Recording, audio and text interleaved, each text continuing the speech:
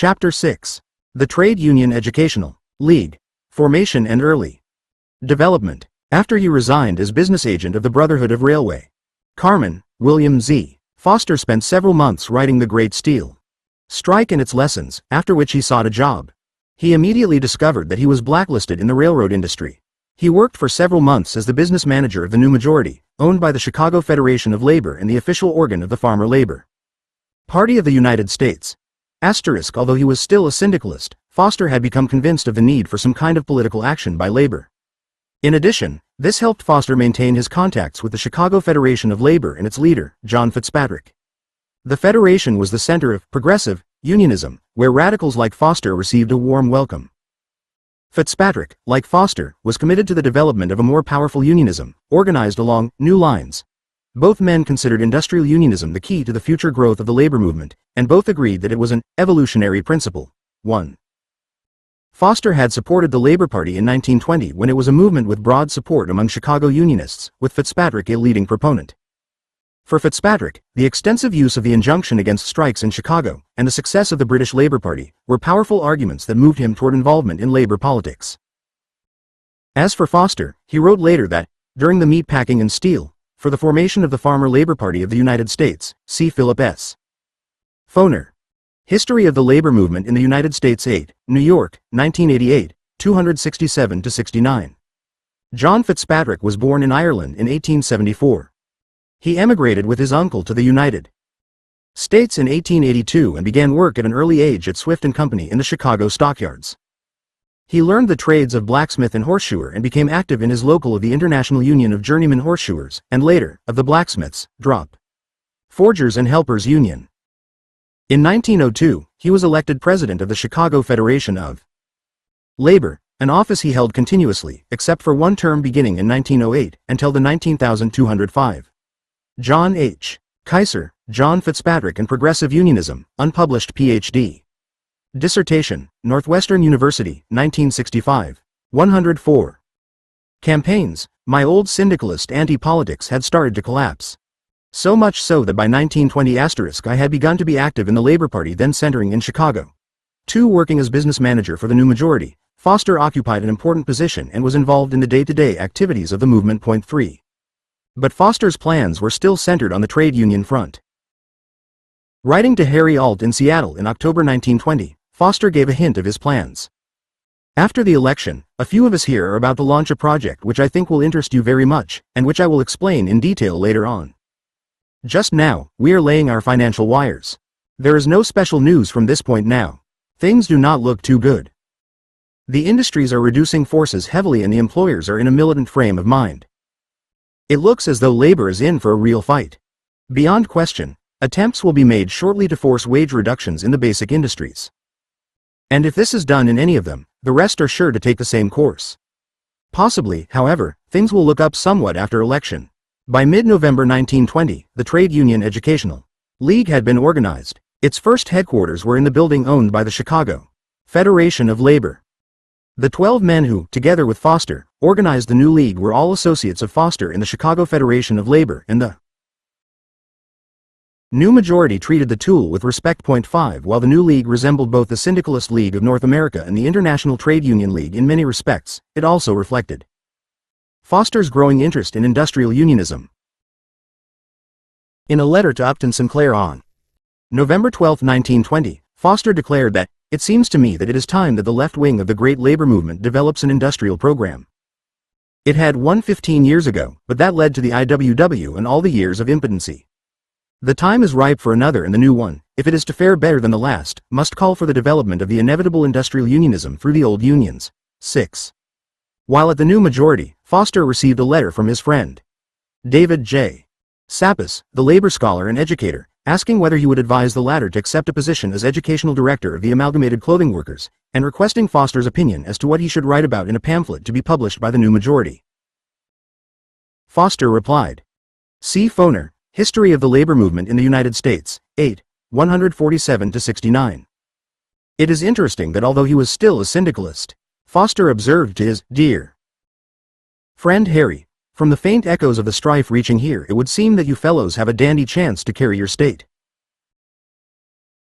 If so, It will be an epic-making achievement. More power to you, say I, William Z.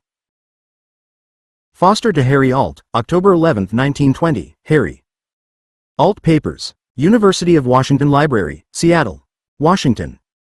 Why not accept the position with the amalgamated, even though it is a little out of your usual line? I should think that after your long course of investigation and study that it would be a great relief to you to give expression to some of the stuff you have amassed. Asterisk, you will surely do a good job of it under any circumstances. It is not easy for me to suggest a live thought, for the proposed pamphlet. Why not take something like Evolutionary Tendencies in the Labor Movement, or some other title with more punch to it but expressing the same thought? Then the work could touch on the progress being made with the various phases of the movement, as for instance, 1. Structure. Give a short outline of the development of the Railway Employees Department, the federations in the packing and steel industries, the national movements of the miners, instead of their previous district movements, etc. 2. Aims, the program of the Progressive Needle Trades Unions, the Plum Plan, etc. 3. Expansion. Extension of the organization during the war, taking in of unskilled, immigrants, women, Negroes, etc. Of course, these are merely suggestions, which merely serve to indicate the general thought. After he became educational director of the Amalgamated, Sapis arranged for Foster to conduct a lecture tour under the union's auspices. Having launched the Trade Union Educational League, Foster departed on the tour. It was expected that he would promote the new league, and it was therefore not surprising that the central focus of his lectures was the need for the amalgamation of the craft unions. 8. On December 24, 1920, Advance reported that Rochester, NY, was the scene of another great educational triumph when William Z.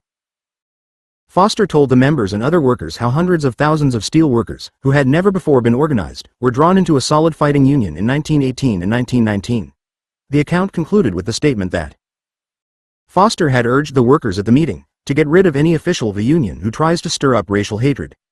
The news that Foster, the former leader of the Syndicalist League of North America and the outstanding figure in the Great Steel Strike, was lecturing under the Amalgamated's auspices led to a bitter attack on the union in the media, which cited it as further evidence of that union's support for Bolshevism and revolution, which it had already demonstrated in its enthusiastic support for the Bolshevik Revolution and the new Soviet Union.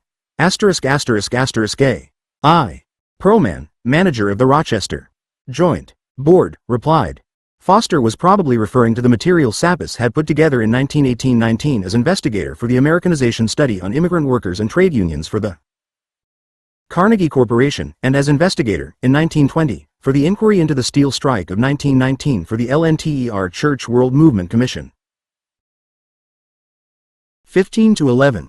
The Plum Plan, see Foner, History of the Labor Movement in the United States 8. See Foner, History of the Labor Movement in the United States 8, 53-55. Foster is an intelligent labor leader trying to educate the workers to a sense of their own wrongs. He led a perfectly legitimate strike for the abolition of an outrageous 12-hour day, and the Amalgamated clothing workers are proud that they stood behind him. 9. Charges had appeared in the media to the effect that the Justice Department had evidence that Foster was involved in a secret agreement to change the leadership and policies of the American Federation of Labor, and that he was receiving support in this endeavor from the Amalgamated. 10. However, the Amalgamated replied that the only arrangement it had with Foster was the same as it has with many other notable men in the country to lecture before our educational mass meetings. 11. The accusation by an agent of the Justice Department was based on information that in November 1920 Foster, along with 24 associates, had founded a new organization in Chicago called the Trade Union Educational League. 12. Although Labor Herald, the official organ of the T.U.E.L, did not make its appearance until March 1922, long before that Foster had been issuing leaflets, circulars and letters carefully setting forth the objectives, rules, and methods of the new league.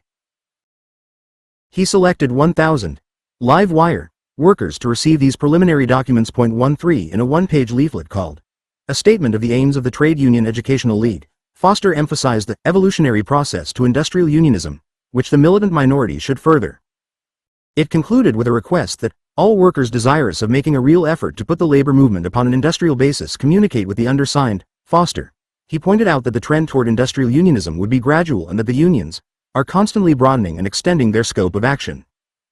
This they are doing through a whole series of get-together devices, familiar to all experienced trade unionists, such as amalgamations, federations, departments, local councils, joint agreements, common organizing campaigns and strikes, extensions of jurisdiction to include women, Negroes, 31 degrees Celsius, the unskilled, etc., etc. 14.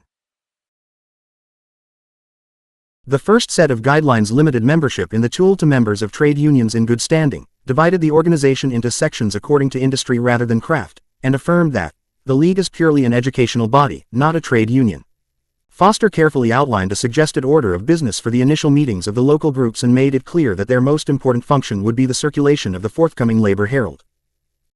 A propaganda campaign for the amalgamation of the 16 railroad craft unions would be the first concrete steps of the local leagues, with the aim of influencing the convention of the AFL. Railway Employees Department in April. The secretary of the Railroad Amalgamation Committee was Otto Wangenin of St. Paul, a prominent Minnesota farmer laborite who had been a member of the Socialist Party until 1917.15. The first T.U.E.L circulars said nothing about political activities. Indeed, Foster specified that T.U.E.L meetings should not be confined to members of any one political party. To do so would be to condemn the new movement to sectarianism and powerlessness. 16. The T.U.E.L barely got off the ground after its birth, for over a year. Foster noted later, this body lingered along, more dead than alive, due as usual to the dualistic attitude of the radical element. Both the Communist and Communist Labor parties, founded in 1919, were committed to dual unionism and opposed, and even ridiculed, Foster's aim of attempting to build an effective and militant union movement within the AFL and the Railroad Brotherhoods. In short, Foster wrote that the infant T.U.E.L seemed fated soon to join its luckless predecessors. 17. Two events in 1920–1921 had a significant influence on the development of communist trade union policy and resulted in turning the communists toward mass work inside the existing trade unions, with the aim of transforming many of them into militant, progressive organizations. This, in turn, completely altered the prospects for the T.U.E.L. Impact of Lenin's left-wing communism. In June 1920, verses. 1. Lenin's classic work, Left-Wing Communism, in Infantile Disorder was published in Russia. It was simultaneously issued in English and appeared in January 1921 in the United States. Chapter 4 was entitled, Should Revolutionaries Work in Reactionary Trade Unions? Lenin's answer to this question was a devastating blow to the advocates of dual unionism. He wrote, To refuse to work in the reactionary trade unions means leaving the masses under the influence of reactionary leaders, agents of the bourgeoisie, labor aristocrats, or bourgeoisified workers. Every sacrifice must be made, the greatest obstacles must be overcome, in order to carry on agitation and propaganda systematically, stubbornly, insists in its issue of Sept. 27, 1919.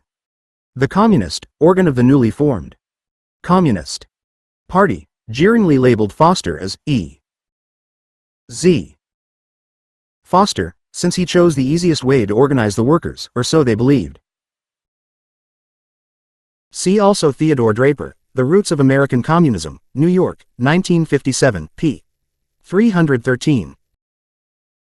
Lenin had received a copy of Foster's The Great Steel Strike and its lessons from John Reed in the fall of 1920. Reed occasionally discussed American conditions with Lenin and wrote to him that Foster has original ideas, a number of which are very valuable. I know him personally. Arthur Zipser, Working-Class Giant, The Life of William Z. Foster, New York, 1981, page 65. Tently and patiently, precisely in all those institutions, societies, and associations to which proletarian or semi-proletarian masses belong, however ultra-reactionary they may be. And the trade unions and workers' cooperatives, the latter, at least sometimes, are precisely the organizations in which the masses are to be found. Lenin criticized those who thought that it is necessary to leave the trade unions, to refuse to work in them, to create new fantastic forms of labor organizations.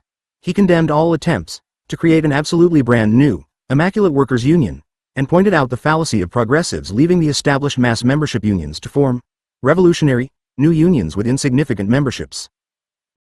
Among the organizations he singled out for criticism was the IWW for playing into the hands of reactionary leaders who were only too happy to be rid of progressive opponents.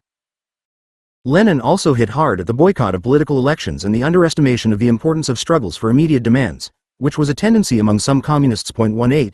It so happened in the early days of the T.U.E.L, Foster wrote, I had happened upon Lenin's famous pamphlet. Here, to my great joy and amazement, I found revolutionary dual unionism condemned and the boring from within policy endorsed much more clearly and forcefully than we had ever expressed it. 19. After reading T.U.E.L, Vising Communism, Foster sensed that there was a place for him and the struggling League in the Communist Movement. 20.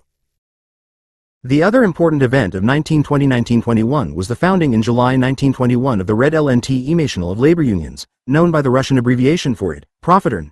The U.S. delegation to the First Congress of the Profitum in Moscow included Earl Browder, the Kansas City, Missouri syndicalist, who had become a member of the Communist Party in January 1921, and Mother Ella Reeve Blower. Foster went along as an observer, also serving as a correspondent for the Federated Press, a labor news service, to which he sent articles dealing with life in the Soviet Union. The invitation for Foster to attend came from Browder. Given the task of recruiting an American delegation for the forthcoming Congress, Browder promptly went to Chicago and looked up Foster, who eagerly accepted the invitation and soon left for Moscow. 22 *. The Red L.N.T.E.M. of labor unions Profitum was established in order to counter the influence of the International Federation of Trade Unions, the Amsterdam International, made up of reformist trade unions. Albert Rezzi's The Profitum, Origins to 1929, unpublished Ph.D. dissertation, Columbia University, 1964, pp. 1-6. Browder began organizing an anti-war action committee in 1916 for their efforts in propagandizing against the 1917 Selective Service Act. Browder and his brothers were imprisoned. After his release from Leavenworth Prison in 1920, Browder left Kansas City for New York, where he joined the Communist Party. James G. Ruan, The Working of a Native Marxist. The Early Career of Earl Browder, Review of Politics 39, July 197-7, 340-46. Foster was particularly pleased to see the following statement adopted by the Profitum. The question of creating revolutionary cells and groups within the American Federation of Labor and Independent Unions is of vital importance. There is no other way by which one could gain the working mass in America than by leading a systematic struggle in the trade unions. 23.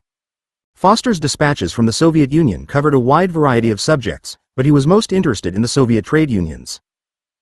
His articles indicating that the Soviet unions functioned in the workers' interest helped reduce the impact of Gompers' frequent attacks on the undemocratic nature of the Russian labor movement. Foster emphasized that the fact that industrial unionism prevailed in the Soviet Union was not due to the sudden realization of a beautiful scheme. On the contrary, it is the result of the everyday experience of the movement, the culmination of a constant structural evolution to meet the needs of the workers. 24. After a 3-month stay in the Soviet Union, Foster returned to the United States at the end of the summer of 1921. David Sappis remembered that when he met Foster at the train station in Chicago upon his return, he seemed like a new man. 25. His visit, writes Edward P.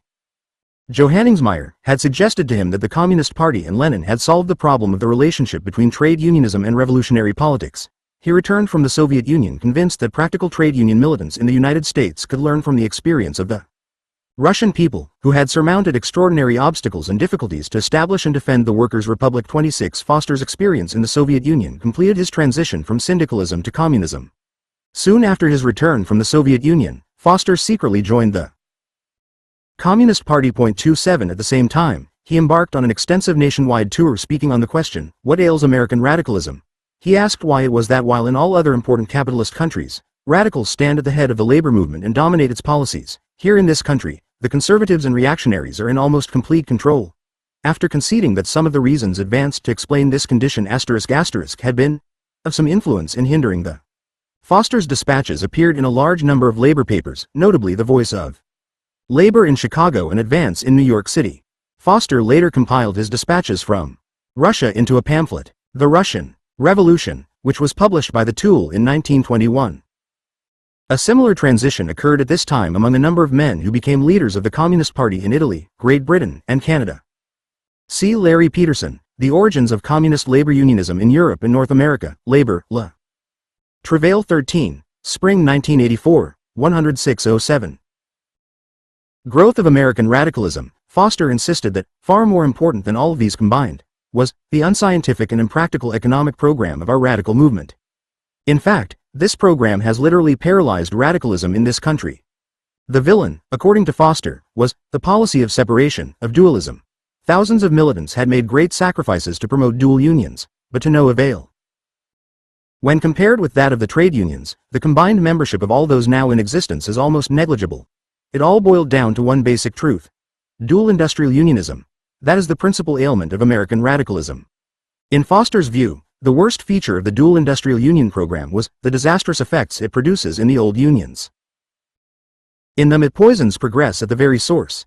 The reason for this was that the very small number of militants were the very lifeblood of the labor movement. In other countries, by working inside the old unions, they were able to make the whole trade union movement flourish and prosper, and incidentally also the radical movement at large.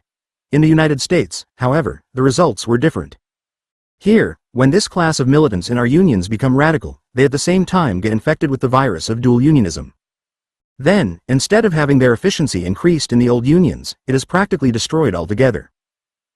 They promptly lose all interest in their trade unions and waste their great potential strength on the sterile utopian industrial unions current in their respective industries. LF The trade union movement in this country is weak and conservative. The radicals are chiefly to blame. By pulling the militants out of the organized mass, they have been literally severing the soul from the body of labor. Foster noted proudly that this criticism of the militants in the United States was endorsed by Lenin, who, in roundly condemning radicals who stay out of the old trade unions and start dual organizations, characterized this utopian policy as a sort of children's disease of the labor movement. It was time, Foster declared, to eliminate this disease. Not until this was accomplished and dual unionism abandoned would the situation change. He concluded, Scion have constantly sapped the labor movement by drawing from its ranks thousands of those intelligent, restless, ambitious spirits who are always the heart-soul of every working-class protest. William Z. Foster, What Ails American Radicalism? Socialist. Review. April-May, 1921, page 37. Foster denied that the Amalgamated Clothing Workers was, as often argued, an exception to the general failure of dual unions, noting that this splendid union is commonly cited as the great justification of the dual industrial union policy. This, however, was an error. For one thing, the Amalgamated was not an industrial union. Like the other unions in the needle trades industry, it was essentially a craft union. For another, unlike other radical unions which voluntarily set themselves up against old trade unions as a matter of principle, the Amalgamated was forced by the United Garment Workers and the AFL leaders to establish itself as an independent union. Foster, Op.Cit, page 37. When that is done, and done it inevitably must be, then we can look for a real renaissance in the labor movement. While the radicals have been wasting their efforts on experimental dual unionism, the old unions have been weak and neglected. Capitalism, taking advantage of the situation, has raced on practically unchecked and deeply entrenched itself. For the weak position of American labor, the radicals are chiefly to blame. The dual industrial union program must go. 28. Foster's lecture tour gave the T.U.E.L a fresh impetus and brought it wide support. 29 To be sure, what he said in his lectures was a repetition of his writings in The Agitator and The Syndicatist, but the situation in 1921 was quite different from what it had been in the previous decade.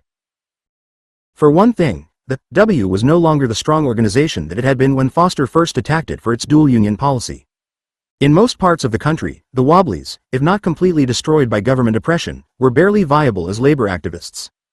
Especially important, however, was the fact that Foster's trade union outlook had been endorsed by the greatest revolutionary of the 20th century, V.J. Lenin, theoretical and organizational leader of the first socialist state in history. In the eyes of most radicals in the United States, Foster's stature soared, and with it, that of the trade union policy he espoused. It is significant that not long after Foster's tour, a number of prominent LWW leaders left that organization and endorsed the new T.U.E.L policy. 30. Another factor that gave substance to Foster's lectures was the fact that the AFL leadership stubbornly refused to abandon its traditional conservative trade union policies and resisted any move in a progressive direction. During the last week of February 1921, American labor officials representing 109 international and national unions affiliated with the AFL met in convention in Washington. It was the first meeting of union officers on this level since the one convened on the eve of America's entry into World War I. Not only all workers, but the entire American people had their eyes on the convention, and its actions received front-page attention in newspapers throughout the country. And what did they learn? After considerable discussion, the convention announced The American labor movement, speaking through its authorized representatives, declares in measured and emphatic tones its unalterable determination to resist at every point and with its entire strength the encroachments of industrial tyranny and of fanatical revolutionary propaganda. The convention adopted a Bill of Rights of 5,000 words, which stated that labor, fighting against Bolshevism and radicalism supported from Europe, was threatened at home by the narrow and unscrupulous tactics of C. Philip S. Foner, History of the Labor Movement in the United States 7, New York, 1987, 10108. Some employers who had reaped a harvest during the war and were now attempting to destroy the labor organizations through their campaign for the open shop. As a practical program, there was the demand that Congress pass a series of laws which are already in force in other civilized countries, that labor disregard anti-labor injunctions, and that a publicity bureau be established. Major emphasis, however, was placed on the immediate need to close the floodgates of immigration, which has given employers an additional weapon in their efforts to reduce the American standard of living. 31 inches this, observed William E. Bone caustically, as labor's official answer to a devastating anti-labor drive. 32. Two vital issues were discussed at the convention: the organization of the unorganized and the need to rebuild the federation along industrial instead of craft lines. Both were overwhelmingly defeated. On its third day, the convention sustained the non-concurrence of the Committee on Organization in a resolution calling for one body of workers through amalgamations, federations and protective agreements. Presented by J.L. Pauley of the West Virginia State Federation of Labor, the resolution also urged all national and international unions to insert clauses in their working agreements whereby they could render assistance as is needed by any and all crafts, when called upon to do so.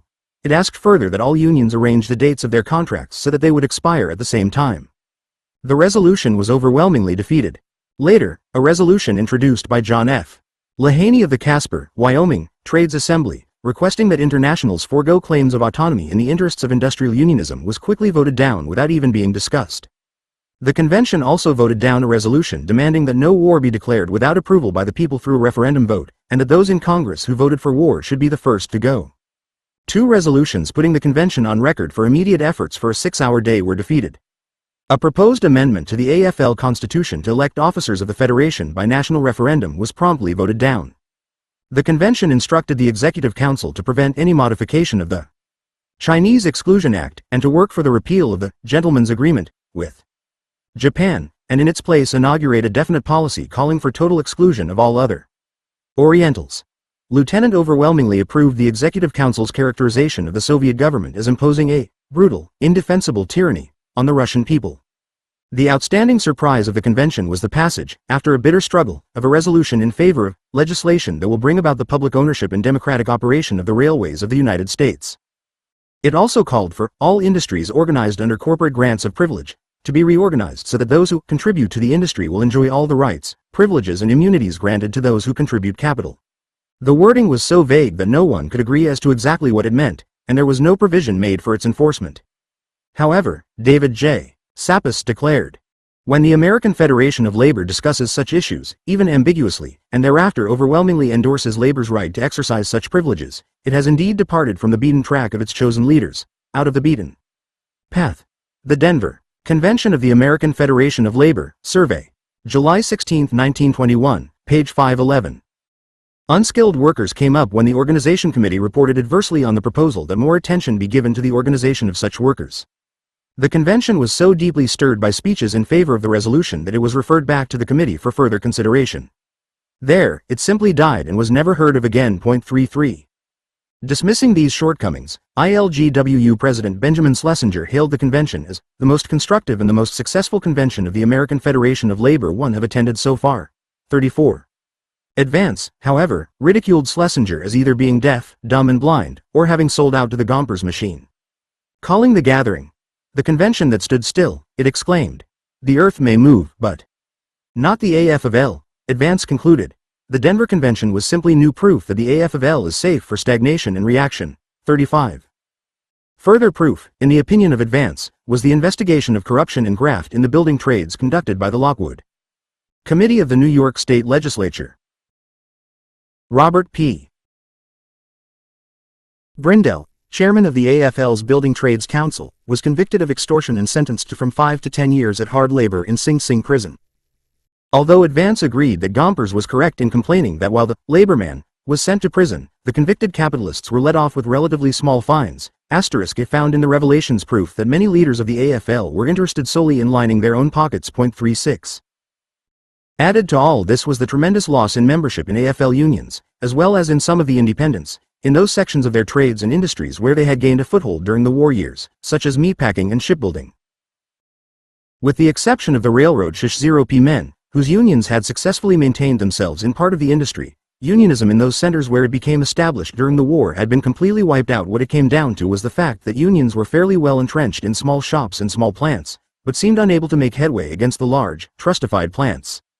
On the other hand, the giant corporations, having succeeded in eliminating the threat posed by wartime organizational gains, were now busily engaged in organizing company unions as a protection against bona fide unionism. 37. For a fleeting moment, it had seemed that the AFL would do something to organize the basic industry that had successfully withstood unionization during and immediately after the war, iron and steel. As the Great Steel Strike of 1919 ended, Foster pushed for the continuation, rather than the disbanding, of the National Committee for the Organization of Iron and Samuel Untermeyer, counsel for the Lockwood Committee, observed, "It is always comparatively easy to convict guilty labor leaders. I wish it were as easy to administer justice to the equally guilty men of business and finance." Advance. Dec. 16, 1921. Steelworkers.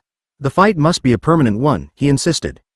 Even as the Amalgamated Iron and Steel Workers was withdrawing from the committee, Foster proposed that a large corps of organizers remain in the field and that a steel workers' bulletin in several languages be distributed regularly. He urged that a vigorous campaign of education and reorganization be immediately begun and not cease until industrial justice in the steel industry will have been achieved. 38.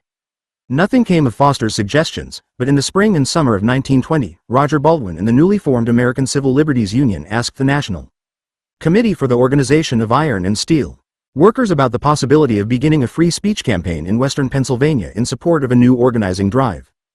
J. G. Brown, who replaced Foster after the latter resigned as secretary of the National Committee, replied that the withdrawal of the Amalgamated had caused the collapse of the committee's organizing work, and that he was winding up its affairs. 39. Still, on January 14, 1921, representatives of the AFL's international and national unions in the steel industry, meeting in Washington, decided to launch a new campaign to organize iron and steel workers throughout the country.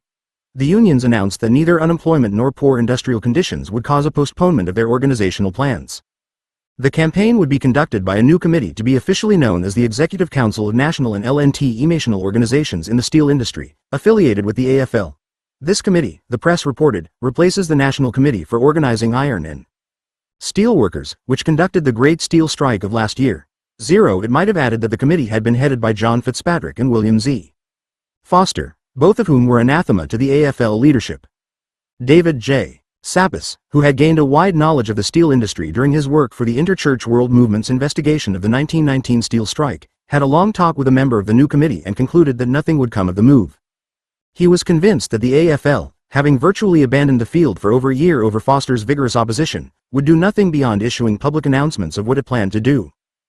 A year later his prediction was confirmed, and Sapis wrote, "Up to present, the Executive Council of National and LNT-Emational Organizations in the steel industry has not considered it opportune to launch a new campaign or otherwise resume activity." 41. It never did. Some in the labor movement were not only not surprised by this development, but were convinced that it was hopeless to believe that the situation could be changed.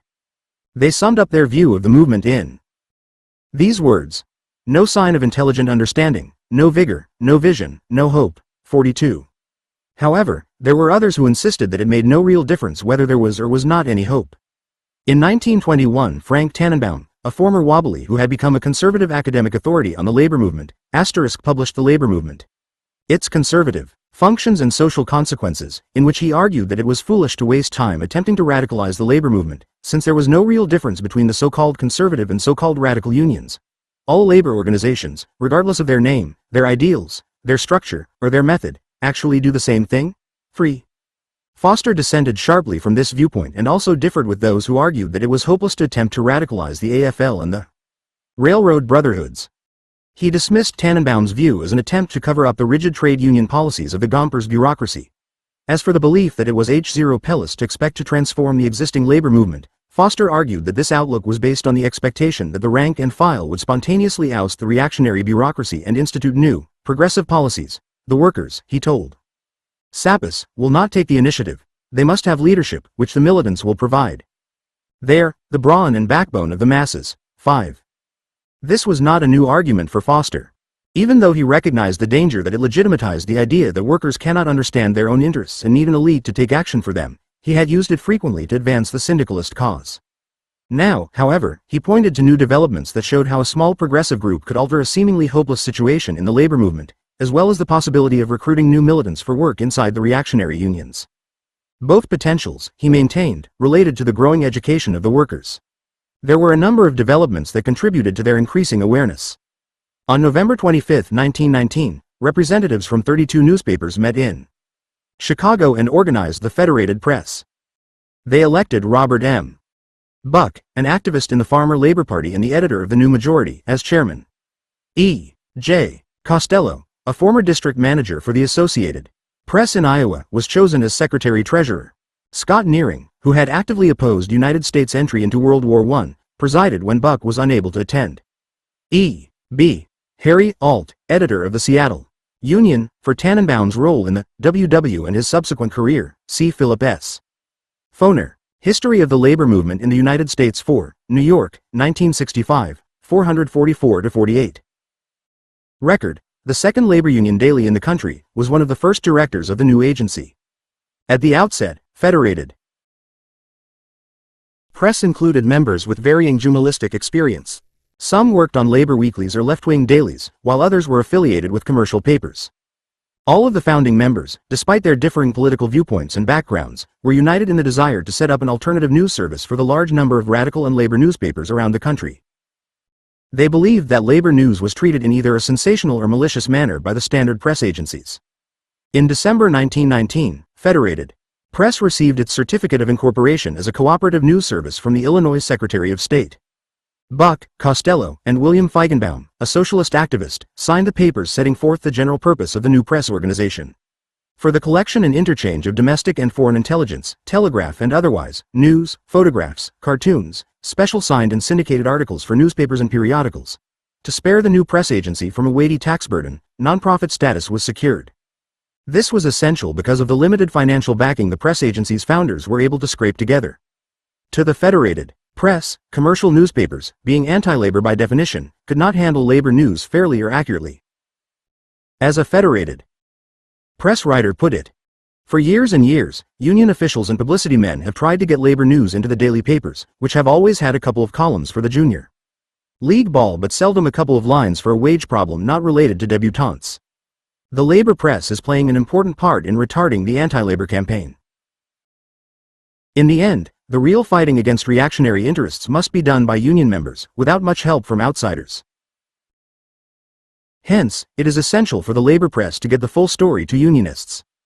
The founders of Federated Press felt that the labor press needed a national clearinghouse to organize the distribution of pro-labor information, and their news service was designed to fill this need. Upton Sinclair, whose book The Brass Check was a major attack on the control of the commercial press by big business, declared, "I think that the work of the Federated Press is the most important now being done in this country." 8 papers constituted its membership when Federated Press was founded on January 1, 1920. By the end of 1922, the number had grown to almost 100 papers, daily, weekly, and monthly, including liberal, farmer labor, socialist, IWW, anarchist, AFL, and independent labor papers. The managing editor of Federated Press was Carl Hassler. Stephen J. Hassler, Carl Hassler and the Federated Press. Essays on the History of American Journalism, unpublished MA thesis, University of Wisconsin, Madison, 1977, pp. 98-102. Foster, who was a member of its executive board, noted joyfully that the new agency brings forcefully to our attention the revolution that has been achieved in labor journalism in the United States. 4 years ago, this field was the most cheerless and disheartening prospect imaginable. There were hundreds of little sheets, each with its underpaid and overworked editor, trying to spring the material for his paper out of his own tired brain. There was the dry as dust and absurd AFL News Letter, with its stupid and trivial items from 2 weeks to 6 months stale, not to mention the petrified trade journals, full of cheerless and uninteresting technical matters and women's pages, giving the latest dress patterns. All in all, it was a picture of isolation, stagnation, desolation and hopelessness. The Federated Press brought organization into this neglected field. Under the influence of this new force, our press has made strides forward that are really remarkable. Our journals have a new life and vitality. Compare the journals of today with those of 4 years ago and get a measure of the progress made. No other country in the world today has so good a labor news service and labor press. It is the one field of labor organization in which we are not lagging. This is another example of what a few live progressives can do, if they set to work in a sane, energetic, constructive manner. There was also the upsurge of workers' education, an area in which the United States lagged behind other countries, particularly Great Britain. The year 1921 witnessed two important advances in this field. The Workers' Education Bureau of America was established and, following the example set in Great Britain, began to coordinate the activities of the many labor departments of trade unions with those of trade union colleges and schools. The founders of the Web, James Chapter 0. Morris points out, conceived of workers' education in part as a means of reforming the leadership and policies of organized labor. They wanted, for example, to popularize among trade unionists the need, as they saw it, for industrial unionism, amalgamation, a labor party, and greater militancy in the labor movement, and to spread the idea that unions must go on, after achieving higher wages and shorter hours, toward more ultimate aims if they were to satisfy the demands of the workers. 47. The other important development in 1921 was the founding in Katonah, New York, of Brookwood Labor College, the first and only residential labor college in the United States. It represented the radical wing of the workers' education movement. Its student body was composed of progressive-minded unionists, ranging in age between 21 and 35, and it was led by such noted educators as A. J. Must, Catherine Pollock Ellickson, Arthur W. Calhoun, Mark Starr, John C. Kennedy, and David J. Sappas. Brookwood's program called for the abolition of war, the unionization of workers in industrial unions, the amalgamation of the existing craft unions, the organization of the unskilled and semi-skilled workers in the mass production industries, and equality for all workers regardless of sex, race, or nationality. The college planned to send its graduates into the labor movement, where they would conduct a campaign against Gompers' trade union policies and mobilize forces to get craft union members into industrial organizations. As Richard J. Attenberg points out, the labor colleges of the period, particularly Brookwood Labor College, served as a source of inspiration for contemporary activists interested in the revitalization and reformation of a stagnating labor movement. 48. Another development of great significance, in Foster's eyes, was the fact that simultaneously with the emergence of these radical workers' educational activities, the Workers' Communist Party had abandoned its mistaken approach to trade union activity and now had the potential of furnishing militants to transform the AFL and the railroad brotherhoods into progressive organizations. Having joined the Communist Party, although his membership was still secret, Foster was in a position to assist it in carrying out a correct policy in its relations with the trade unions. He was named leader of the party's trade union work and was appointed secretary of the Red International Committee, which functioned as the American branch of the RILU, a position later occupied by the T.U.E.L. In Foster, the Communists had gained a working-class leader of tremendous prestige and ability while he, in turn, had gained the allies he needed to make the T.U.E.L a genuine force in the labor movement. In the view of David J. Sappas, an astute observer of the labor scene, the unity of Foster and the Workers' Communist Party held out bright prospects for the T.U.E.L. Foster, he wrote in a memorandum, was admirably suited for leading the militants since he is a speaker, has energy, honesty, ideals, vision and organizing ability. The future of the labor movement rests in the hands of these militants as the present leadership is intellectually bankrupt. 49. The party Foster joined had been formed in 1919 when left-wing socialists bolted from the Socialist Party to form the Communist Movement. The movement itself divided into two factions, the Communist Labor Party and the Communist Party, neither of which was able to make much of an impact. The raids directed against communists and other radicals by Attorney General A. Mitchell Palmer in January 1920 led to the arrest of thousands of communists and the deportation of many hundreds. As a result, for 2 years the communists retreated into an underground existence of limited public activity, and their membership declined from 40,000 to 10,000.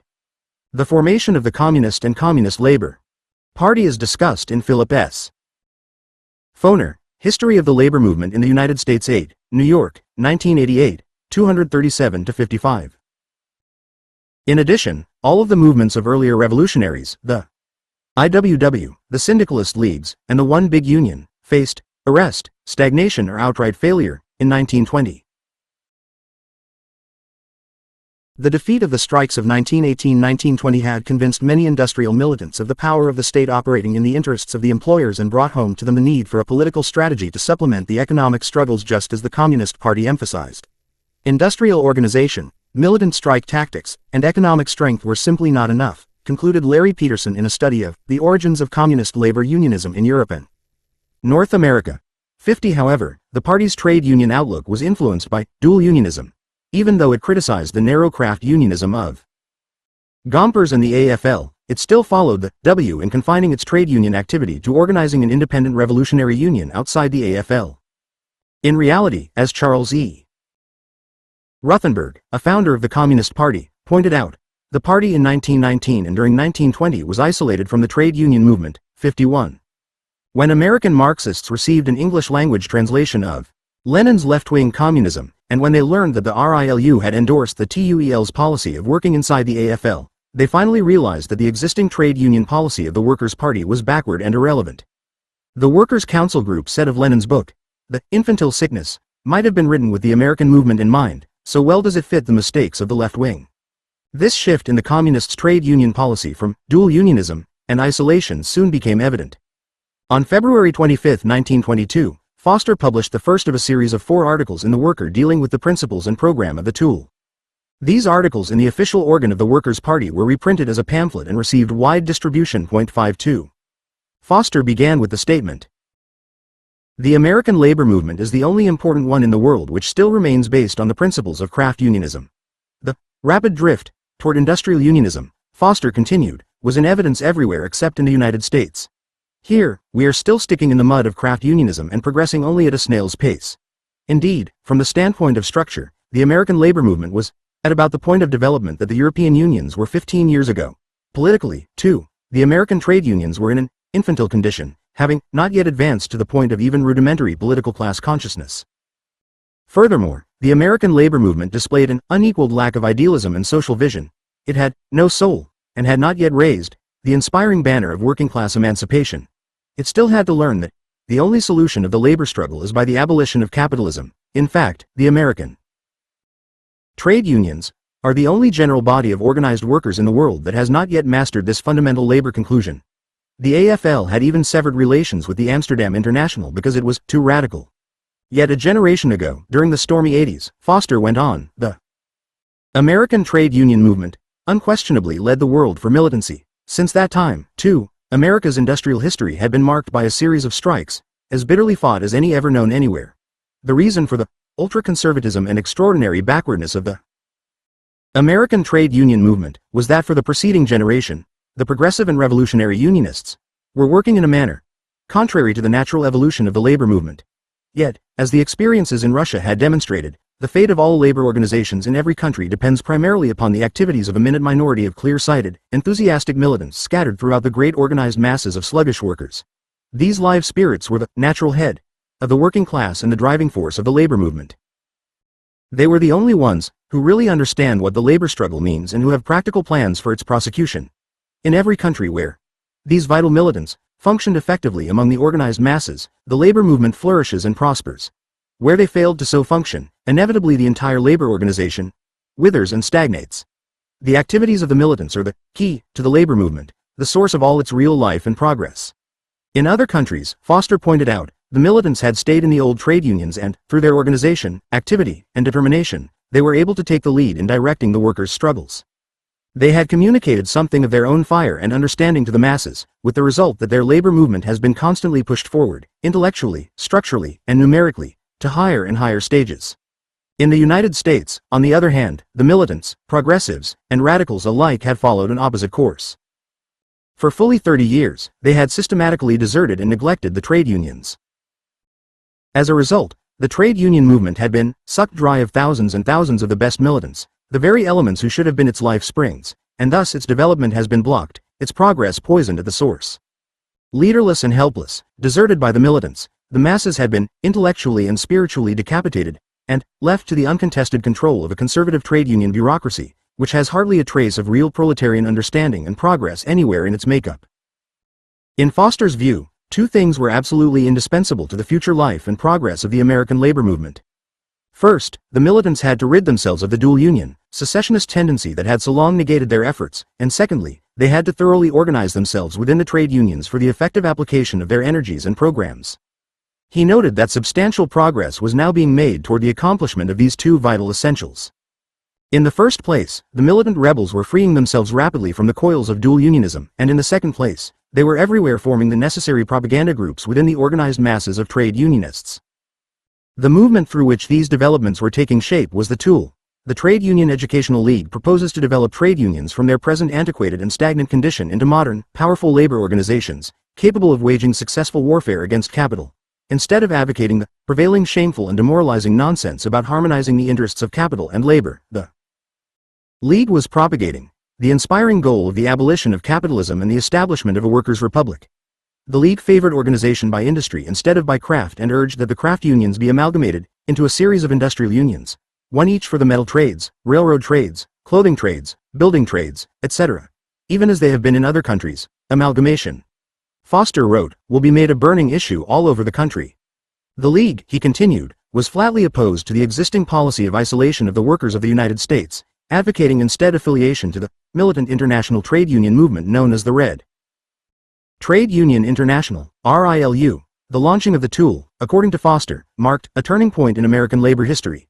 It was the beginning of a new era in which the American labor movement would be modernized in keeping with the economic and industrial structure of the 20th century. Finally, it would make possible a turnaround in the progress of the labor movement. The program of the Trade Union Educational League is the only possible effective answer to the open shop drive of the employers. It is the sole means by which the American working class can take its proper place in the world battle of labor. 53. On March 4, 1922, the worker endorsed the T.U.E.L., declaring that every unionist who was disgusted with the policies of the individuals now controlling the labor movement of the United States had an opportunity to join an organization which has a clean-cut policy for revolutionizing the American movement. Unfortunately, the paper said, thousands of workers had given up hope of ever changing the domination of the labor movement by class collaborationist, corrupt leaders. Sporadic revolts against the abuses of authority and outright betrayals by officials of the labor movement have been crushed because of lack of organization, and with each reversal, as the ranks of the radicals in the unions were depleted, they went over to the pure unions, much to the delight of the bureaucrats. The worker went on. The Trade Union Educational League proposes to unite in a national organization all trade unionists who are willing to work for industrial unionism and a program of working class education within the trade unions. It intends, by uniting the radical forces in the labor movement, to solidify the ranks of the class-conscious workers and give to each one the confidence that comes from knowing that one is not playing a lone hand. For the first time, all workers in the trade union movement who see the danger to the workers in this capitalistic nation of a labor movement that still adheres to the outworn form of craft unionism have now an opportunity to unite for action. If the workers who now express their dissatisfaction in words really want to make the American labor movement a fighting force on the front of the class struggle, they have a chance to join forces with others of the same beliefs and work in the union, not as individuals, but as a solid unit. Nothing but apathy, the worker concluded, can prevent the League from becoming a virile force for militant unionists. 54. On February 27, 1922, the T.U.E.L. came into existence officially at a series of local meetings held throughout the country. In the call for one of the meetings, Jack W. Johnston, secretary of the local general group, wrote, "The meeting will mark the beginning of the real work of the League. In 1,000 different cities, at approximately the same time, there are taking place similar meetings, and for the first time in the history of the American labor movement, the radical and progressive trade unionists will have organized their forces, determined to inject a fighting spirit that is so badly needed in the trade union movement. Amalgamation, industrial unionism, one union for each industry. These are our immediate slogans. We must instill into the trade union movement the recognition of the class struggle. This is the task that is before us. It can, it must, and it will be done. This meeting is not a mass meeting, only a few score have been invited. The job is a big one, and it can only be done through the intelligent, organized effort of the militant minority. You are not only expected to be in attendance yourself, but you are expected to bring with you at least 2 other real live wires.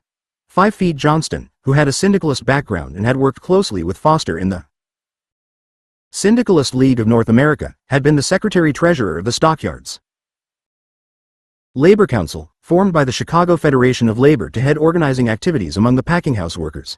David Brodie, The Butcher Workman. A Study of Unionization, Cambridge, Mass., 1964, pp. 75-91, William Z. Foster. History of the Communist Party of the United States, New York, 1952, pp. 230-31. The local meetings adopted resolutions declaring that the militants would pressure the officials of international unions to publish amalgamation would seek the creation of a weekly amalgamation paper for each industry, and advocate the calling of special amalgamation conventions of the unions in specific industries as well as amalgamation referendums. However, as Foster pointed out at the local meeting in Chicago, adopting resolutions and creating sentiments is not sufficient. It is always easy to get the rank and file to do that. The militants must be organized to secure action. This is the purpose of the League and its subdivisions. 56. In March 1922, the first issue of the Labor Herald, the official organ of the T.U.E.L, appeared, featuring a call to action. Militants, the call began. The time has come for action. It informed the readers that the T.U.E.L was launching a nationwide campaign to organize the militants to carry on the indispensable work of education and reorganization, a work for which the hard-pressed trade union movement now stands in shrieking need. The militants were scattered through many local unions, central labor councils, and other bodies, and there was little communication or cooperation between them. Indeed, the situation was one of utter chaos. To end the chaos, the T.U.E.L planned a series of national drives, month by month, to organize the militants in one industry after another. When the circuit of industries was completed in about 6 or 8 months, there would exist a well-defined organization of the militants in every trade union and industrial center in the country. At that point, a national conference would be held to draw up a constitution, elect League officials, and map out a complete educational program. The first drive was to take place for the purpose of establishing local general educational groups of militants in every trade and in all important cities and towns. Once established, these local groups would, in addition to their other activities, perform the vital work of carrying out the efforts to organize the militants in the respective industries. After this, the local general groups all over the country would proceed to organize the railroad educational organization. Local educational groups of railroad militants would be established and would be brought in contact with each other through the League's general offices. Once this was accomplished and an organization of railroad militants established on a national scale, it would immediately embark upon a campaign to amalgamate the 16 railroad craft unions into one industrial organization. In announcing its appearance, the worker declared, "The publication of the League, the Labor Herald, will serve to keep the membership informed of the organization's activities in the various industries and will give full expression to the desire for progress which cannot now be had in any but a few of the trade union publications." March 4, 1922. This would be followed by similar drives in other industries, metal trades, building trades, clothing, mining, etc., until finally the educational organization covers every ramification of the trade union structure, and the rejuvenating influence of the organized militants makes itself felt throughout the entire labor movement. 57. The militants were urged to keep 2 cardinal principles firmly in mind during the campaign to organize the local groups. The first is that all dual union tendencies should be suppressed. The League declared itself as flatly opposed to secessionism in the labor movement. Its rock-bottom tactical position is that the rebels belong among the organized masses and should stay there at all costs. To avoid any hint of dualism, the League did not permit the collection of regular dues or a per capita tax from members or sympathizing unions. It was financed through the donations of its members, the sale of literature, etc. The other cardinal principle militants were urged to remember was that, under no circumstances should the groups be confined merely to members of this or that political party or tendency. Elsewhere, in England, France, and other countries, the organizations of trade union militants consisted of all the honest, active, energetic unionists, regardless of their political beliefs, who oppose the timidity and incompetence of the old bureaucracy, and who are willing to adopt the radical measures necessary to make the trade unions into real fighting bodies. And so it must be here. To be effective, the League groups will have to include all the natural rebel elements among the trade unions, even though they are not all cut according to one political pattern. Such groups as may fail to take this into consideration, that is, where they restrict their membership along party lines, will automatically condemn themselves to sectarianism and comparative impotency. The call to action closed on a note of urgency. The T.U.E.L, it said, had just presented a practical program for the thorough organization of the labor movement, a program which abandoned the tendency to separate ourselves from the mass into dual unions. This program represents the most important development in the labor movement for many years. It constitutes the only means by which the workers of this country can be raised from their mental slumber and lined up definitely and clearly against the capitalists and their abominable profit system. If you are a wide-awake militant, if you really understand modern militant tactics and are not blinded by the impossible theories that have about ruined the American labor movement, you will join hands with the League at once, not next week, or next month, but now, immediately. Get busy. Organize. 58. The advocates of dual unionism reacted with anger to the appeal. They charged Foster with being a tool of the conservative AFL leaders and attacked him as an enemy of the working class. 59. However, they could not stem the tide of the back into the union movement, which became the order of the day in left-wing circles. As David J. Sapis put it, boring from within ceased being the pet hobby of a small group of outstanding individuals and the exclusive expression of opportunist radicals. It now became also the watchword of the mass of revolutionary radicals. 60. Writing in 1922. Marion Dutton Savage observed, "It is too early to tell how much influence this new educational league will have within the AFL, but it approaches the problem of industrial unionism in a manner which may have far-reaching results." 61. Eugene V. Debs agreed, writing in the April issue of the Labor Herald. The Trade Union Educational League is in my opinion the one rightly directed movement for the industrial unification of the American workers. 62. Not only did John Fitzpatrick and Edward Nockels, the leaders of the Chicago Federation of Labor, look upon the T.U.E.L. with friendly eyes. 63. But on March 19, 1922, the Federation itself went on record in favor of the League's appeal for amalgamation and industrial unionism. In its resolution, the Chicago Federation called upon the AFL to bring the international unions into conference, for the purpose of arranging to amalgamate all the various unions into single organizations, each of which should cover an industry. 64. The new T.U.E.L. quickly gained the attention of the National Civic Federation, which, in turn, sought to involve the United States Department of Justice in suppressing Foster's activities. While the first issue of the Labor Herald was being circulated, the Civic Federation sent copies of Foster's correspondence and material to the presidents of the railroad companies. In addition, the NCF asked J. Edgar Hoover to get inside the T.U.E.L. and supply the names of key men. The Justice Department was informed that the leading labor men of the NCF could then see to it that the T.U.E.L. leaders were expelled from their unions. The department was assured that this process would remain absolutely discreet. William J. Burns, the director of the Bureau of Investigation, the forerunner of the FBI, wrote that this was a wonderful idea and we will be delighted to help out. 65. Subsequently, Burns had his agents follow Foster and take careful notes on his speeches and meetings. In 1922, Burns assured one concerned citizen that the Bureau was keeping in touch with all of Foster's movements. Robert H.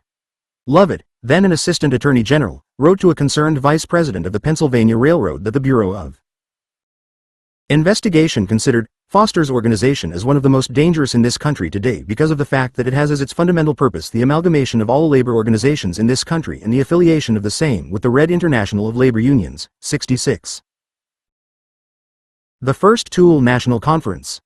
The June 1922 issue of the Labor Herald carried the call for the first National Conference of the T.U.E.L., which was scheduled to open in Chicago on August 26. For well over a year, the Chicago group had functioned as the national organization, drawing up the rules, electing the National Committee, publishing the Labor Herald, auditing Secretary-Treasurer Foster's books, working out the general policies to be applied in organizing, and functioning as the League's directing body. Now the time had come to draw up our programs and organize our forces throughout the labor movement. Representation would be based on the local general groups of the T.U.E.L., each of which would be entitled to 6 delegates. Trade unions and central bodies could send only fraternal delegates. The PR0 posed conference would not be held for the purpose of furthering secession movements, but to work out an organized, intensive campaign of constructive, militant education in all the industries, in the words of the call. Militants. Do you believe that organized labor should have a real rebel spirit? Do you believe that the craft unions should be amalgamated into industrial unions? Do you believe that the trade union movement should have new and militant leadership? If so, come to the National Conference of the Trade Union Educational League. It will be one of the most important gatherings in the history of the American labor movement. 67. On August 26, as scheduled, the first national conference of the T.U.E.L. got underway. The Credentials Committee reported the presence of 45 delegates from 26 towns and cities.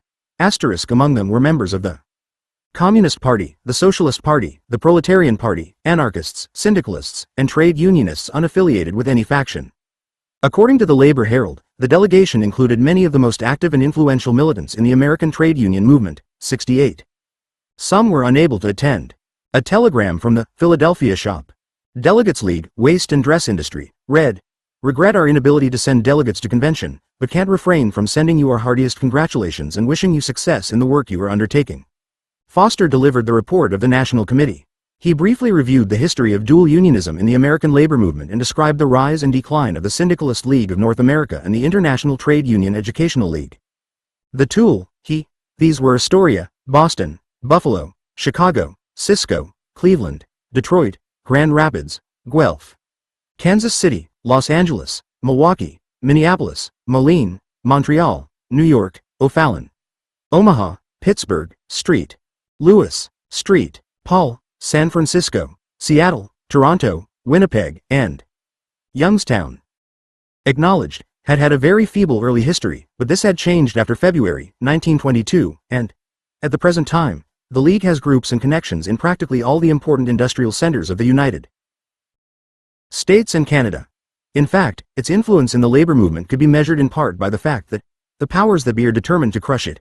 Despite this, the T.U.E.L was carrying on a militant campaign everywhere for the revamping of the present lackluster trade union movement into a genuine fighting organization.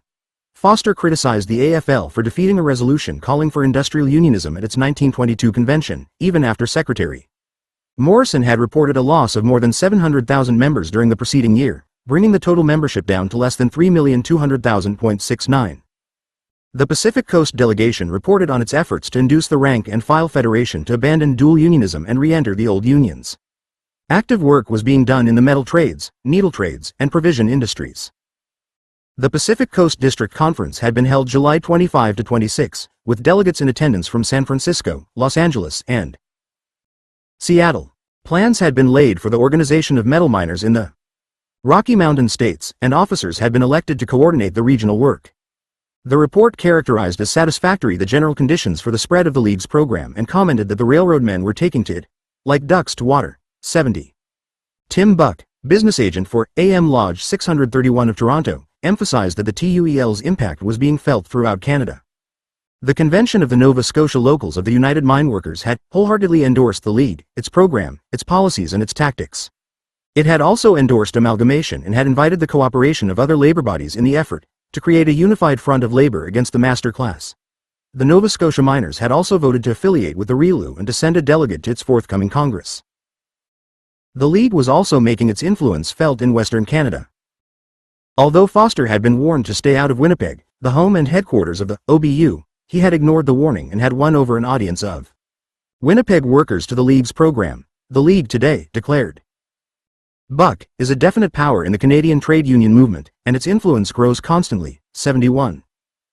Resolutions were passed by the conference denouncing the frame-up convictions of Mooney and Billings and Sacco and Vanzetti, and pledging wholehearted support in the task of securing their release. Similarly, release was demanded for over 90 political prisoners confined in the various penitentiaries of America. A resolution was adopted supporting famine relief for Russia, condemning the blockade of the Soviet Republic, and calling upon the workers of the entire world, and especially the workers of America, to show their solidarity with them in every possible way. Another resolution praised the Russian-American Industrial Corporation, which had recently been launched on the initiative of the Amalgamated Clothing Workers, and commended the corporation as presenting an opportunity for profitable investment of the spare savings of the working class generally. A long resolution on unemployment noted that there can be no national solution for the unemployment problem while capitalism continues to exist. The fight against unemployment, therefore, had to take the form of a fight against the capitalist control of production. Direct pressure of the working class against capitalist control of the productive processes is the only means of effective struggle against unemployment. Only insofar as this pressure is effectively exerted will the evil of unemployment be minimized, and only when capitalist control of industry is entirely abolished, and that control placed in the hands of the workers, will the final solution of unemployment be achieved. Resolutions were also adopted dealing with specific trade union issues. The National Committee was authorized to call a National Amalgamation Conference of the T.U.E.L, for the purpose of bringing before the American labor movement the necessity of amalgamation, and to lay plans of education whereby the inevitable development may best be hastened. A resolution on political action was adopted, the first time this had occurred at a convention in which Foster played a leading role. It stressed the importance of political action by trade unions as a means of exerting pressure upon the governments of their countries, in order to win them over or at least neutralize them. In the United States, however, this political movement had been thwarted and misdirected by the Gompers policy of rewarding friends and punishing enemies. This policy, which hooks the labor movement as a tail onto the capitalist political kites, literally poisons the trade unions. It introduces directly into their ranks all the corrupt influences of capitalist politics, besides keeping the organizations committed to the promulgation of capitalist economics. So long as it persists, the workers cannot acquire a class understanding of their class position in society. And without this, militant labor organization is impossible.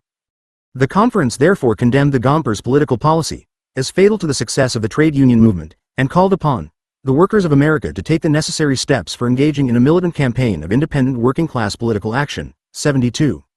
The conference also announced support for the federated press, proposed the shop delegate form of organization and industrial amalgamation, condemned secessionism and dual unions, and approved affiliation to the RILU. Trade union members expelled from their organizations because of activities on behalf of the T.U.E.L, or for other reasons, were instructed to seek readmission. The coal strike then in progress was endorsed, and sympathy and solidarity were expressed for the striking railroad shopmen.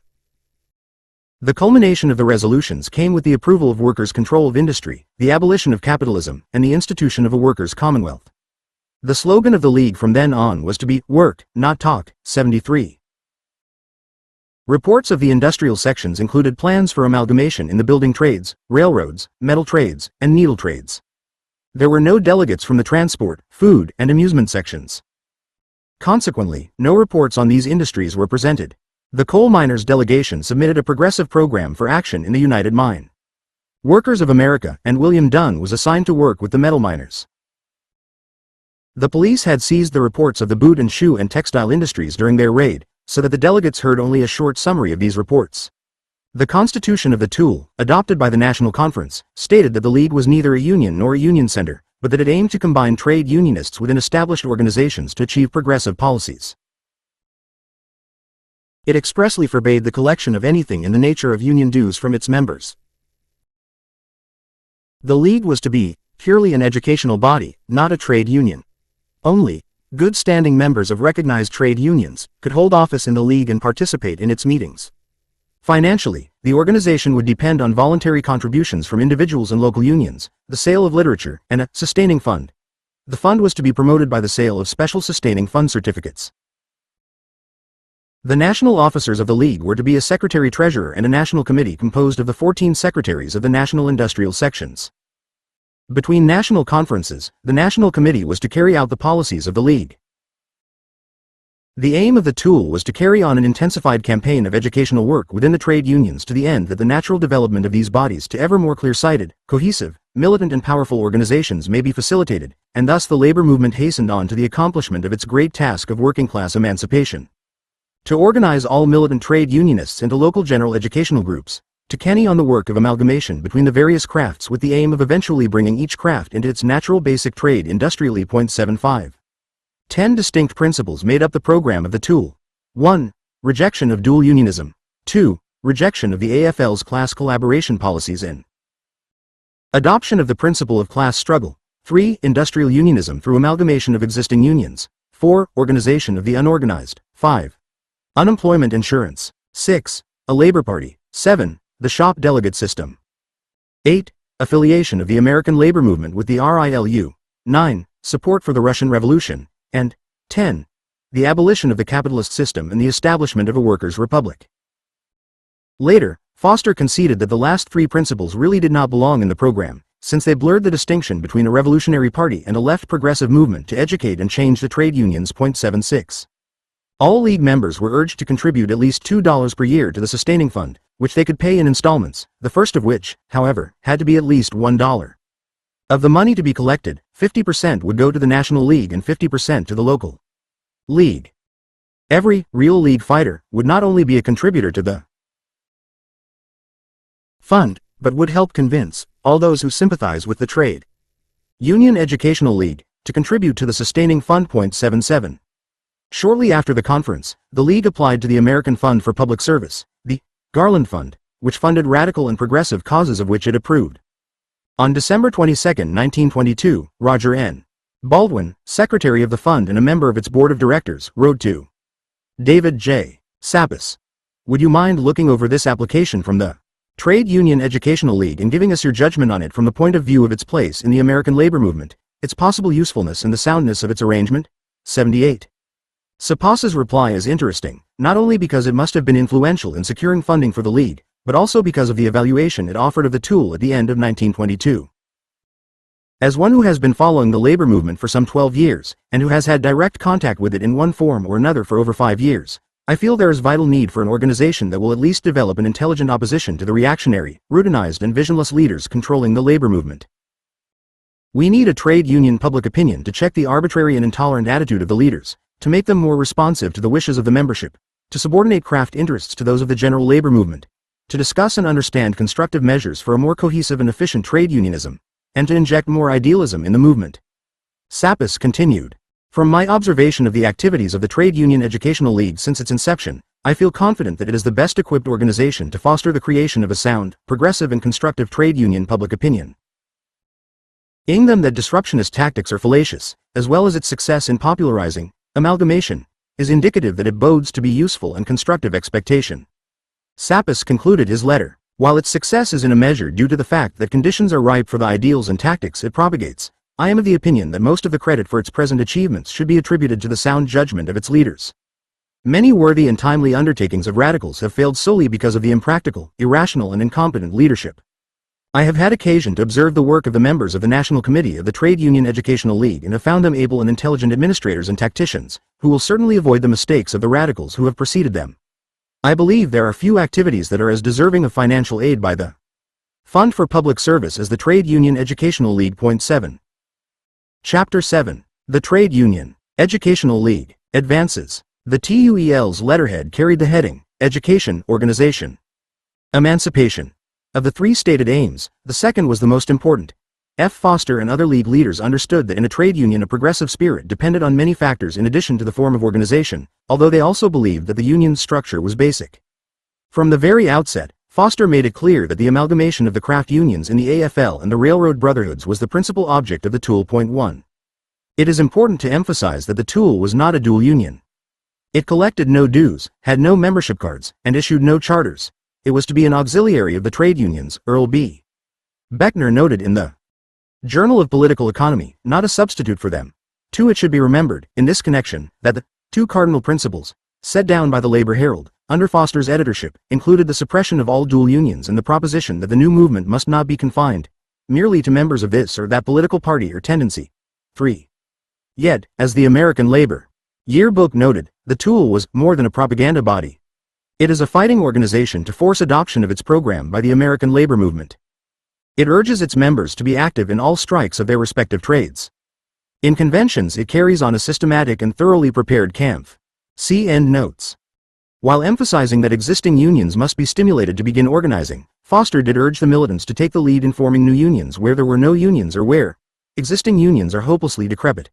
While recognizing the fact that AFL affiliation provided some legitimacy and protection for independent unions against the attacks of the employers, Foster insisted that newly formed unions must not advocate unity at any price. William Z. Foster. Organize the Unorganized. Chicago, T.U.E.L, 1925, pp. 13-14. 133. Pain against those officials and administrators whom it considers reactionary. It nominates candidates for union offices against those who oppose its program. 4. As we shall see, the League carried on this work in many international unions, but it was Chicago, where Foster himself led the battle, that became the first center of League activity. The T.U.E.L's campaign for amalgamation was initiated by Foster, a delegate to a meeting of the Chicago Federation of Labor on March 19, 1922. Foster introduced a resolution declaring that the labor movement was suffering defeats from the employers' anti-union drive because the latter were united, while the unions were divided along trade lines and unable to offer concerted resistance. It called upon the AFL to lead the way and proposed as a first step that the Executive Council convene a conference of international unions to amalgamate all unions in the respective industries into single organizations. The resolution was adopted by 114 to 37.5. The AFL Executive Council rejected the proposal and directed President Gompers to go to Chicago to halt the movement for amalgamation. On April 11, Gompers went to Chicago to capture the Chicago Federation of Labor from the Reds. He bypassed the Federation and called a conference of several hundred union officials in the Hotel Morrison. At the conference, Foster and Fitzpatrick spoke in support of the amalgamation resolution. Foster claimed that if the unions in the steel industry had been united, the 1919 strike would have been successful, and he emphasized that if industries were not organized on this basis, the unions would be destroyed. Gompers, on the other hand, charged that there had grown up in Chicago a spirit which breeds dissension, conflict of views, conflict of plans and of action, and estrangement among men, so that the great, powerful voice with which organized labor should express the hopes and aspirations, as well as the demands of labor, is not heard as of yore. He blamed this on the T.U.E.L, which he called a monumentally brazen attempt to dictate to the American labor movement. He claimed that Foster had came back from Russia to work, not for industrial unionism, but for the dictatorship of the proletariat, with Foster as dictator. Moreover, Gompers maintained he had come back with many millions of dollars to advance the aims of the T.U.E.L. W.Z. Foster, who had no money, went to Moscow and came back and announced that he was building a great secret machine to undermine the American labor movement and turn it over to the Red L&T owned by Lenin. He began, while Gompers bitterly condemned Foster and challenged his integrity, he appears to have retained some respect for him. He was later quoted as asking, "Is it not a pity that so much ability should be subverted to disrupt our labor movement?" Samuel Gompers, 70. Years of Life and Labor, New York, 1925, page 518. Gompers is quoted in American Vanguard. September 1923, page 6. Publication of an expensive magazine and proclaimed, 1,000 secret agents in 1,000 communities. As for the Chicago Federation of Labor's resolution, Gompers called it an attempt to pull the wool over the eyes of the workers. The AFL, he declared, favored amalgamation, but it could not be hurried, and it must not be done as part of a conspiracy to annihilate the AFL. 6. Before closing the meeting, Gompers challenged Foster to a debate on the general question of industrial unionism versus craft unionism. However, when Foster accepted the challenge, Gompers refused to reply. Instead, as Foster noted, Mr. Gompers has thrown out a smokescreen of abuse and resorted to the use of the capitalist press to slanderously attack the League and its secretary. He was referring to an interview in the Chicago Daily Tribune, in which Gompers charged that Foster's so-called amalgamation proposition was nothing but a Soviet plot to capture and destroy the AFL, and that Foster was simply an agent of Lenin. The interview appeared on the front page under a headline reading, "Gompers hits Red Menace." In his letter to Gompers demanding that he abide by his challenge to a debate, Foster summarized the argument he would have advanced had the debate actually taken place. "My contention is that craft unionism is obsolete. The old type of organization, based upon trade lines, can no longer cope successfully with organized capital. To fit modern conditions, our unions must be based upon the lines of industry rather than upon those of craft. The necessary industrial unionism will be arrived at, not through the founding of ideal dual unions, but by amalgamating the old organizations. Already the trade unions, by federations and other get-together devices, have made much progress in the direction of industrial unionism. I hold that this tendency should be consciously encouraged. We should not simply blunder along blindly. The thing that must be done is to boldly proclaim our inevitable goal of one union for each industry, and to adopt every practical means that will tend to get us there at the earliest date. 7. Gompers responded with a 9-page attack on the T.U.E.L in the May 1922 issue of the American Federationist entitled, "Another Attempt at Soviet Dictatorship Unmasked." The tenor of the lengthy editorial is revealed by its opening paragraph. A few months ago, there was devised in Moscow a new scheme of destroying the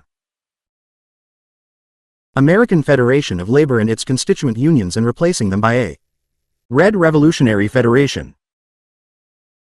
One of the best-known American Reds spent several months in Moscow in consultation with Lenin, Trotsky and company, to develop the new plan. It is proposed to disrupt and destroy the American Federation of Labor by means of changing the form of certain of the organizations affiliated to the American Federation of Labor. It is proposed that when this reorganization is effected, there shall be affiliation to the Bolshevist International at Moscow. Accusing the new organization of being the brainchild of one man who was serving the political ends of Moscow, and who was acting as an unlimited and unabridged dictator, Gompers insisted that the AFL had already settled the issue of industrial unionism, citing as proof the fact that a number of industrial organizations were affiliated to the AFL, including the United Mine Workers of America, the largest industrial union in the world. This alone, he declared, was enough to show how utterly unnecessary and treasonable is any effort to disrupt the American labor movement on the question of industrial organization.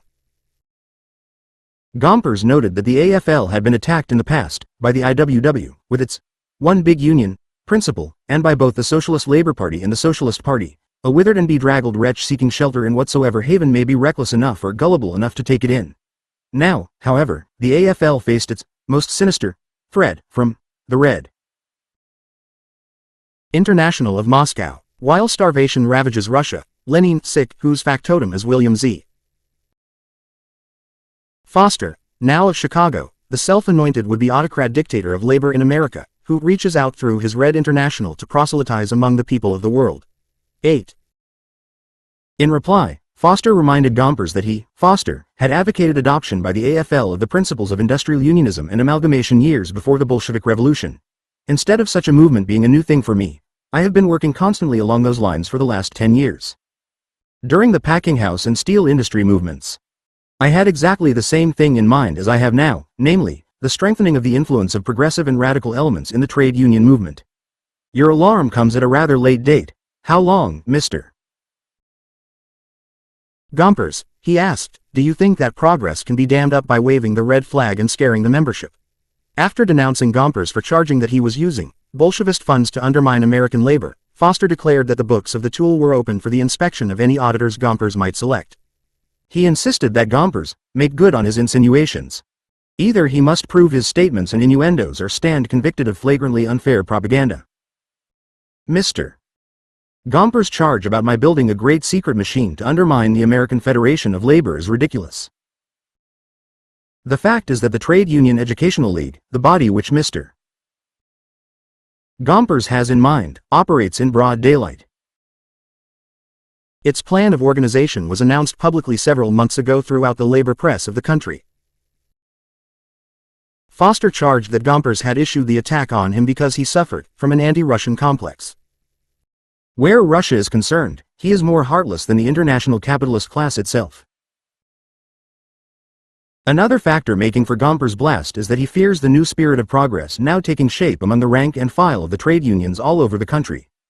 Under his leadership, the trade union movement has come to a standstill politically, industrially, and philosophically. The Trade Union Educational League is working to break this deadlock and to give the movement the impetus to progress which it now stands so sadly in need of, hence Gompers' violent opposition. He hopes to break its influence by waving the bloody shirt. 9.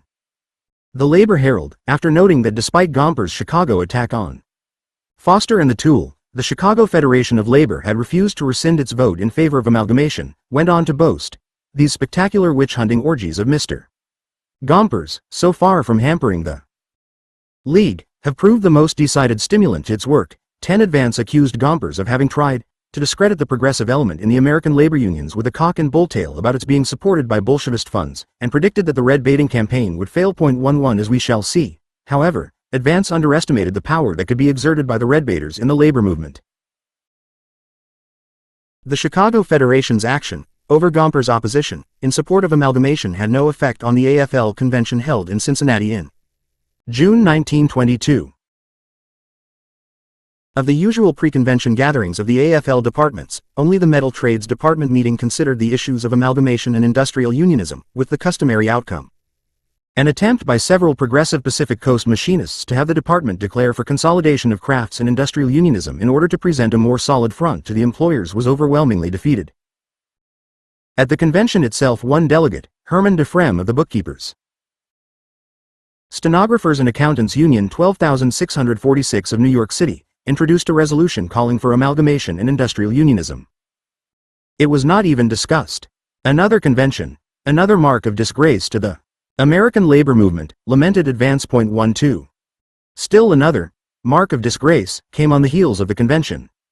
Under the heading, Gompers outlaws a union of Reds, the New York Times reported on July 11, 1922, the American Federation of Labor moved yesterday to head off the general attempt by communist elements to seize control of legitimate labor unions in New York City by lifting the charter of Bookkeepers, Stenographers and Accountants, Union 12646. This union, it was alleged, had already fallen under control of the communists. 13. Hugh Frayne, organizer in charge of New York State, took the action by order of Samuel Gompers. He appeared before the executive board of a union with a membership of more than 600 men and women, and informed the board that the union's charter had been lifted, and that he would begin the organization of a new local immediately, eliminating the communist and radical element. Frayne assured Leonard Bright, the union's president, that he would continue in office since he was a socialist, not a communist. The executive board of the expelled local characterized the action of the AFL in lifting its charter as a high-handed piece of star chamber procedure, and they pledged that they will fight to retain affiliation in the Federation.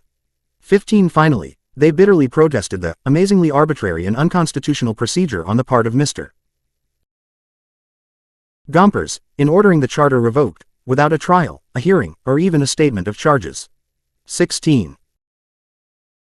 Advance characterized the revocation of the charter as the first big gun of the AFL machine to head off those who wish to work within the old line craft union for progressive policies. 17 The New York Times praised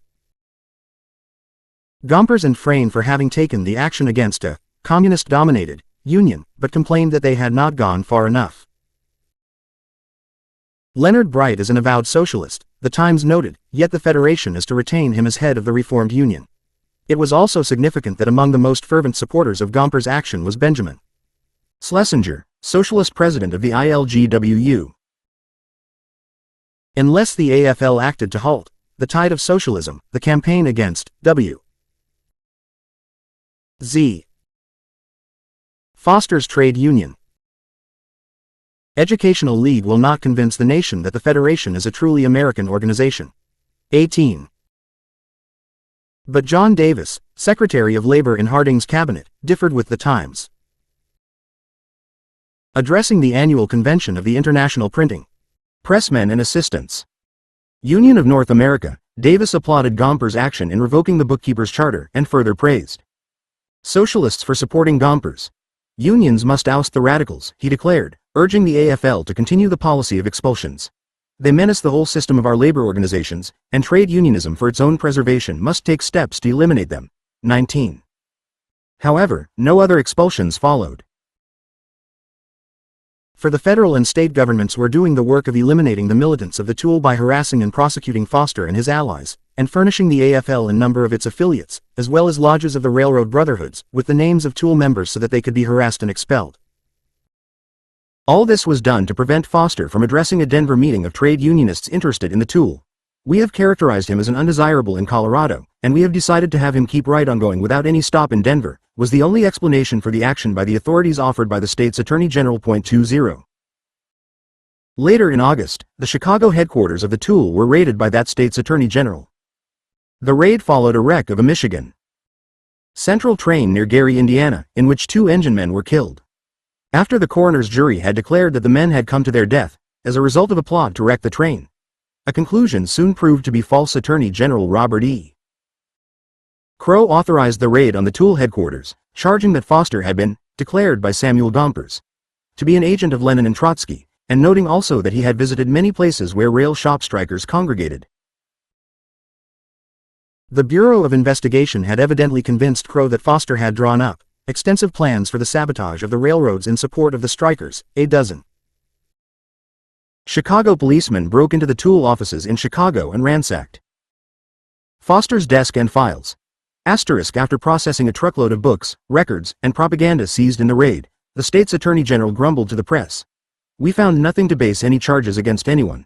21 What he did not mention was the fact that his office had turned a list of labor Herald subscribers over to the Bureau of Investigation. Also turned over as a result of the raid was a complete list of Foster's correspondence. As he had previously promised, Burns provided the National Civic Federation with the names of T.U.E.L members so that they could be expelled from the unions to which they belonged. 22. Although the raid produced no incriminating evidence, it was not long before Foster was in a Chicago jail. He was arrested in the city following a raid in a wooded valley in the small resort village of Bridgman, Michigan. There, at a secret convention, the Communist Party of the United States was bringing to a close the underground phase of its existence. One of the tasks confronting the Bridgman gathering was the formalization of the relationship between the T.U.E.L and the Workers' Communist Party. Until 1924, notes Edward P. Johanningsmeyer, Foster's administration of the League was uncontested. For instance, for almost the entire year of 1923 until September, the National Executive Committee of the T.U.E.L met separately from the party and consisted solely of Johnston, Browder, and Foster, with Samuel Hammersmark occasionally participating in meetings. 23 inches The Bureau of Investigation did not participate in the actual raid on the T.U.E.L offices, a fact that angered Director Burns, who criticized the Chicago bureau chief for negligence. A subscription to the Labor Herald constituted T.U.E.L membership, since the League was not a dues-paying organization. There were at this time two components of the communist movement in the United States. 1. The official Communist Party, which continued to operate underground, and 2. The Workers' Party, which functioned legally and publicly, publishing a newspaper and holding public meetings. The purpose of the Bridgman Convention was to move toward a resolution of these two factions, one of which favored continuation of the party's underground component, and the other which favored abolishing it. Max Bedacht, a leading communist during the 19,205, observes in his unpublished memoirs that Foster's coming into the party had not been a formal unification. It was the result of a correct policy which attracted the old militant propagandists for a clear working-class trade union policy. The formation and growth of the T.U.E.L were important for the party. Foster's connection with the party now enabled him to expand this work of his group and to improve its effectiveness. The proletarian ranks of the party added new strength to his organization. The party, on the other hand, gained the strength of the League and the extremely valuable experiences of Foster in that work. However, Bedacht felt that the party committed a serious error. The most effective step at that time would have been to subordinate the function of the League to the trade union work of the party, and, likewise, to add the trade union members within the party to the action of the Trade Union League to create a strong apparatus for work with the trade unions. Such an arrangement would have put the direct responsibility for the work in the trade unions on the whole party leadership. It would have acquainted the leadership with all of the major problems of that work, and would have guaranteed the fitting of that work into the general activities and policies of the party. 24. Foster, having successfully eluded the Department of Justice agents who were following him so that he might attend the Bridgman Convention, expressed his views on this issue. He spoke at night in a small clearing in the woods, with lanterns and torches illuminating the scene, and he proposed that the only way the relationship between the party and the T.U.E.L could be fully established was for the party to get into the League, intensively, at all levels. Everyone present in Bridgman knew that at the time Foster spoke, only 5% of the party's membership was involved in the T.U.E.L. A report given to the Bridgman Convention on the progress of the T.U.E.L provides some insight into the extent of the League late in 1922. Overall, there were T.U.E.L nuclei in 48 cities, and the circulation of the Labor Herald was 11,000. In New York, the League was active in the Hat and Cap Makers Union and the ILGWU, where it practically controlled the Knit Goods Workers Union. In Chicago, the T.U.E.L claimed 70 members in 11 locals of the Amalgamated Clothing Workers. Among railroad workers in that city, 50 members were active in 4 locals, although the majority of them were unemployed. In the building trades, there were 42 members in 13 locals in 6 trades. The report listed the scope of activities in unions in Boston, Baltimore, Cleveland, Toledo, Detroit, St. Louis, San Francisco, Seattle, Buffalo, Minneapolis, St. Paul, and Duluth. In many cities, membership figures were low, with often fewer than 10 in each trade in which the T.U.E.L was active. However, for Foster, it was most important that militant minorities had been established. He informed the Bridgman delegates that, "We no longer measure the importance of revolutionary organizations by their size." In steel, unionism had been effectively crushed in 1919, so that it was not surprising that the report noted simply, "Difficulty in making entry into steel workers." 25. One of those present at Bridgman was Francis A. Morrow, a Department of Justice informer. He revealed the names of 32 persons to the local sheriff, including Foster, Rose Pastor Stokes, Mother Ella Reeve Blower, and Charles E. Ruthenberg, the party's secretary. Following this disclosure, the sheriff and his deputies raided the meeting.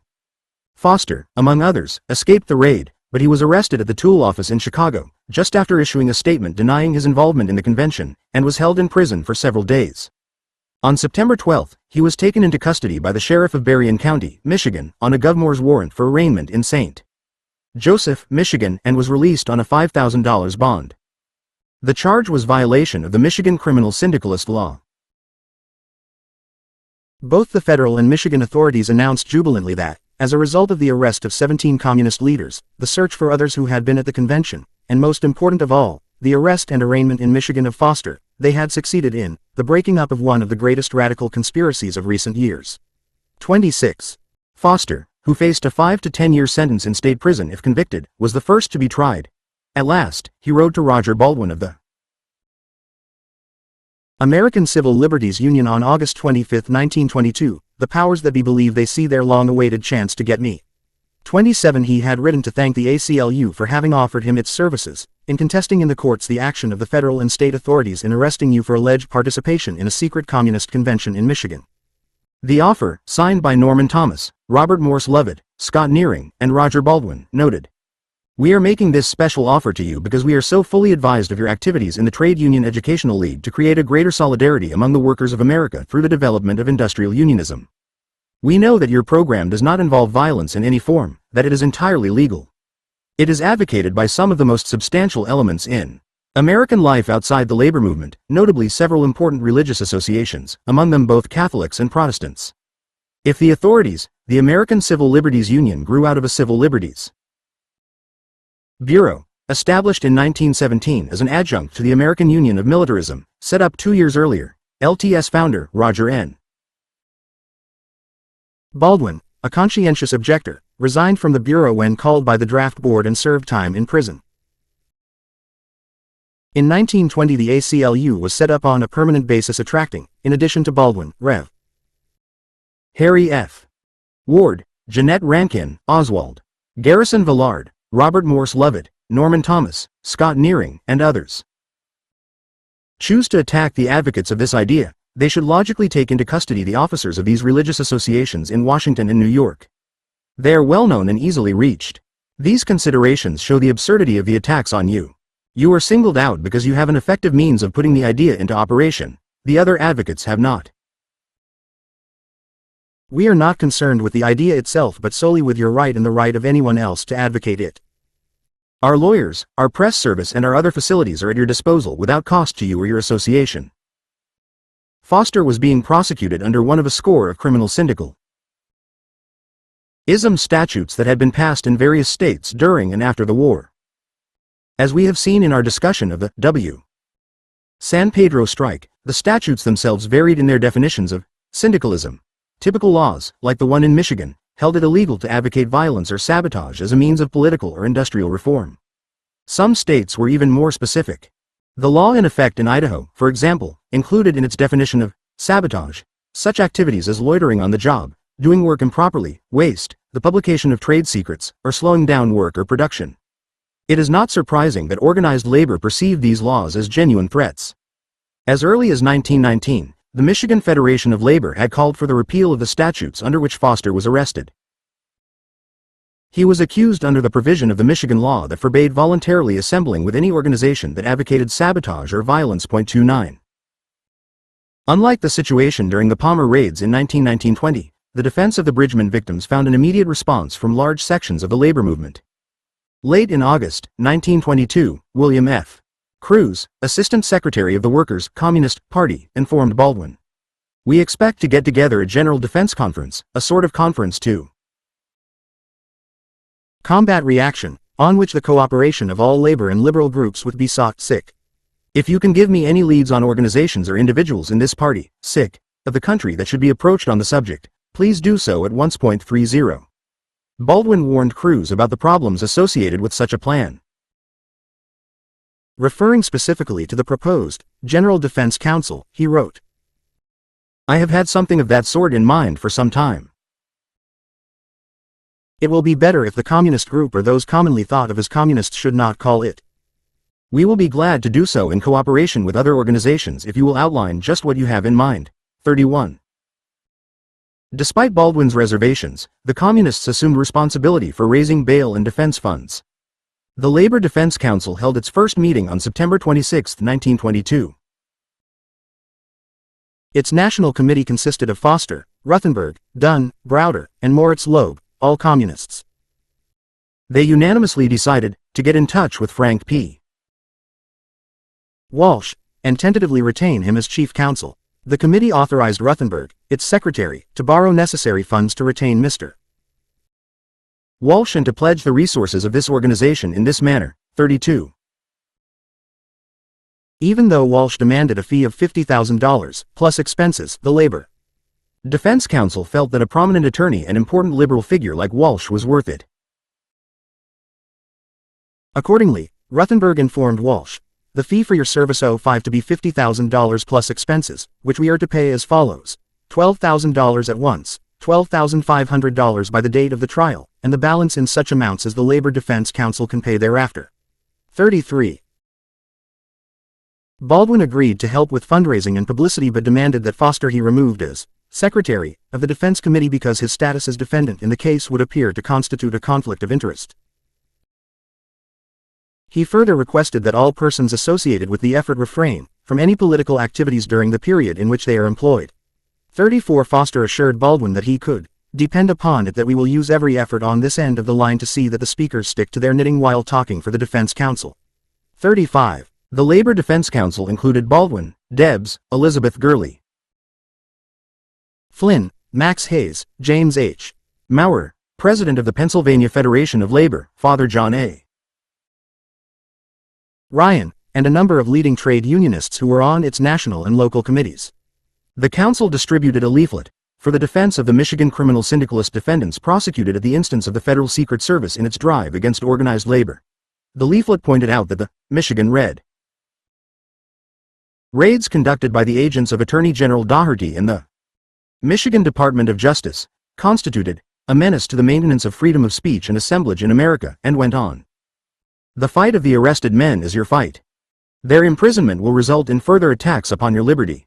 Their release will be a knockout blow to the reactionary forces that are attempting to make this a land of czarism and slavery.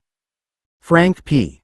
Walsh, a liberal lawyer, was chairman of the United States Commission on Industrial Relations and headed the Committee on Industrial Relations, which was organized to continue as a private organization some of the investigative work formerly carried on by the U.S. Commission. During the early months of 1916, together with a group of investigative friends, Walsh formed the National Labor Defense Council to advise local lawyers in any defense case arising out of a labor struggle. Marcia Walsh to Frank P. Walsh, January 26, 1916, Frank P. Walsh Papers, New York Public Library. Walsh had known Foster through his work as counsel for the meatpacking workers during the 1918 arbitration. The council held its meetings in the building of the CFL. "We ask you for a gift this Christmas, a gift to yourself, a gift to your organization, and a gift to the millions of workers toiling in every shop, mine, factory, mill and field, and finally a gift to free the 20 men who are fighting your battle. Yours for American freedom. Labor Defense T.U.E.L 36. The response was immediate. Mass meetings were held in Chicago and New York, protesting the action of the federal and state authorities against communists and trade unionists. The Chicago meeting was addressed by Ruthenberg, General Secretary of the Workers' Communist Party, Foster, and Robert M. Buck, editor of New Majority, the official organ of the CFL. After listening to and applauding Foster's denunciation of the sellout of the strike of the railroad shopmen by $25,000 a year labor leaders, the CFL adopted a resolution protesting against his recent arrest with other radicals. In its issue of September 16, 1922, New Majority editorialized, "The recent raids in which more than a score of trade unionists were arrested in Michigan and Illinois are felt throughout the country as a direct attack upon the labor movement as a whole, particularly upon the progressive trade union movement. When in 1920 the Red Raids came and passed with hardly a protest from the unions and no concerted actions on their part, the 1922 raids find unions all over the country roused and ready to take action on behalf of the labor men now in jail or facing trial. Now more than ever it is plain that the cause of the victims of the raids is the concern of the labor movement, and that an attack on Reds is a covert attack on unionism. The Michigan and Detroit Federations of Labor, while assuring the public that they had no sympathy with communism, passed resolutions in favor of the repeal of the state syndicalism law. The United Mine Workers in District 12, Illinois, contributed a monthly checkoff to the Labor Defense Council. 38. Because the case against Foster was the weakest, the defense chose to have him tried first, on March 12, 1923. Foster was perceived throughout the country as the central figure in the case. Publicity put out by the Labor Defense Council emphasized his progressive role in the labor movement, and the New Republic noted that his program of industrial unionism gave him an immediate importance beyond the communist theorists. 39. Two widely distributed publications of the Labor Defense Council were 8 Questions and 7 Answers about the Michigan Red Raid Cases and What William Z. Foster Means to the American Labor Movement. The former publication began. There is no federal law in the United States under which the holding of or preaching of communist doctrines is a crime. Yet the raids and arrests were made, under the direction and with the cooperation of the United States Department of Justice. Not a single overt act has been committed by or charged against any of the defendants. They are being railroaded to jail solely because they are militant leaders of the working class and as such are dangerous to the employing class.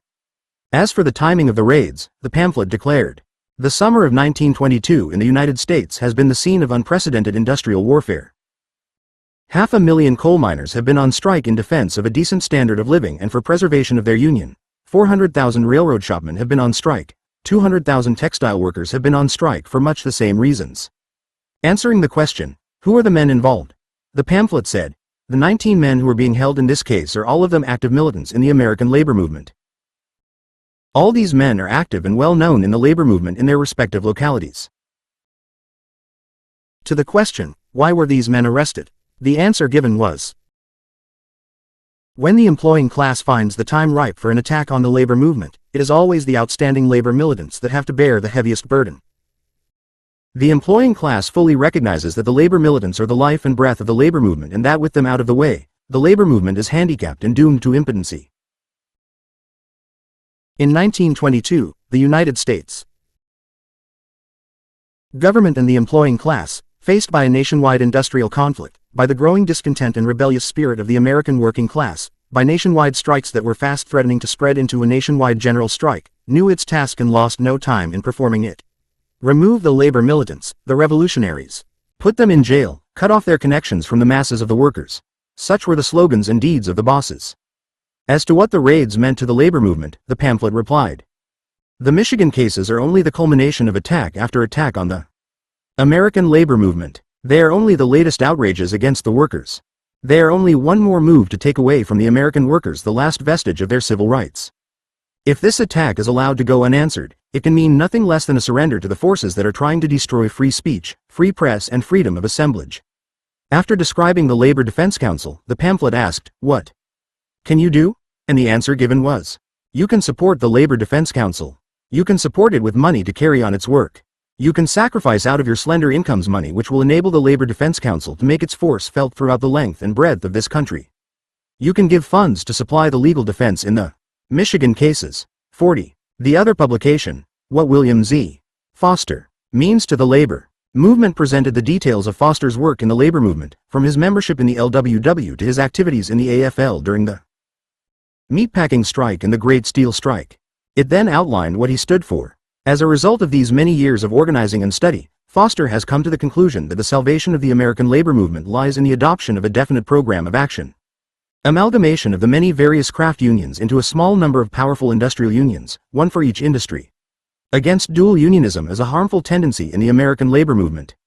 Progressive labor leadership and doing away with the job holders and labor fakers. A labor party to fight labor's battle on the political field for the rights of freedom to organize, freedom of speech and assemblage. A workers' republic and the abolition of capitalism. Then followed the statement. He is being railroaded to jail solely because he is a militant leader of the working class, and as such is dangerous to the employing class. The pamphlet closed with an appeal. Defend William Z. Foster because the bosses want him in jail. Defend William Z. Foster because he stands for a strong, united labor movement. 41. Commenting on this latter publication, Advance editorialized. In the present state of general reaction and apathy, the progress made by the movement for industrial amalgamation holds out hope for a brighter future for American labor. American labor must be on the alert. Foster has incurred the genuine animosity of both the employing class and the big and small Gomperses by his successful campaign for a more effective form of labor organization. They are determined to remove him from the scene and destroy the movement he heads. 42. Advance pointed out that Foster was not a syndicalist and thus should not be charged with having violated the Act against Criminal Syndicalism. In reality, it emphasized, the trial had nothing to do with syndicalism. The hatred of the ruling class for William Z. Foster is easily understood. Foster understands thoroughly American Capitalism and the American Labor Movement. He is known among the rank and file for his courage, integrity, and tireless activity. That makes him a formidable foe of those who would keep labor in ignorance and oppression. It is, therefore, easy to see why the enemies of labor are anxious to get rid of him. 43. Foster's trial began on March 12, 1923, in St. Joseph, Michigan. As the jury was being chosen, T.U.E.L. Smith, Assistant Attorney General of Michigan, this program of action was usually called Fosterism. However, the last point was not usually included. Clearly, Advance did not agree with the statement in 8 questions and 7 answers about the rebellious spirit of the American working class at the time. Who was directing the prosecution informed the press that 15,000 copies of a circular issued by the American Civil Liberties Union, protesting the trial, had been distributed in Berrien County. The circular declared that the trial of the alleged communists was brought, not because the local authorities were interested in it, but because the Federal Secret Service at Washington intended to wipe out the communist movement in the United States. Having no federal law under which to jail the men who met in their convention at Bridgman last summer, they used a Michigan state statute passed in the hysteria of a few years ago. The chief witness against Foster was Francis A. Morrow of Camden, New Jersey, K97, who offered testimony connecting Foster with the Communist International, headquartered in Moscow, and with the program of world revolution and the dictatorship of the proletariat. Morrow testified that Foster had attended the Bridgman Convention under the party name of Borden. He also testified, and the prosecution supplemented this testimony, that Foster's program to substitute the Foreign Industrial Union for the American type of labor union, which he has been agitating, was down on the agenda as a powerful feature of the convention. Maurice Wolfe, another agent of the Department of Justice, identified a number of exhibits, including The Russian Revolution, by Foster, copies of the Labor Herald, edited by Foster, and an anonymous pamphlet, the Red Labor Internationale. Foster testified in his own defense on March 29. Under questioning by his chief counsel, Frank P. Walsh, he calmly admitted that he had gone to Russia in 1921, had returned more determined than ever to advance the Trade Union Educational League, which he and a small group of militants had formed in 1920, and had started the Labor Herald as its official organ, to carry out the League's program. He admitted that at the time he had written Syndicalism, in collaboration with Earl Ford, he had advocated direct action, sabotage, the general strike, and anarchist methods, but declared that since then, he had repudiated the book and the doctrines of the syndicalist movement, and that the communist views he now held were fundamentally different from and incompatible with syndicalism. As a communist, though not a member of the party, he said, he now believed in political action rather than direct action. Foster admitted his belief in the Soviet form of government and the dictatorship of the proletariat. He denied, however, that he was or ever had been a member of the Communist Party, or that the T.U.E.L had any organic connection with the party, insisting that communists made up only about 10% of the League's membership. He acknowledged having attended the Bridgman Convention, but not in the capacity of a delegate. He claimed he was an observer who had come to propound the doctrines of the T.U.E.L, which he had done in a speech to the gathering. Prosecutor Smith appealed to the jurors' patriotism in urging them to find Foster guilty. He pleaded with them to keep faith with our war dead, as he invoked the image of the crosses in Flanders Field. Walsh, on the other hand, in his appeal to the jury, drew comparisons between Foster and the early Christian martyrs. He quoted from Plato, Jefferson, and the Declaration of Independence to demonstrate that Foster's beliefs were in keeping with the finest traditions of mankind. In his charge to the jury, Judge Charles E. White took an approach that was unusual in a trial of a radical. He told the jury that they had to be convinced of 2 points in order to justify a verdict of guilty. In August 1922, when the Bridgman Convention took place, did the Communist Party of the United States advocate the violent overthrow of the government? And did Foster go to the convention with the intent of furthering a plan for the violent overthrow of the government? The mere fact of assembly, the judge pointed out, was not a crime under the Michigan anti-syndicalist law, nor was the advocacy of a communist social revolution, the dictatorship of the proletariat, or the various theories and policies of the Communist Party documents placed in evidence. In short, according to Judge White, the advocacy of communism and the dictatorship of the proletariat was not in itself a crime or a violation of the anti-syndicalist law unless it was done by unlawful means. On April 6, after 31 hours of deliberation and 38 ballots, the jury reported itself in a 66 deadlock and was dismissed. Time magazine, which had begun publication a month before, quoted juror Russell Dumm, a grocer, as he explained his not guilty vote. They didn't give us the dope.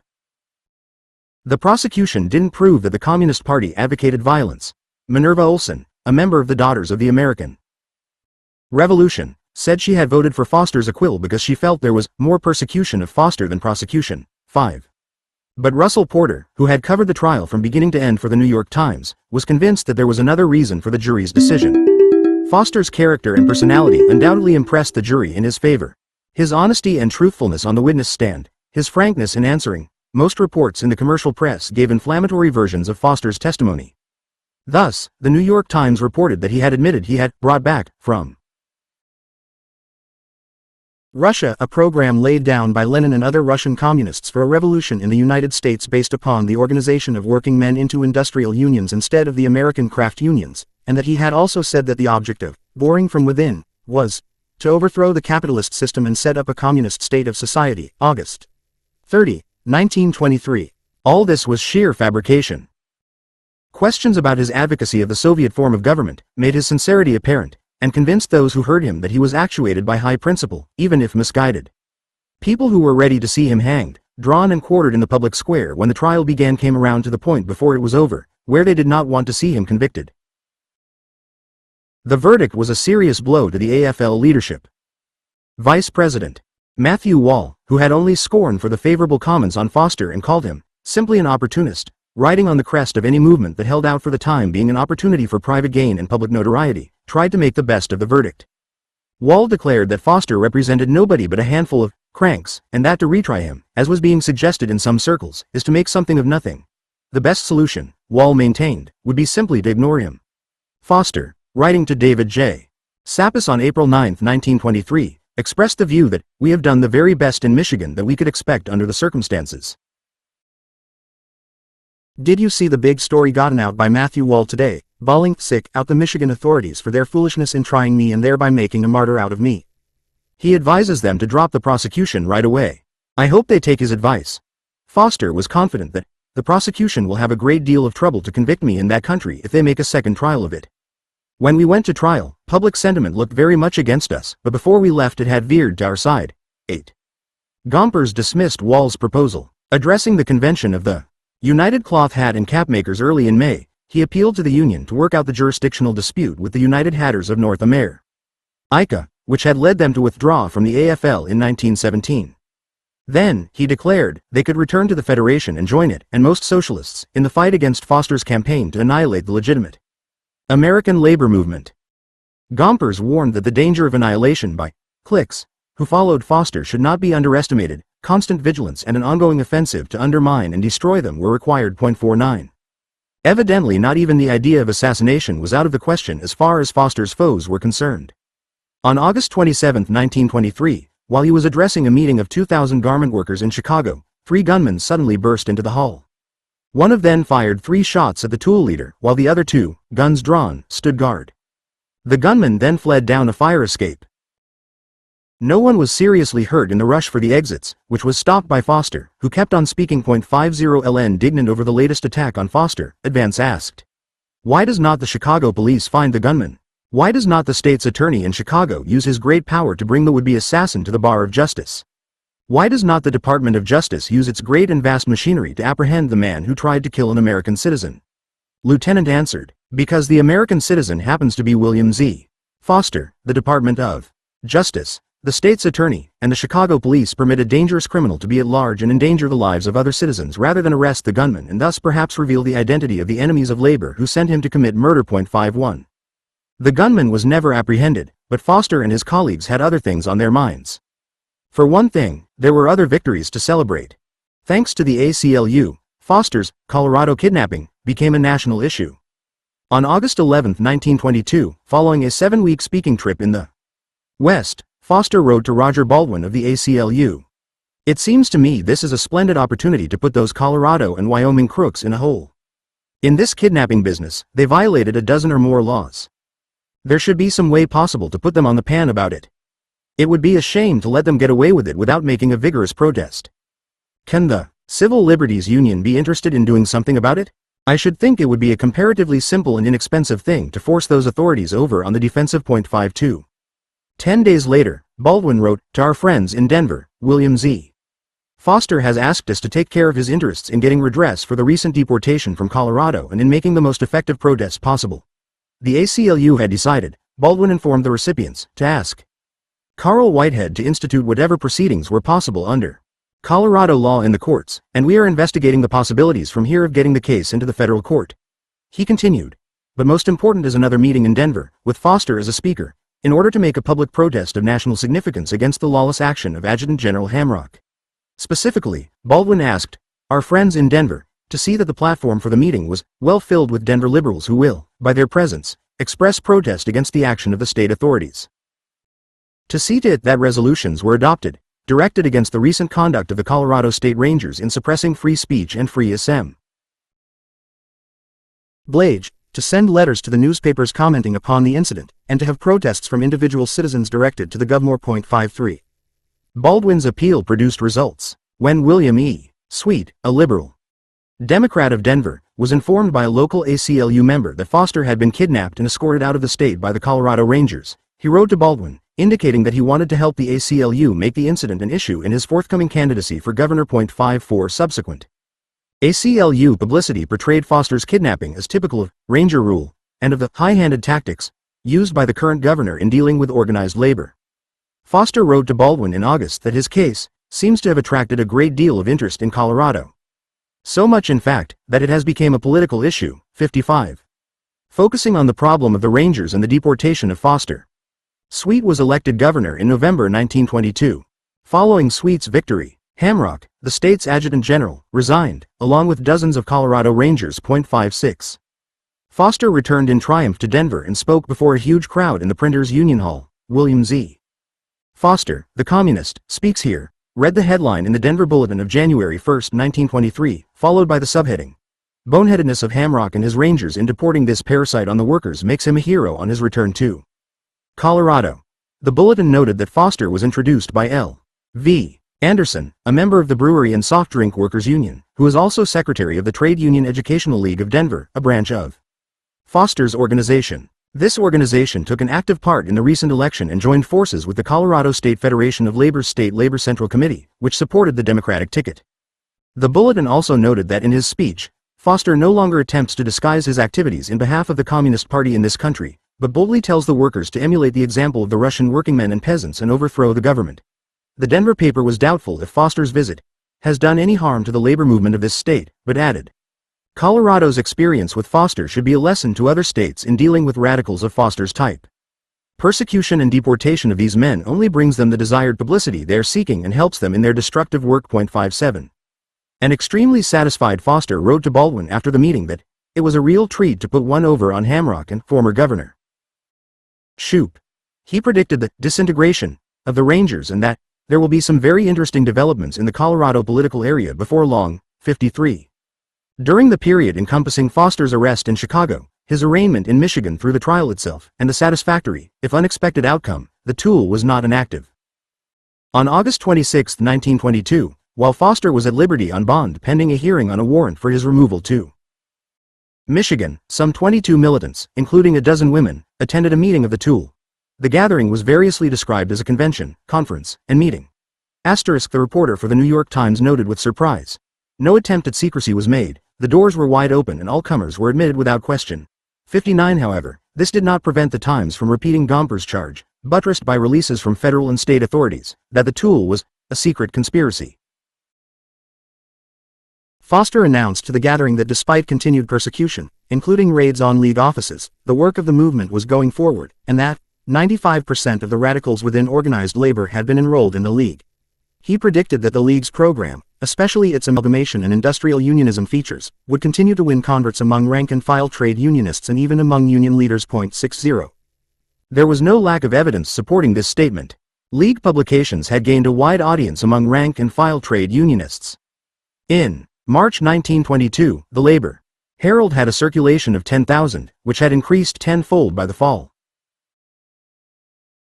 Over 250,000 copies of Amalgamation, the pamphlet by the former anarcho-syndicalist J. Fox, were distributed during the summer and fall of 1922.61. Amalgamation opened with the declaration, "Militants, notice, organize, join the Trade Union Educational League." This is a system of informal committees throughout the entire union movement, organized to infuse the mass with revolutionary understanding and spirit. It is working for the closer affiliation and solidification of our existing craft unions until they have developed into industrial unions. In the pamphlet itself, Fox made it clear that the League also stood for strong political organization of the workers, convinced that the Gompers policy of rewarding labor's friends and punishing its enemies has not. Even this meeting was raided. On the evening of August 26, federal agents and Chicago police broke into the hall in which sessions were underway and took 11 participants into custody.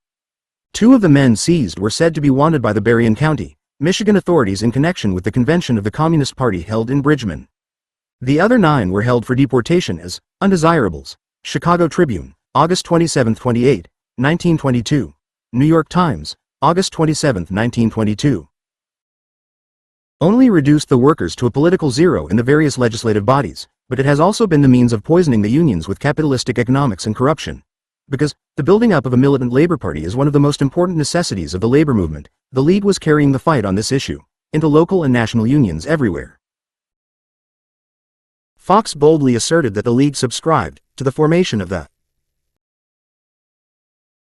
Workers' Republic, by the overthrow of capitalism, advocated the dictatorship of the proletariat, which means that none but the hand and brain workers, industrial and agricultural, should rule society, and gave its heartiest support to Soviet Russia, the first attempt of the world's workers to put their inspiring and scientific program into effect. However, the first and most urgent step in the great work of emancipation was the establishment of industrial unionism through amalgamation.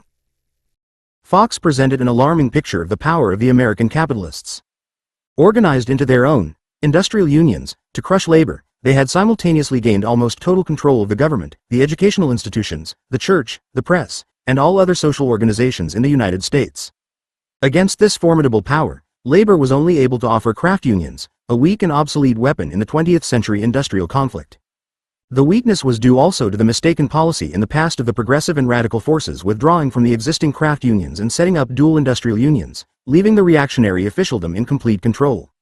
The T.U.E.L, Fox wrote, was fighting craft unionism through its struggle within the existing unions for amalgamation, with the eventual transformation of craft unionism into departmentalized industrial unionism.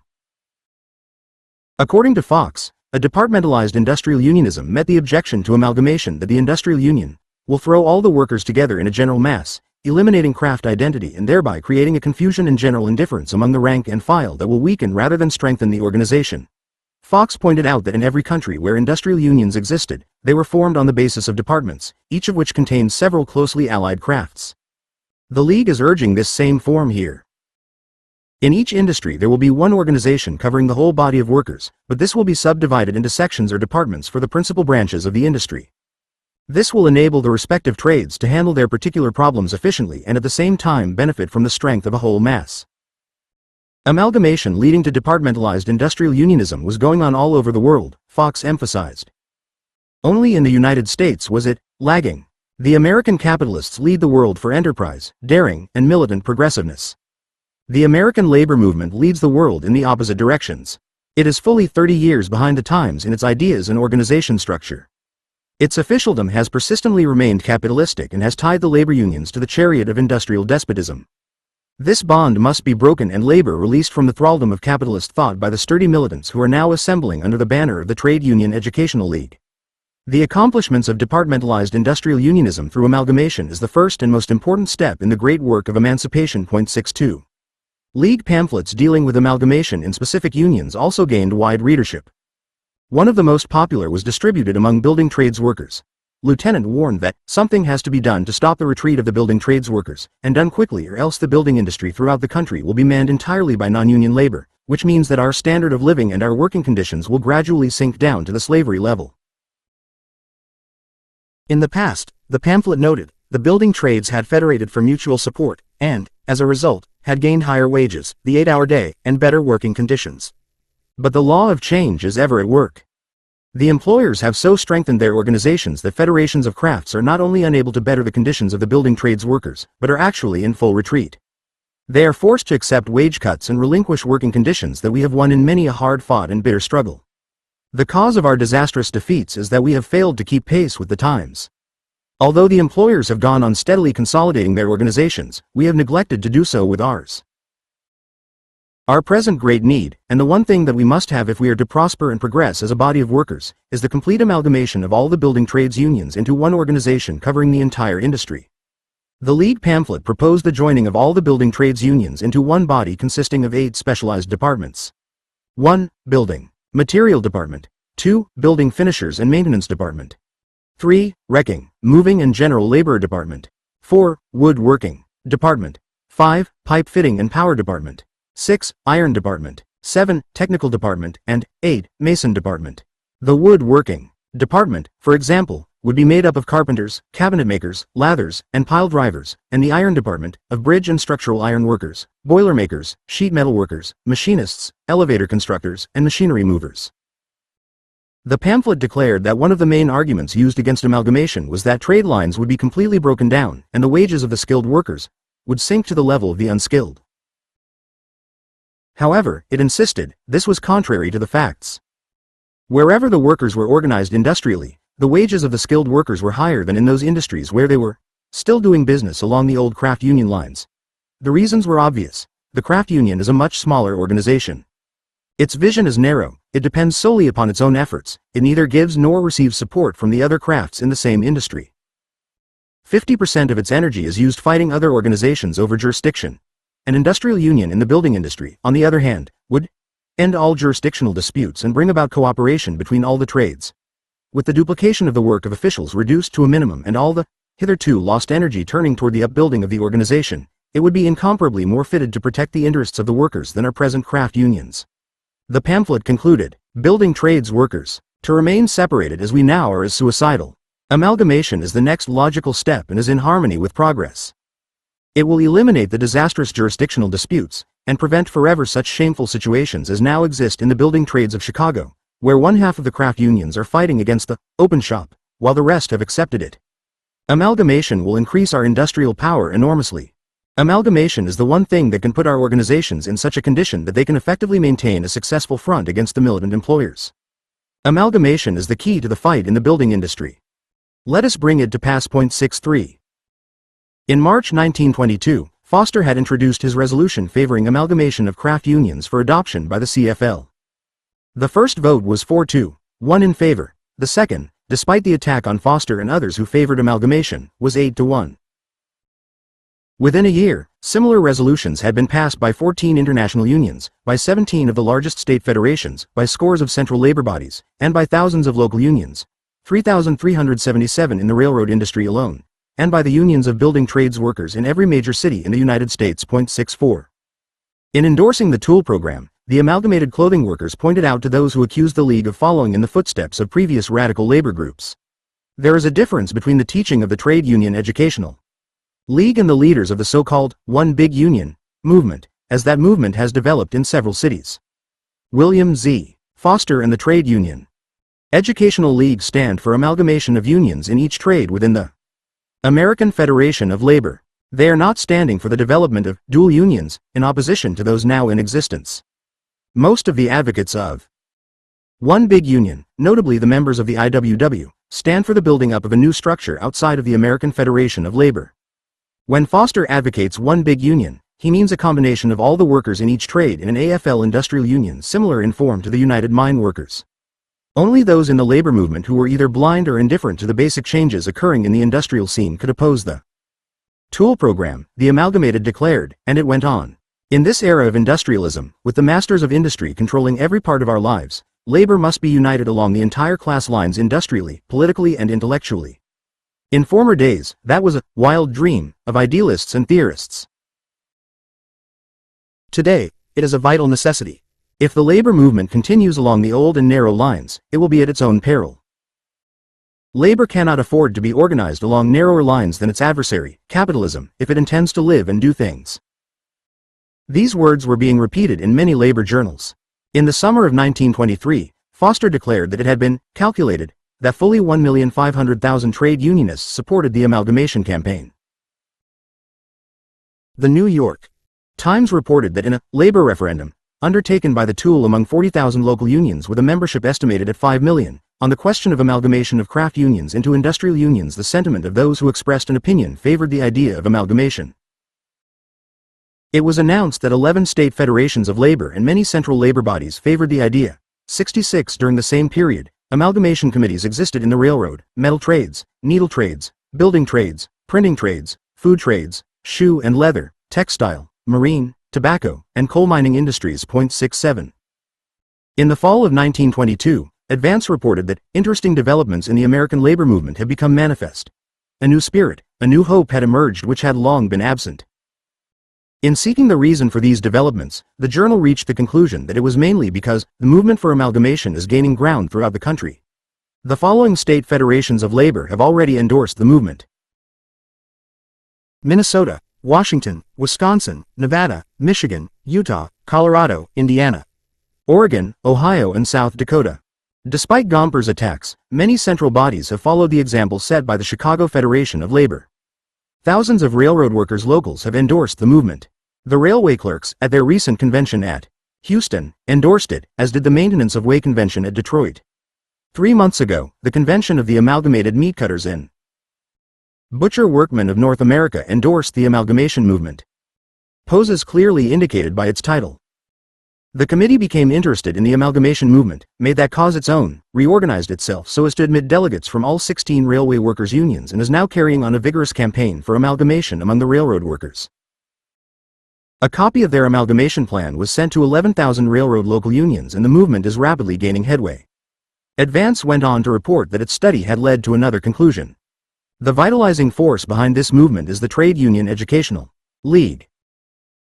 While every state federation and central body of the AFL frames its own resolution, the League insists that each resolution contain an expression of the principle of amalgamating all existing unions in such a manner as to create one all-inclusive organization for each industry. 68. On September 1, 1923, the second T.U.E.L National Conference opened. It was attended by 103 delegates from 90 cities, including 3 from Canada and 1 from Mexico.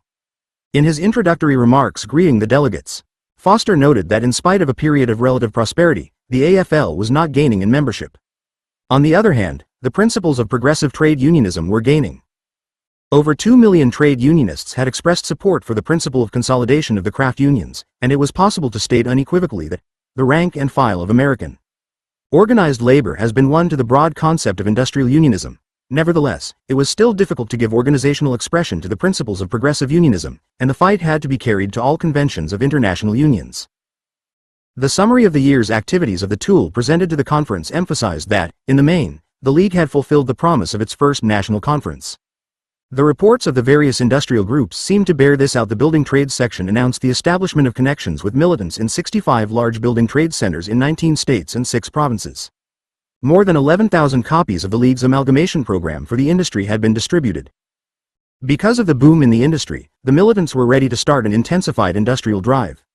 The Railroad Committee reported the successful distribution of more than 100,000 copies of its amalgamation plan. Active amalgamation committees were operating in many centers, and a lively bulletin was being published. Several district conferences had already been held by the militants in the railroad industry. The Printing Trades Committee reported that of the 6 international unions in that industry, 3 had already endorsed amalgamation. At the same time, the conference noted that the reactionary officialdom of the trade unions had launched a bitter attack against the left-wing militants in the railroad, mining, and needle trades unions, and in the AFL itself. It is probable that 1924 will be characterized by a more systematic war against the left wing by the reactionary officialdom. 69. Foster insisted, however, that this must not deter the T.U.E.L from undertaking and carrying out the greatest and most pressing task confronting the working class of America, the organization of the millions of unorganized toilers in the industries. As things stood in 1923, the unions, AFL and independents together, comprise not more than 3,500,000 members of a total of at least 25 million eligible to join. Organized labor controlled only the barest fringe of the working class, the rest are helpless in the grasp of the exploiters. The great steel, textile, automobile, meatpacking, rubber, metal mining, lumber, and general manufacturing industries are completely unorganized or possess only the weakest and most fragmentary unions. The situation, Foster noted, presented an exceptionally favorable opportunity to accomplish this great indispensable task of organization. Labor was in big demand in all industries. The workers were in a militant mood and, if approached right, will organize readily. However, the situation also contained a danger. Our prevailing prosperity is only a passing thing. It cannot last long. It was bound to be followed by one of the worst periods of depression that this or any other country has ever seen, and when the inevitable industrial breakdown came, woe betide labor if it has not had the intelligence and initiative to strengthen its lines by organizing the unorganized. The unions would be crushed at its peril will organized labor neglect the present opportunity to organize the unorganized. Thus, the situation confronting the T.U.E.L was clear. The organization of the unorganized is the supreme problem of our times. Upon its solution depends the welfare if not the actual life of the whole labor movement. To achieve this objective is now the greatest task confronting the militants. 70. While Gompers kept repeating his absurd, although well-publicized charge that the T.U.E.L had secretly received millions of dollars from the Soviet Union to undermine the American Federation of Labor, the League was constantly strapped for funds. On October 24, 1922, Foster announced the establishment of a sustaining fund and declared in his appeal. At present the League, with no other income than the money taken in on subscriptions and sales of the Labor Herald, is making a tremendous impression on the labor movement. With real financial support, its policies would sweep the country. This support can and must be developed through the sustaining fund. All those militants who take a real interest in the League's highly successful battle against the reactionaries and wish to see it culminate in victory, will get very busy immediately and make the sustaining fund a success. 71. Chapter 8. The Trade Union. Educational League. Setbacks. Actual membership figures were not released at the League's national conference in September 1923. However, they would not have been highly significant, since the League was always more interested in measuring its strength by its influence rather than by counting heads. This influence was being seriously lessened. The conference was barely over when Eugene V. Debs, who had often been quoted as endorsing the T.U.E.L, announced in Chicago on September 5 that the League did not have his backing. In reporting the break between Debs and Foster, the New York Times gleefully noted that it would have a profound effect in diminishing support for the T.U.E.L, since Debs's endorsement is said to have gained the attention of many socialists because of their regard for the socialist leader. It noted, however, that Debs did not issue his statement until he had been visited in Chicago by a committee headed by Meyer Pearlstein, vice president of the ILGWU, which had only recently expelled several of Foster's men, denounced their leaders, and expressed hearty disapproval of the Foster program. 111 and living in relative isolation, Debs had apparently yielded to their pressure to break with Foster and criticized the methods of the T.U.E.L. 2 grams. More serious was the break between John Fitzpatrick and his followers in the Chicago Federation of Labor and Foster and his followers in the T.U.E.L. In November 1922, Jack W. Johnston wrote to Fitzpatrick from G.C.N. Notes.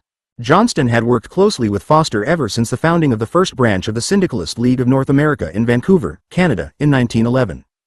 His experience as chairman of the Stockyards Labor Council after 1918 made him an important figure in the Chicago labor movement. Samuel Hammersmark, Arne Swabick, and Charles Crumbean were other communist delegates to the Chicago Federation of Labor.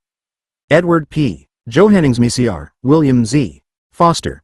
Labor organizer and communist, Ph.D. dissertation, University of Pennsylvania, 1988, page 539. 159. Moscow, where he was the League's delegate to the Second Congress of the Red International of Labor Unions, Profitum. The one noticeable thing in Russia, Johnston wrote, is that the standard of living is continuously getting better, while in all other countries it is getting worse. Describing the celebration of the anniversary of the Bolshevik Revolution, he wrote, over 250,000 turned out on parade out of a population of less than 1 million. To look at the faces of the marchers, it was hard to believe that they had just come through and were still suffering from the most terrible famine and plague that the world has ever witnessed.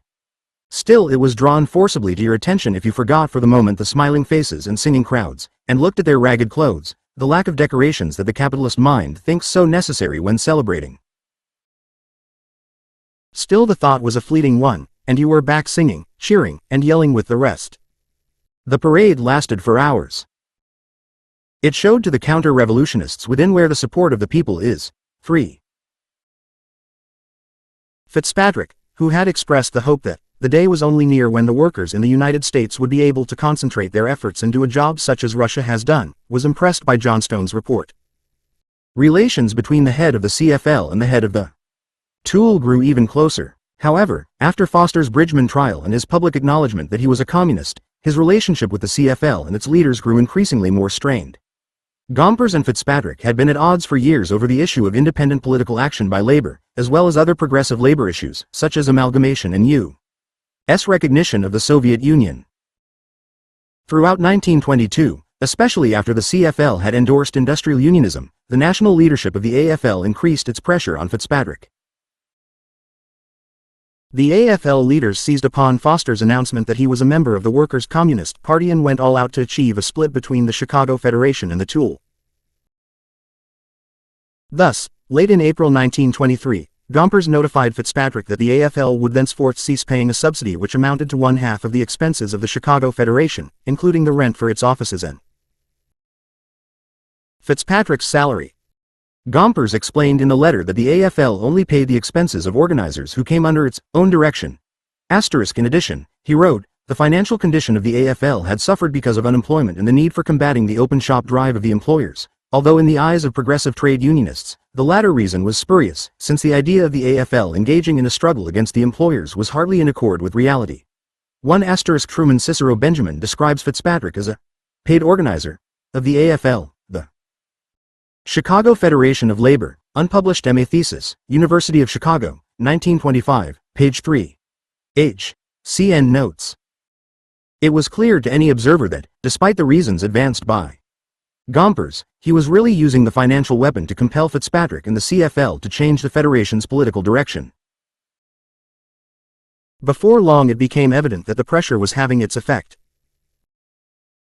That same April, Fitzpatrick publicly declined to address a May Day meeting sponsored by the Workers' Communist Party in Grand Rapids, Michigan. He wrote to the event's organizers that he was in favor of celebrating Labor Day, rather than what he called the European-inspired labor holiday. The vast majority of American workers, both native and foreign-born, resent what they regard as imported programs and they subscribe to the homegrown variety. Evidently Fitzpatrick did not know, or had forgotten, that May Day had originated in the United States. Fitzpatrick accepted instead an invitation to speak before the Grand Rapids AFL Central Labor Union. The president of that body praised Fitzpatrick for his declination to address the Workers' Party here, and boasted. The central body defeated a resolution endorsing the Labor Party as sponsored by the Trade Union Educational League. 5. Following this episode, Fitzpatrick and the Chicago Federation's leadership took steps to distance themselves from the industrial unionism resolution that the organization had endorsed in March 1922. In a circular letter, Fitzpatrick wrote that, much to our surprise and chagrin, it was insisted in some quarters that, by its action, the Chicago Federation of Labor had undertaken to pass final judgment upon a matter which could only be determined by the American Federation of Labor and its affiliated and international unions.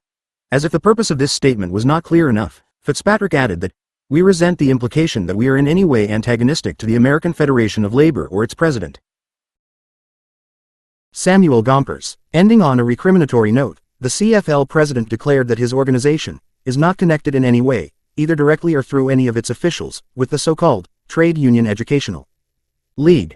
6. The circular left no doubt about the fact that the leadership of the CFL had withdrawn all connections with the movement for the amalgamation of craft unions, and that it would no longer support any policy proposed by the T.U.E.L.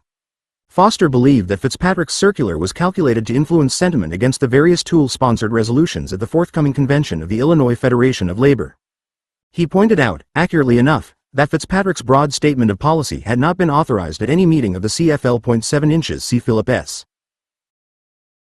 Foner, A Short History of May Day, 1886 to 1986. New York, 1986. Two incidents gave an advance indication of the direction that the Illinois State Federation Convention, scheduled to meet in September 1923, would take. At the end of August, the CFL overwhelmingly endorsed a measure introduced by a group of delegates, including leaders of the T.U.E.L., that called upon the Illinois Federation to endorse a labor party, based upon the trade unions, farmer and labor organizations in harmony with the organized labor movement. The original resolution had included all working-class political organizations in the call, but this phrase was struck out of the final draft, a clear repudiation of the Workers' Party. Foster, eager to retain harmonious relations with the CFL leadership, actually spoke in favor of the resolution as amended.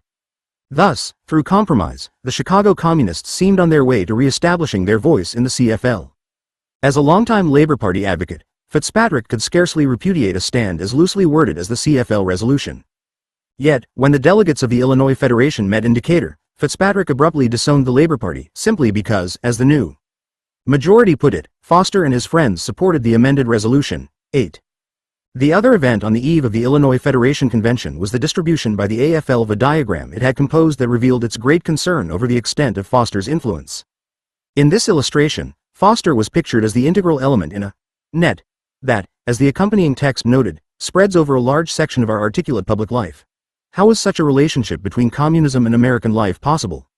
The key, according to the text, was the deceptive masking by the communists of their ultimate revolutionary aims. By 1923, Foster fit quite neatly into the diagram, for he was, after all, the borer from within. The names of many individuals and organizations are perverted to communist propaganda purposes, doubtless frequently either without the knowledge or consent of the main body of the membership or affiliation, the text observed. Point 9. At the Illinois Convention, Fitzpatrick, aided by T.U.E.L Vice President T.U.E.L, who spoke as the representative of Gompers in the Executive Council, led the forces opposing the T.U.E.L and its program for the labor movement. T.U.E.L devoted most of his speech to a bitter condemnation of Foster and the T.U.E.L. He cited past examples of labor organizations that operated on the principles of industrial unionism, the Knights of Labor, the American Labor Union, and the IWW, and emphasized that each of them had had a disastrous experience as a result. To embrace the idea of industrial unionism in the 19,205, as Foster and the T.U.E.L proposed, would, according to T.U.E.L, prove equally destructive to the progress of the labor movement. The T.U.E.L vice president concluded his first speech with the charge that Foster, whom he repeatedly characterized as Mr. Imposter, only sought the limelight so that there may roll into his coffers more dollars and cents to continue the nefarious work he is doing. The T.U.E.L, he declared, was an insidious and subtle and dangerous movement that threatened to destroy the T.U.E.L. In response, Foster made a carefully reasoned defense of amalgamation, reviewing the packing house and steel campaigns, and concluded that they had been sabotaged by T.U.E.L officials, interested only in protecting their own interests. I do not have to break up the labor movement, he noted sardonically. The labor movement is pretty badly broken up as it is. 10. In spite of the concentrated attacks on them, it soon became evident that the resolutions Foster and the T.U.E.L endorsed had significant backing from the rank-and-file delegates. The amalgamation resolution, for example, was co-sponsored by representatives of 18 local unions. Many of these delegates openly resented the red baiting by the officials who had argued, in essence, that the resolution should be rejected simply because Foster and the T.U.E.L had promoted it. I have found out that anything that is brought into the convention that is for the benefit of the rank and file is called an IWW movement, a red movement, or something, noted one disgusted delegate. Another pointed out that the local capitalist press had inveighed against the T.U.E.L and Foster. No further proof was needed. He believed that the T.U.E.L-sponsored resolutions were in the interest of labor. Other delegates objected that the instructions of their constituents in the amalgamation issue had not been influenced by Foster and the T.U.E.L. Two of the unionists in favor of the industrial unionism resolution spoke for entire district councils, representing thousands of members. One speaker pointed out that, every local union in the district council I represent has gone on record for amalgamation, and I am not going back to the council and say I did not carry out my instructions. On the first day of debate, the amalgamation resolution picked up momentum as numerous United Mine Workers delegates from Southern Illinois, many denying their affiliation with the T.U.E.L or the Workers' Communist Party, rose to speak in its favor. However, at this point, as Foster rose for the first time to defend the amalgamation resolution, John Walker, who was presiding, abruptly closed debate and adjourned the session before Foster could begin his address. When the convention reopened that same afternoon, Wall took the floor before debate on the amalgamation resolution was allowed to resume and challenged Foster to tell where he had obtained the money with which he conducted the affairs of the T.U.E.L. Wall charged that amalgamation was really an attempt to take control of the political power of the state and represented an effort to destroy the leadership of the American Federation of Labor. To this Foster replied, "The books of the Trade Union Educational League are open for inspection. I challenge them to examine them. Only one charge touched me, that I am bent on breaking up the labor movement. I risked my life in the steel strike and spent time in nearly every jail in the Pittsburgh district. I appeal to your intelligence. Don't fall for Wall's contemptible ruse. If you believe in amalgamation, be a man and vote for it." 11. But the appeal to the delegates' intelligence was overwhelmed by a combination of anti-communist, anti-Soviet phobia and the power of the T.U.E.L hierarchy. Victor A. Allender, secretary of the Illinois Federation, speaking for Fitzpatrick, sneered at Foster's offer to open the T.U.E.L books, calling it empty, as the books of the communists were the books that would show his support. Foster was not only a communist, he charged, he was still an IWWer at heart, and his amalgamation plan was in reality the one big union idea. 12. Feeling that Wall had not been effective enough, Gompers himself entered the debate. In a special delivery letter to the convention, Gompers warned the delegates that if they voted for the resolutions introduced by the T.U.E.L's representatives, in favor of amalgamation, a labor party, and recognition of the Soviet Union, the state federation risked expulsion from the T.U.E.L, since such a vote simply cannot be tolerated. 13. The result was inevitable. The anti-League forces defeated, by large majorities, all the resolutions offered by the T.U.E.L representatives. Fitzpatrick hailed the outcome and denounced Foster and other League leaders as agents of Soviet Russia. Thus, every issue on which the CFL had previously taken a positive stand was either tabled or voted down. As Foster noted, the central issue at the convention became communism versus capitalism. In the case of the statement endorsing recognition of the Soviet Union, the reversal of policy was also caused again by the fact that the Foster delegates supported the resolution 14 as Edward P. Johanningsmeyer points out, collapsing under Gompers' pressure on each of these issues proposed by the T.U.E.L, Fitzpatrick revealed his limitations as a progressive labor leader. John H. Walker, another putative progressive unionist, engaged in unabashed red-baiting of Foster at the convention. He had been threatened with loss of financial support of the Illinois Federation, of which he was president, if the organization persisted in its support of Labor Party activities. 15. During the convention, Foster taunted Fitzpatrick and Walker for their disavowals of their previous positions. Our leaders are abandoning these big issues and leaving it to the radicals to push them through. As fast as they abandon them, the radicals will pick them up and go to the rank and file with them, where they will secure a big following. 16. At a tumultuous CFL meeting in October 1923, Foster tried to hold Fitzpatrick responsible for the backsliding of the Illinois Federation. He stated that the Federation Convention had been one of the most reactionary conventions ever held in the state, and that adoption of a CFL report endorsing the positions taken there would mean the repudiation of the progressive work done by this federation in the last few years. Furthermore, he noted that while he had enjoyed their comradeship in the past, he could not continue to consider Fitzpatrick and Edward Nockels his friends. Two conservative officials, Victor Allender and Oscar Nelson, responded with bitter attacks on Foster's ability and questioned his role in the meatpacking and steel campaigns, claiming that he had unjustly taken credit for the organizing work that had been done by others. Allender blamed the T.U.E.L for the loss in membership that the AFL had suffered in the post-war period, when its membership had plummeted from 4,093,000 in 1920 to 3,600,000 in 1923. Nelson, a Democratic alderman, invited Foster to cooperate in the constructive work of the labor movement, or else to tear up his membership card and bore from without a rising vote. A classic intimidation tactic was taken in the matter of the endorsement of the actions of the Illinois Convention. The vote in favor was 11426. When the issue was raised again at the next Federation meeting, it was tabled by a parliamentary procedure without a vote being taken. 17. The break between the Chicago Federation and the T.U.E.L was a serious blow to the League. The T.U.E.L had exercised considerable influence in the Federation. 1/5 of the Federation's delegates were League members. Moreover, the alliance between Fitzpatrick and Foster had greatly enhanced the T.U.E.L's prestige among trade unions and had helped in the amalgamation campaign. Gompers seized the opportunity provided by the rupture between the Chicago and Illinois Federations and the T.U.E.L to intensify his own attack on the League. He ordered the central labor unions of Minneapolis, Cleveland, Seattle, and other cities to expel all communists and members of the T.U.E.L and to conform to the official policies of the AFL, on pain of having their charters revoked. At the AFL convention in Portland, Oregon, held early in October 1923, this policy emerged more clearly. 18. The tone of the convention was set by the attack on the Federated press. Early in the 19,205, the AFL had launched an investigation of the news agency. The investigation had been commissioned by resolution at the 1922 convention in Cincinnati. Matthew Wall, Thomas I. McMahon, E. T. Dunn, and other delegates wanted to discover the source of Federated Press's financial backing and of the political tenor of its repertorial features. A large majority of the convention's delegates voted for the resolution calling for an investigation of and report on Federated Press and expected to be informed of the findings at the next AFL convention. Although it was presumed that it would conduct a fair and unbiased investigation, from the outset the committee headed by Wall was openly hostile to Federated Press.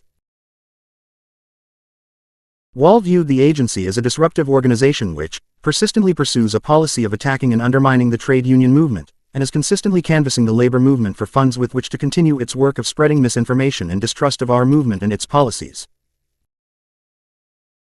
Wall's committee conceded that a number of AFL publications were members of Federated Press, subscribed to its service, and printed its material in their newspapers.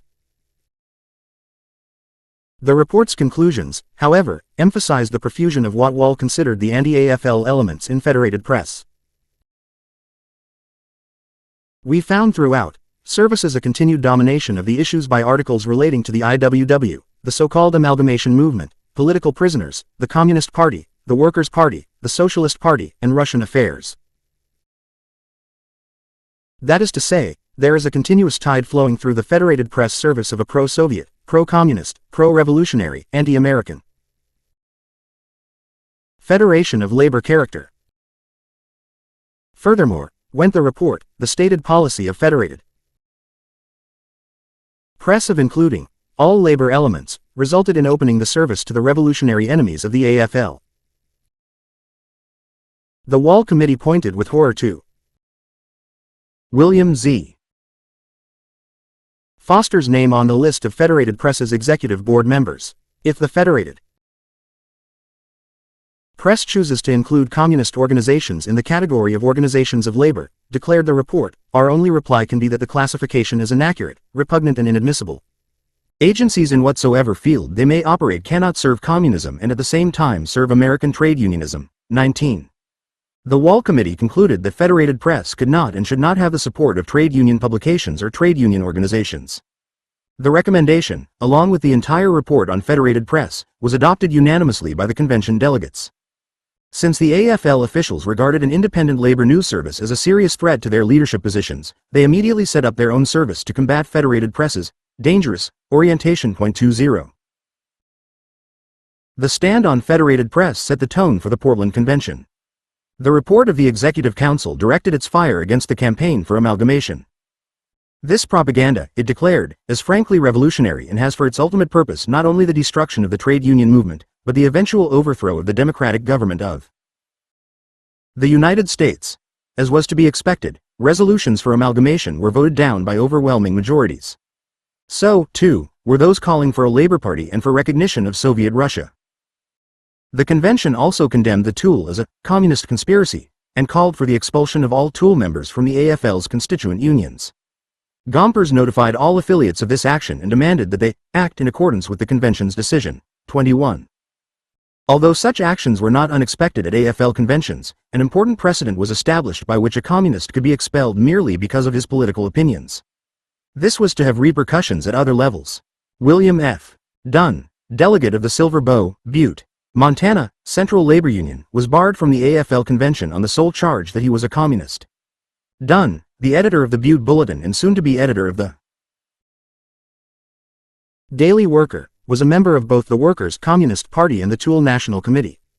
He had been regularly elected as a delegate to the 1923 AFL convention by the Silver Bow Trades and Labor Council of Butte. William Green and Philip Murray of the United Mine Workers moved that Dunn's credentials be revoked since he was a member of the Workers' Communist Party.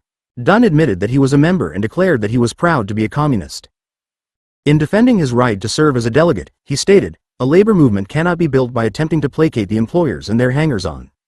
You are trying to convince the employers that you are just as respectable, just as conservative, just as much interested in maintaining the wage system as are the employers themselves.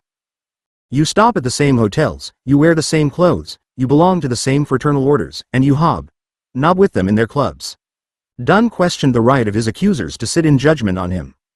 Gompers then took the floor to support Dunn's expulsion on the ground that there was no place in the AFL convention for a person who was opposed to the principles of the trade union movement. The motion to unseat Dunn carried by a vote of 27,837 to 198, with 643 not voting. 22. An independent observer noted that the very makeup of the Portland Convention militated against progressive measures. It was made up chiefly of the presidents and secretaries of the affiliated trade unions. 23. Joseph Schlossberg, Secretary-Treasurer of the Amalgamated Clothing Workers, observed that the same convention which had acted to expel Dunn gave a rousing ovation to President Berry, who broke the pressmen's strike in New York. 24. The response of the Workers' Communist Party to the expulsion was bitter. Major George L. Berry was the international president of the Printing Pressmen's Union. Gompers and his machine take their stand with the employers, with the owners of industry. Their slogans are the slogans of the employers. Whether consciously or not, Gompers and his machine are the agents of the employers in the trade unions, and they are aiding to keep the unions weak by fighting against the measures which the communists are advocating. 25. As for Foster, he had predicted a month earlier that the Portland Convention would overwhelmingly reject the T.U.E.L program. The most important work of the League, he maintained, was to encourage the revolt against Gompers' policies at the rank-and-file level. 26 The results of the conventions of the Illinois Federation and of the AFL opened Foster up to attack from other sections of the labor movement. For a wobbly and one big unionist, Ben Legere, the Portland defeat illustrated the futility of Fosterism, which he made the title of a pamphlet he published shortly after the convention. Legere provided a devastating analysis of the reactionary nature of the Portland Convention, which he attended as a spectator, and which, he asserted, went to greater lengths than any convention to prove that the American Federation of Labor is an ally of the capitalist class on this continent. The theory that a revolutionary labor movement could be built out of the AFL, Legere wrote, had been advocated for a generation. It has been tried out over and over again and has always failed. If there is hope in the AFL, Legere continued, one would naturally expect to see some rays of it in Seattle. However, nothing confirmed the tragedy of labor more explicitly than the sad condition of the AFL Central Labor Union in that city, where Foster had begun his career in radical politics. Since the 1919 general strike, Gompers had threatened the Seattle body with a variety of sanctions. At the Portland Convention, James Duncan, formerly known as a radical advocate of industrial unionism, was forced to vote against amalgamation. Moreover, the convention issued an ultimatum to the Seattle Central body that its members would face expulsion within 30 days if its governing body did not disavow a demand for recognition of Soviet Russia. Rather than continue to battle the demands of the AFL Executive Council, Duncan retired in 1924. His retirement, Harvey O'Connor pointed out, marked an end to the dramatic era in the Central Labor Council's history. I came away from Portland. Legere wrote, more firmly convinced than ever that secession and the building up of the one big union is the proper course to pursue, he concluded. The final truth about the T.U.E.L is that it really amounts to nothing more in America than a fairly efficient machine for maintaining the circulation of Foster's monthly, the Labor Herald. Legere predicted that the T.U.E.L would soon follow the Syndicalist League of North America and the International Trade Union Educational League into oblivion. 27. When the Red International Committee met in New York on October 20, 1923, the status of the T.U.E.L was the main topic of discussion. The delegates were heartened by a speech delivered by Lasovsky, the head of the RILU, to the first session of the enlarged executive body of the organization. It was published in the October 1923 issue of the Labor Herald. Lasovsky hailed the work of the T.U.E.L, the RILU's affiliate body in the United States, as having assumed a mass character. For the first time in the labor movement of America, a revolutionary wing has assumed real importance. The influence of the League grows steadily. It is now influencing, ideologically and politically, 2 million of workers. This has frightened the reactionary leaders of the American trade union movement and forced them to carry on a fierce struggle against the League. The small independent revolutionary unions existing alongside the League are trying in vain to compete with its influence. 28. Nevertheless, several delegates at the meeting expressed pessimism over the actions taken by the CFL, the Illinois Federation of Labor, and the AFL. Others, however, noted that in the case of the first two, the threats of Gompers and W011 had played a major role in the action of the delegates, and that even then, many delegates had condemned the red-baiting policy of the leaders of the two federations. In the case of the third, the convention was made up of officials almost entirely, and its deliberations, therefore, did not represent the point of view of the great rank and file.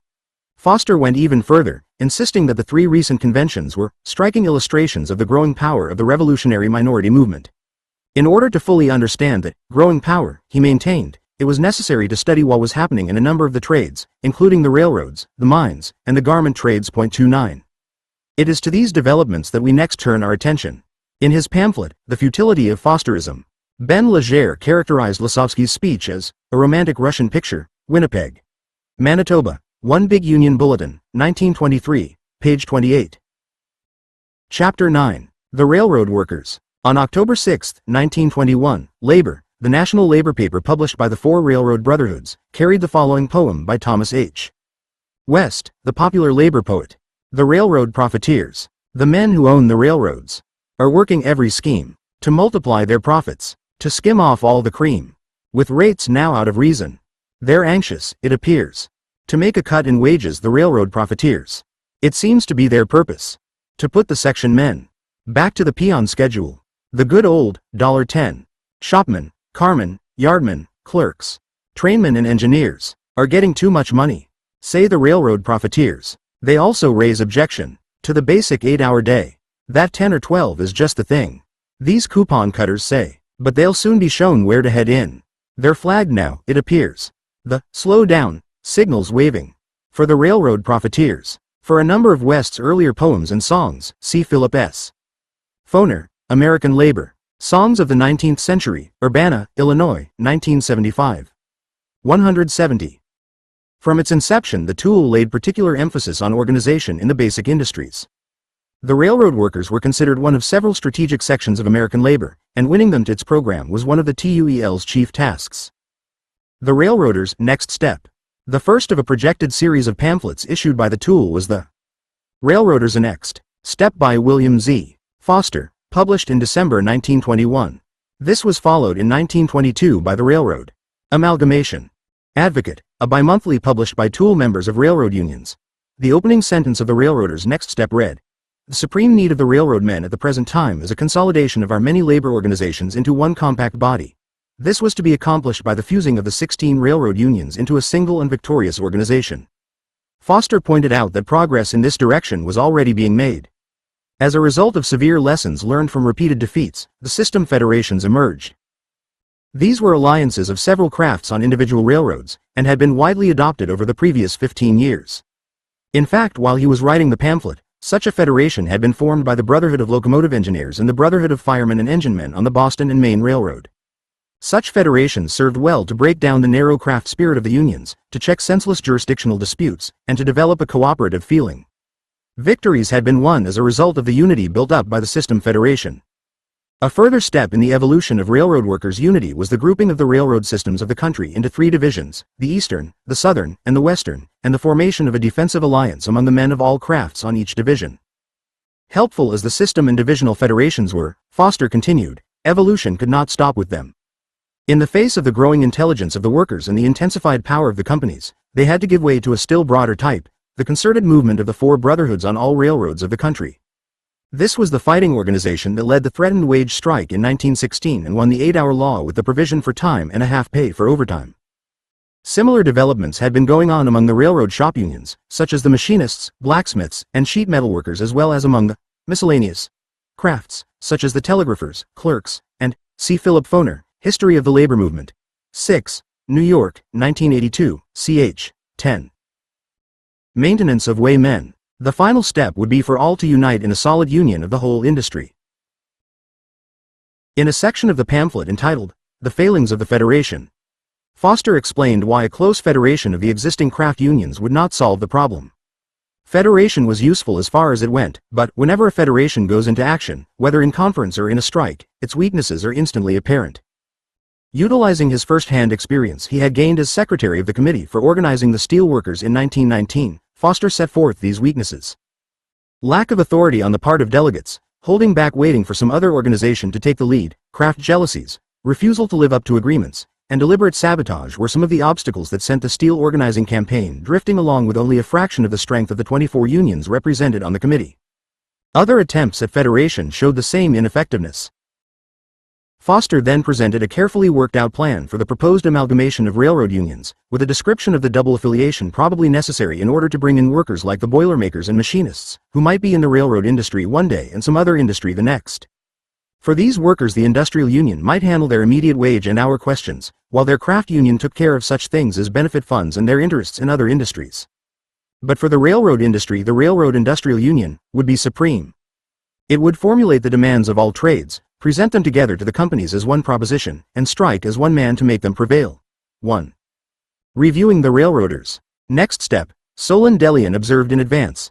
If the other pamphlets to be issued by the Trade Union Educational League are as clinching as this, a new day in American union literature is close at hand. 2. Conventions of the railroad. Brotherhoods. The first big job of the League, Foster wrote in a widely distributed T.U.E.L bulletin, will be to set up a widespread movement to enthuse the 16 railroad unions with fighting spirit and to amalgamate them into one compact organization. A consolidation of the railroad unions would begin a new day for American labor. 3. In April 1922, Foster presented the issue as amalgamation or annihilation for the railroad workers. Amalgamation or annihilation, that is the alternative before railroad labor today. Like a malignant disease, the open shop campaign is spreading. Our unions are in sad retreat before it. They cannot withstand the terrific power of the united railroad owners. The latter move as a single unit. When we workers fight one company, we have to fight them all. Moreover, the railroad owners have the undivided support of the banks, the courts, the newspapers, and the industrial interests generally. As against this monster unified power, we have 16 independent craft unions, disunited, mutually jealous, and consequently developing only a fraction of the workers' real power. The result is constant defeat for us. Our only real hope is in the fusing together of the 16 unions, so that all the great army of railroad workers can and must act as one body. Then alone can we withstand the mighty and ruthless employers. We must combine our forces or see our unions smashed altogether and our hard-won conditions ruined. 4. At the Railway Employees Department, AFL, convention in April 1922, a group of industrial unionists called for increased cooperation among the railroad shop crafts. About 40 amalgamation resolutions were submitted by various system federations and local unions. Debate over the proposals consumed an entire day. The T.U.E.L held a meeting during the convention at which Foster and William Ross Knudsen pushed the amalgamation idea. Conservative unionists pointed to the Knights of Labor, the American Railway Union, and the IWW as past examples of the futility of industrial unionism. The Railway Carmen's Journal reported that the convention had rejected amalgamation, or, as it termed it, one big union. The craft form of organization, the journal argued, as distinctly American. Amalgamation was thus a European idea, as a result of which European workers were experiencing chaos. The delegates upheld the sound and proven principle of craft organization, with its democracy and complete autonomy for each class of workers. The journal insisted that the failure of the Pullman strike and the American Railway Union should remind railroad workers that one big union leads to dictatorship, chaos, and quick dissolution. 5. In the months following the Railway Employees Department convention, Foster and the T.U.E.L conducted amalgamation campaigns at the conventions of 4 railway brotherhoods: the locomotive firemen and enginemen, the conductors, the trainmen, and the clerks. At 3 conventions, the T.U.E.L had to contend with the less radical proposals put forth by Warren S. Stone, the chief of the Brotherhood of Locomotive Engineers. Traveling to the various conventions, Stone advocated closer affiliation between the brotherhoods, working-class political action, and recognition of Russia. Partly from Stone's efforts, the trainmen adopted a resolution to join with the switchmen, and the firemen resolved to merge with the switchmen, and the firemen resolved to do so with the Brotherhood of Locomotive Engineers. These measures, Foster noted, were mildly progressive and should not be sneezed at.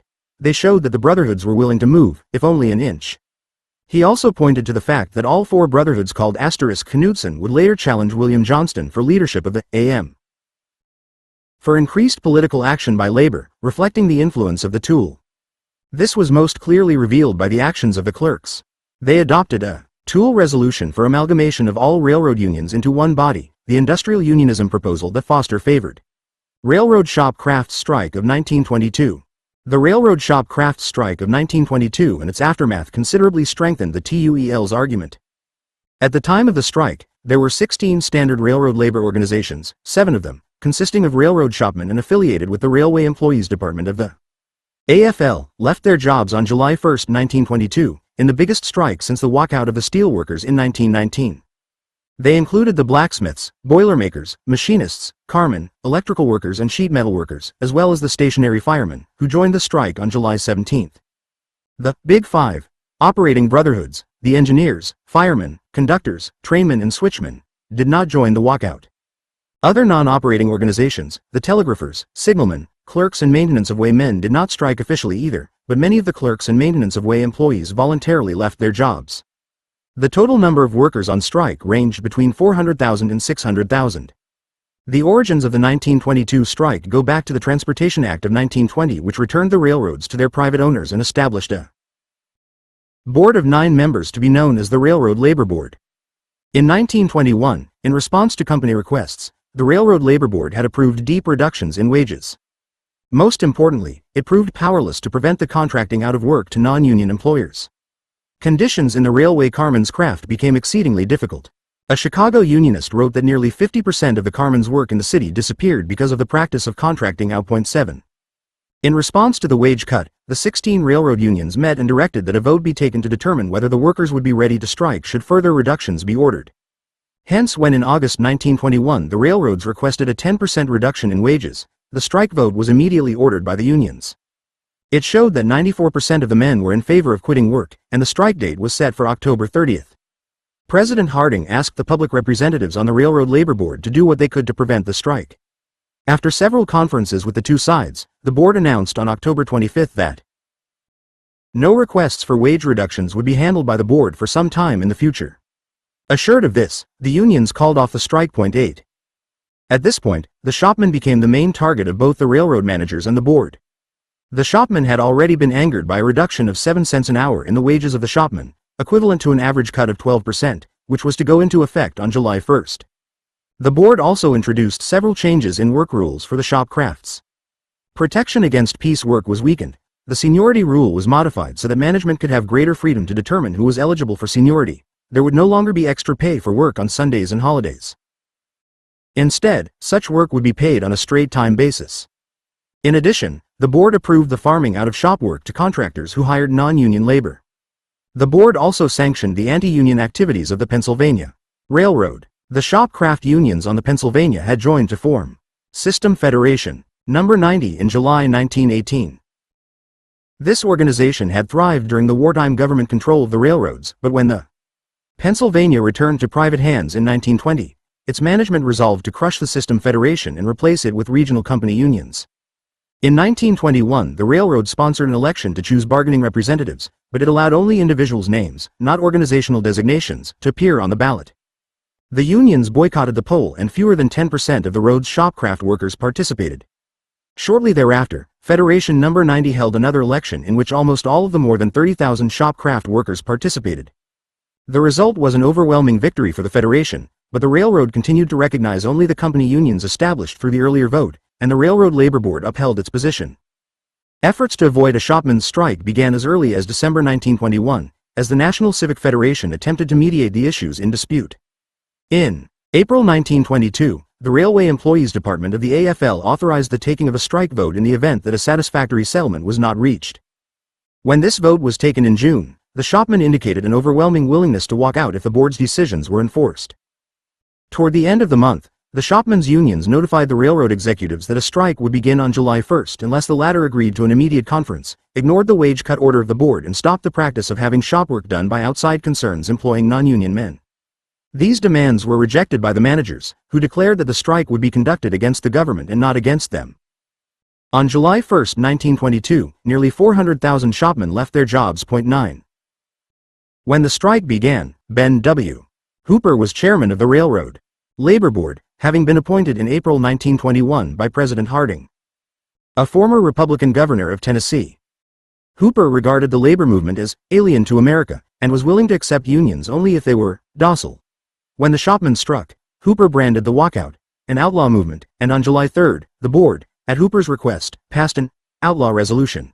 This stated that the strikers had forfeited all mediation and arbitration privileges guaranteed under Title III of the Transportation Act of 1920. The board urged the railroads to employ strikebreakers and assure them that they would be viewed as legitimate employees enjoying all the benefits granted under both the Transportation Act and company regulations. It was permissible for management to form any type of collective bargaining associations they saw fit with these new employees. The companies whose lines entered New York then jointly declared that all strikers would be dropped from the payrolls and would lose their seniority rights, a position soon adopted by nearly all the railroads affected. At this point, the question of seniority rights became the key issue in the strike, as the leading railroads insisted on stripping strikers of accumulated seniority and their claim to the benefits that their length of service entitled them. 10. Although acknowledging the justice of the workers' complaints and promising not to join the campaign to destroy the unions and bring organized labor to its knees, President Harding issued a proclamation on July 11 asserting that the workers who had chosen to take the places of the strikers had, by the decision of the Railroad Labor Board, the same indisputable right to work as others have to decline to work. 11. 3 days later, the chairman of the board brought the strike leaders and some of the railway executives together in conference. The executives agreed to cease the practice of having work done in outside shops but refused to restore seniority rights to the strikers. This doomed the conference to failure, and the board announced that it had ceased its efforts to end the strike. On July 31, President Harding proposed a settlement that provided that both parties were to recognize all decisions of the board, that the carriers would withdraw all lawsuits growing out of the strike, that the employees were to be returned to work with seniority and other rights unimpaired, and that the railroads would not discriminate against the strikers. Although the railroad managers refused to restore seniority rights, the shopmen accepted the president's plan. Harding then proposed that the men return to work and that the seniority issue be submitted to the Railroad Labor Board. This time the shopmen rejected the proposal. They had decided that going back to work without a guarantee on seniority would jeopardize much for which they had fought in the past. In an address to Congress, Harding denounced the strikers and warned that he would invoke all laws, civil and criminal, against them. 12. Further efforts by government mediators failed to solve the seniority issue.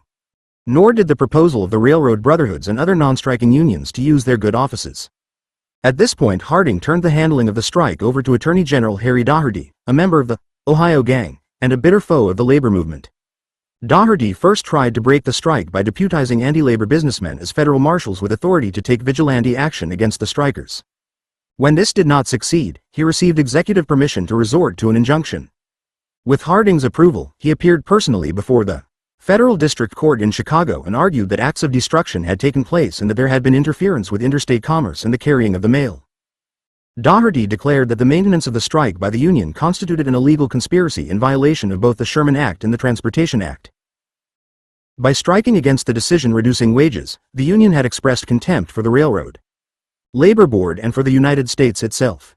He declared further that he would employ the powers of the government to prevent the labor unions of the country from destroying the open shop. 13. Daugherty's appeal met with a ready response from Judge James Wilkinson, a Daugherty appointee and, like the Attorney General, a bitter foe of organized labor. The temporary restraining order of September 3 and the injunction itself, issued 2 weeks later, was the most sweeping of its kind ever issued. Directed against the officers of the union, its members, and any persons aiding them, it forbade any interference with the railroad companies engaged in interstate commerce and with the transportation of the mails, preventing or attempting to prevent employees from entering employment or continuing it, conspiring to do these things or to interfere with, hinder, or annoy any of the employees. The making of threats, intimidation, acts of violence, opprobrious epithets, jeers, suggestions of danger, taunts, entreaties, or other unlawful acts of conduct, toward the employers or officers of the companies or toward persons desiring to enter their employ, aiding, abetting, directing, or encouraging any person or persons, organizations, or associations by letters, telegrams, telephone, word of mouth, or otherwise to do any of the acts aforesaid, inducing or, later Daugherty claimed that, Red agents of the Soviet government, controlled the rail strike, and it was nothing but a gigantic Red-inspired plot to make the railroads government-owned and then to substitute a Soviet regime by revolution for our form of government. The strike leaders, he claimed, were agents sent directly from Moscow by Lenin and Zinkiev. Harry M. Daugherty, with Thomas Dixon, The Inside Story of the Harding Tragedy. New York, 1932, pp. 127-40, Harry M. Daugherty, Lawless Disorders and Their Suppression, Appendix to the Annual Report of the Attorney General of the United States for 1922. Washington, D.C., 1924, pp. 1-12, 17, 24, 29.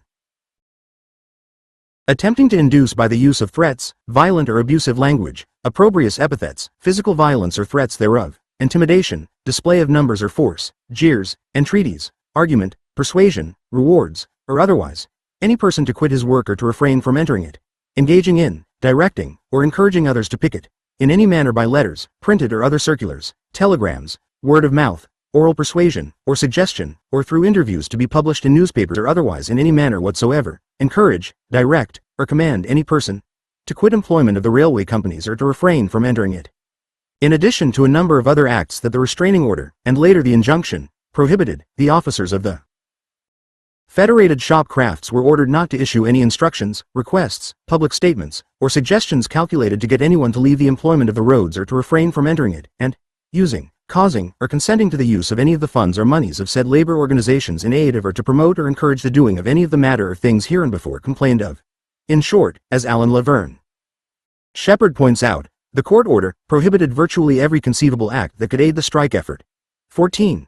The Iron Heel in Action, Advance Angrily charge. President Harding has finally decided to stake the temporary interest of the Republican Party for the greater and more permanent interests of capitalism, big business. This is the meaning of the injunction against the striking railroad workers. It was the most far-reaching injunction ever issued against striking workers. It is the last word in the art and science of industrial warfare. It forbids picketing, speaking, writing, giving out of news and interviews, paying of strike benefits and other strike expenses, and specifically forbids arguments in efforts to win over strikebreakers. But the most dangerous feature was the fact that it was sought and secured by the government, while all other injunctions were sought and secured by private employers. Thus the government had openly and officially made the strike-breaking task of the private owners its own task. The big question was, what was organized labor going to do about this assault upon its life? 15. The Railroad Brotherhoods and the AFL Executive Council denounced the injunction and labeled the court order a violation of the Clayton Act, * the Constitution, and the Bill of Rights. This was not enough. Advance, the Clayton Act, passed on October 15, 1914 during Woodrow Wilson's first term, was an anti-monopolist measure supplementing the Sherman Antitrust Act of 1890. It exempted fraternal labor organizations from its provisions, termed Labor's Magna Carta, by Samuel Gompers, it failed to live up to its name. Although it was expected to protect labor from the use of the injunction, Supreme Court interpretations deprived labor of its benefits. C. Philip Foner, History of the Labor Movement. 5, New York, 1980, 137-39. Insisted it was necessary to end the political practice of both the railroad brotherhoods and the AFL of reward the friends and punish the enemies. The danger to the ruling class will come when labor will stop rewarding and punishing, and will, instead, take political power in its own hands. At the moment, however, labor had to stand loyally by the striking railroaders. 1 degree. This, too, was not enough, argued the T.U.E.L. The League launched a campaign for a general strike of all the railroad unions to be followed by sympathetic strikes in other industries. While the 7 shop crafts, assailed with desperation by the companies, are fighting valiantly for their rights, the T.U.E.L International Railroad Amalgamation Committee appealed. 9 other unions are at work helping the companies to break the strike. It is a pitiful exhibition of working-class division, and the leaders responsible for it are guilty of criminal stupidity. 17. In Omaha, League militants encouraged the city's Central Labor Council to endorse a call for a general strike to break the Doherty injunction. A Bureau of Investigation agent had previously reported to J. Edgar Hoover from Omaha in February that Foster was gaining a foothold among all the radical labor unions in this part of the country. Foster went on a speaking tour during the strike, followed by federal agents. In Kansas City, he implored the strikers to amalgamate their unions and, according to a Bureau of Investigation agent present, concluded by saying that labor and capital have no interest in common and that labor will not come into its own until capital is crushed and destroyed. 18. His speech held his crowd of 200 for 5 hours, and he was interrupted by prolonged cheering. The agent in charge in the city wrote to J. Edgar Hoover after the speech that, "It is my opinion that the less this Bolshevik is allowed to talk during the present railroad and coal strikes, the better it will be for the country." As the head of General Motors was to say later, the agent was identifying the good of the country with that of the corporation heads. According to T.C. Carson, the president of the Switchmen's Union, the T.U.E.L flooded strike centers with propaganda, and its members appeared on picket lines to distribute pamphlets and handbills calling for a general strike and urging amalgamation of the brotherhoods. 19.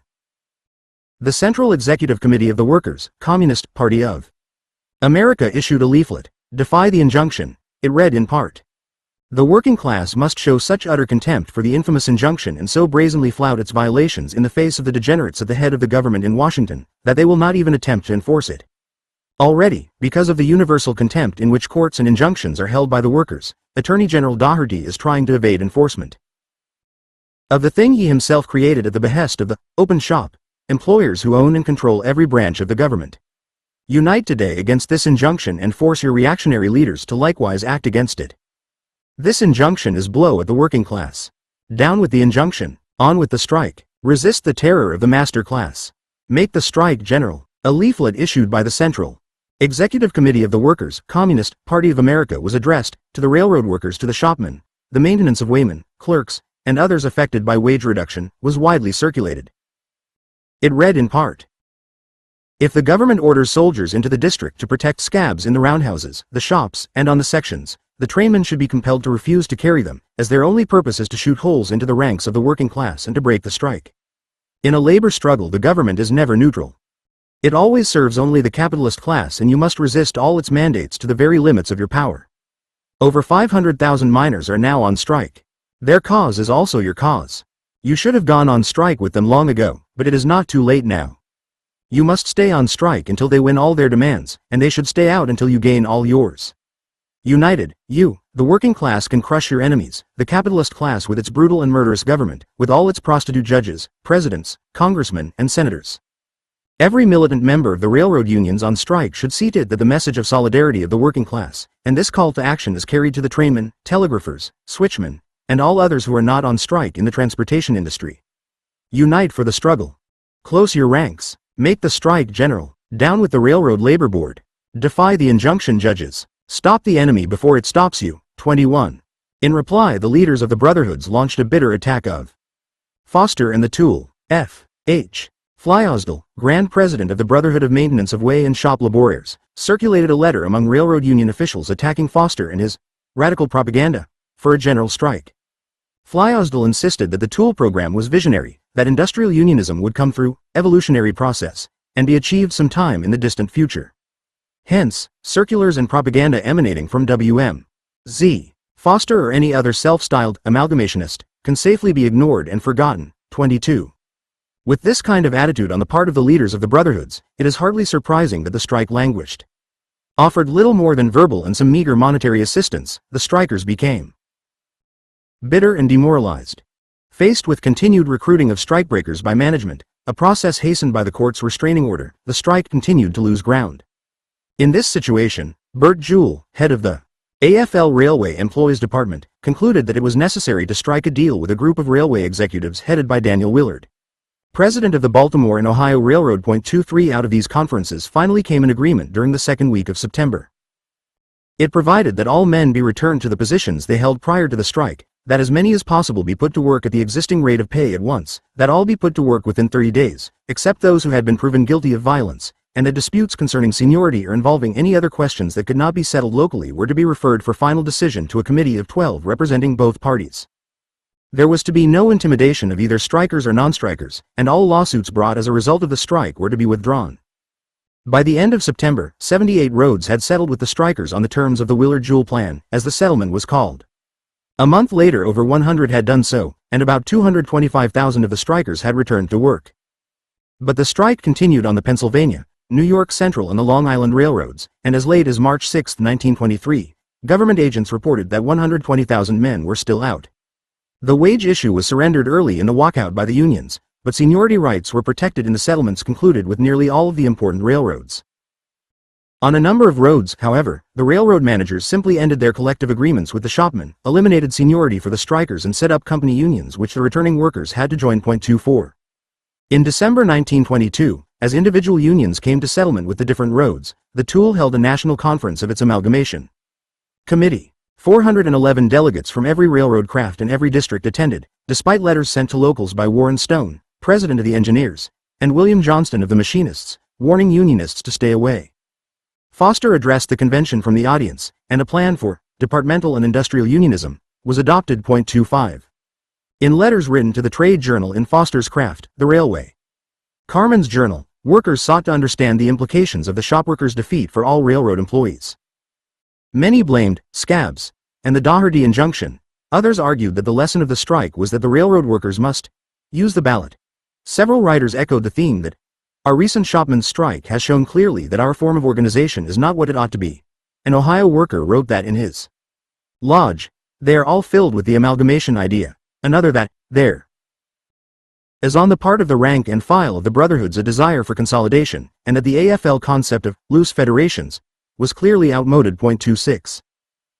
The T.U.E.L was both enraged and encouraged by the tragic outcome of the strike. Denouncing $25,000 a year labor leaders for the manner in which they had conducted the strike of the railroad shopmen, Foster told the Chicago Federation of Labor, "The pitiful thing to me is that the whole struggle is due to stupid leadership. It is tragic when you remember that there are 9 organizations at work while 5 are on strike on the railroads," he continued. If the rail workers were united into a solid mass instead of being divided as they are now, the railroads would never have attempted to start the present struggle. An army can't go into battle divided. The artillery and air service couldn't stand aside and say let the infantry do it, it isn't our fight. But now a similar condition exists in the shopmen's strike. The railroads pick out certain unions to beat. In combat, the other rail unions, including the big brotherhoods, are as shock troops for the railroads to defeat their fellow workers. And defeat them they did. The reason was clear, said the T.U.E.L. The shopmen's strike failed for want of union support. The 9 unions that stood by the companies killed it. Had these unions possessed the true spirit of unionism, one for all and all for one, they would have walked out with their brothers and the greatest strike in history would have been won, hands down, in 24 hours. 27.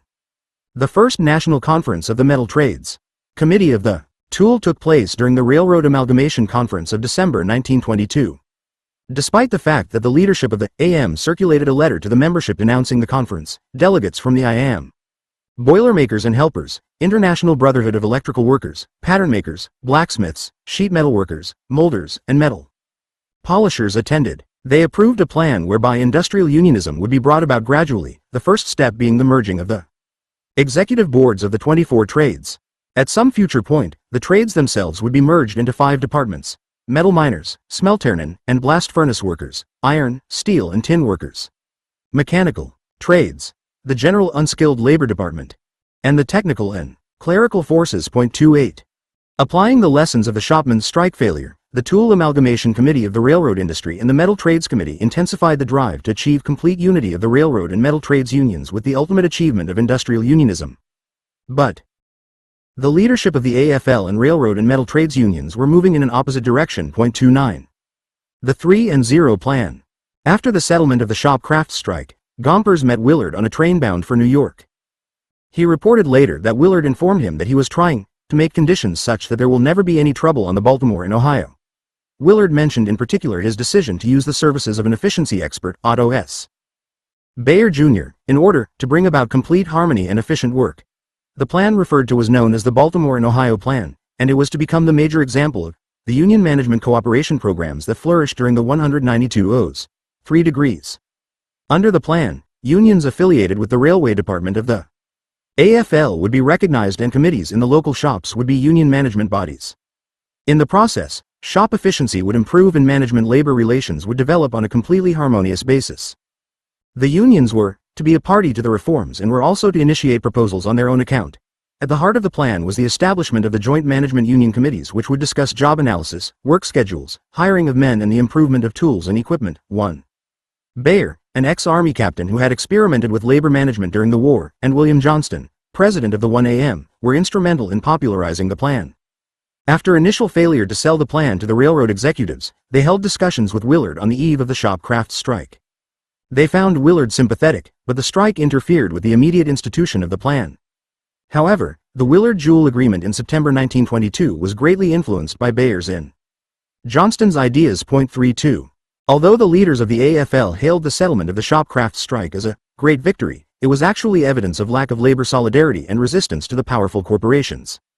Advance pointed out that the outcome was inevitable when the railroad unions refused to follow the policy of amalgamation and industrial unionism advanced by the T.U.E.L.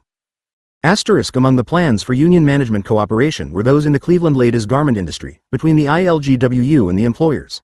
That in the cotton textile industry between textile manufacturers, North and South, and the United Textile Workers. That between the Rocky Mountain Fuel Company, controlled by Josephine Roche, and the United Mine Workers. And that between the Amalgamated Clothing Workers and the Chicago Clothing Manufacturers, headed by Hart, Schaffner and Marx. Several of these plans are discussed below, but, for a summary of their provisions, see Irving Bernstein, The Lean Years.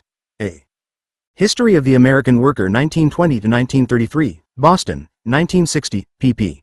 99,401. American labor lost one of its rarest opportunities for constructive working-class solidarity when the leaders of the railroad unions turned a deaf ear to what William Z. Foster had made so clear in the Railroaders' Next Step. 33. The leaders of the AFL and the railroad unions also turned a deaf ear to Advance's analysis. John P. Frey of the Molders Union, and widely viewed as the ideologist behind AFL policies, pointed to the settlement of the shop craft strike as evidence that large employers of labor are viewing their industrial problem with a newer, better understanding. They are abandoning the attitude that they and they alone will determine what labor policies shall be. 34. Convinced that they could not win out against the large employers, the AFL leaders pushed the idea that union management cooperation had to replace labor militancy as the only way to maintain the existence of the trade unions. 35. Bayer was permitted to set up an experimental scheme in the Greenwood shop of the Baltimore and Ohio in Pittsburgh in 1923. The following year it was extended to all B&O roundhouses and repair shops. The Railway Employees Department of the AFL officially endorsed Bayer's plan and hired him as a counsel. In 1925, the plan was adopted by the Canadian National, the Richmond shop of the Chesapeake and Ohio, and the Chicago and Northwestern, and the following year by the Chicago, Milwaukee, Street, Paul and Pacific. 36. Not long after the plan was introduced on the Baltimore and Ohio, Willard praised it fulsomely, claiming that it had introduced a new mental attitude, in the plan because the workers understood management's ideals. Workers had come to have a keen, lively and personal interest in their work. They wanted to see the B620 prosper, because it is in their own selfish interest that the company should prosper. 37 And prosper the company did under the plan. As Gompers pointed out in lauding the B620 plan, under it the company earned extraordinary profits. It was able to pull itself out of the deficit too, which inefficient and union-hating policies plunged so many railroads in the last few years, by reducing its costs. In fact, the B620 had taken away freight and passenger business from the Pennsylvania and other roads operating with non-union shopmen. 38 In short, to Gompers, the B620 plan proved that under a union management partnership, all employers could earn profits for themselves, their workers, their stockholders and the general public. But there were dissenting voices. The T.U.E.L attacked the B810 plan as nothing more than a class elaboration device to increase profits at the expense of the workers. William Z. Foster charged that the plan involves abandoning all struggle against the employers and facilitating increasing exploitation of the railroad workers. Its essence was to turn the trade unions into near-company unions. 9. These attacks had a basis in reality. In February 1924, Bayer drew up a report entitled Obstacles Which Are Blocking Progressive Cooperation on the Baltimore and Ohio. The report gave substance to Foster's charges. Bayer conceded that while the company was profiting from increased workers' productivity, the workers were not being rewarded with increased wages. Indeed, President Willard opposed any wage increase. The B&O remained adamant on this issue, refusing any increases, including the workers' demand for time and a half pay for Sunday work. But wages were not the only problem. The B&O plan had been heralded by union leaders, in part, because it promised to provide stable employment. But as speed-up increased, the company dismissed thousands of workers. All too frequently, union men were dismissed, while non-union workers were retained. 40. In a letter to Willard on January 28, 1924, Bayer pointed out that because of disillusionment with the operation of the B620 plan, workers' enthusiasm had not lasted for long. But what mainly concerned both Willard and Bayer was the fact that the plan was being increasingly attacked by Foster and the T.U.E.L as well as by the IWW. Bayer was concerned that recent developments were furnishing a certain degree of superficial validity to the attacks on the plan, and he urged Willard to meet with machinist leader William Johnston to discuss the situation. Together they could prevent failure of the plan. 41. However, Johnston admitted that he, too, faced a serious problem. In supporting the B&O plan, he had told the railroad shopmen that under it, there would be efficient service to the public, a fair return to the investors, and adequate wages and steady employment for the workers. But as far as the workers were concerned, Johnston conceded there was little gained. Meanwhile, they were being told by radical critics that the men are doing all the cooperating and the company is getting all the benefits. This charge was having its effect, especially when the workers find that there is little if any improvement in their condition of employment. 42. T.U.E.L Railroad Amalgamation Plan. Union management cooperative plans were tailored primarily to shop work rather than to the operation of the railroads. Nevertheless, the Railroad Brotherhood's accommodation with management was not too different than that of the non-operating unions. The results were also quite similar. Thus, the railroads cut wage scales, reduced the number of union workers, and abrogated national agreements. Hoods reflected these policies and the failure to put up a struggle against them. The Trainmen's Union dropped from 196,000 members in 1919 to 177,800 in 1925, in the Conductors' Union from 62,000 in 1922 to 58,600 in 1925, in the Firemen's Union from 125,900 in 1920 to 106,600 in 1925, and in the Switchmen's Union from 14,000 in 1920 to 8,900 in 1925. Those members who remained in these unions suffered pay cuts. On many lines, the operating unions continued to function as bargaining agents even though their numbers were reduced. But on such lines as the Pennsylvania, management sought actively to destroy the unions. Headed by President Samuel Ray and Vice President W.W. Atterbury, the Pennsylvania led the way in the rail industry in contracting out repair work to non-union shops and in fostering company unionism and strike-breaking. A persistent campaign was waged to institute the open shop and revise both wages and work rules to the company's advantage. 43. The critical situation facing the railway unions was the subject of intense discussion at the conference of the T.U.E.L International Railroad Amalgamation. Committee held in December 1922. The 411 delegates launched a general amalgamation movement and endorsed adoption of the Minnesota Plan of Amalgamation drawn up by T.U.E.L members of the Minnesota Shopcrafts Legislative Committee. 44 The Minnesota Plan opened. Railroad unionism is in danger. The full force of the Open Shop drive is now upon us. The companies are determined to wipe out the unions on the railroads and to establish a condition of serfdom for their workers. And they are all too successful in their efforts. Even the most powerful unions cannot resist their onslaughts, and as for the weaker ones, they are either being crushed outright or being converted through union management devices into class collaboration, semi-company unions. Conditions are being worsened rapidly in every branch of the service. Wage cuts, lengthening of hours, abolition of overtime rates, re-establishing of piecework and straight time for Sunday work, and the general elimination of union conditions are the order of the day. Faced by a militant and relentless foe, railroad labor is in disastrous retreat. The solution proposed was a general merger of the 16 unions, which would bring many advantages to the workers. Chief among these would be far greater industrial power. Complete amalgamation would give the railroad workers many times the power of the present craft unions. Another important benefit of amalgamation would be the elimination of jurisdictional disputes among the railroad trades. Once the railroad workers were all in one organization, there would never again be seen the sad spectacle of one group of trades working while the rest are striking. Agement would avoid the tremendous crisscrossing and duplicating of work now prevailing, thus making for greater economy. Considerable numbers of officials, who were duplicating each other's work, would be rendered available to organize the great numbers of unorganized in the industry and to carry on the highly expanded general activities of the amalgamated union. In short, aside from its other virtues, amalgamation was especially a measure of great efficiency and economy. The Minnesota Plan presented a specific program of amalgamation. The amalgamated union would consist of 6 departments. Within these departments, natural trade lines would be preserved. Men of similar callings would meet together and discuss their common problems, but the departments would have no power in wage negotiations. They would all act together as parts of one great machine. In this great struggle, the appeal went on. The companies were strong because they were thoroughly united, while the workers were not. All the important railroads in the United States are controlled by a dozen New York banks, which, in turn, are in the hands of a few financial pirates. Railroad capital was one gigantic organization which fights as a unit all over the country.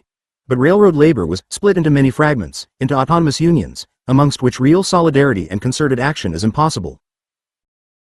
Against our mighty foe, we fight in little detachments, developing only a fraction of our power.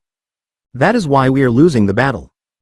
To oppose the mighty railroad combination of capital with single craft unions or loose federations of them is about equal to fighting the modern battleship with bows and arrows.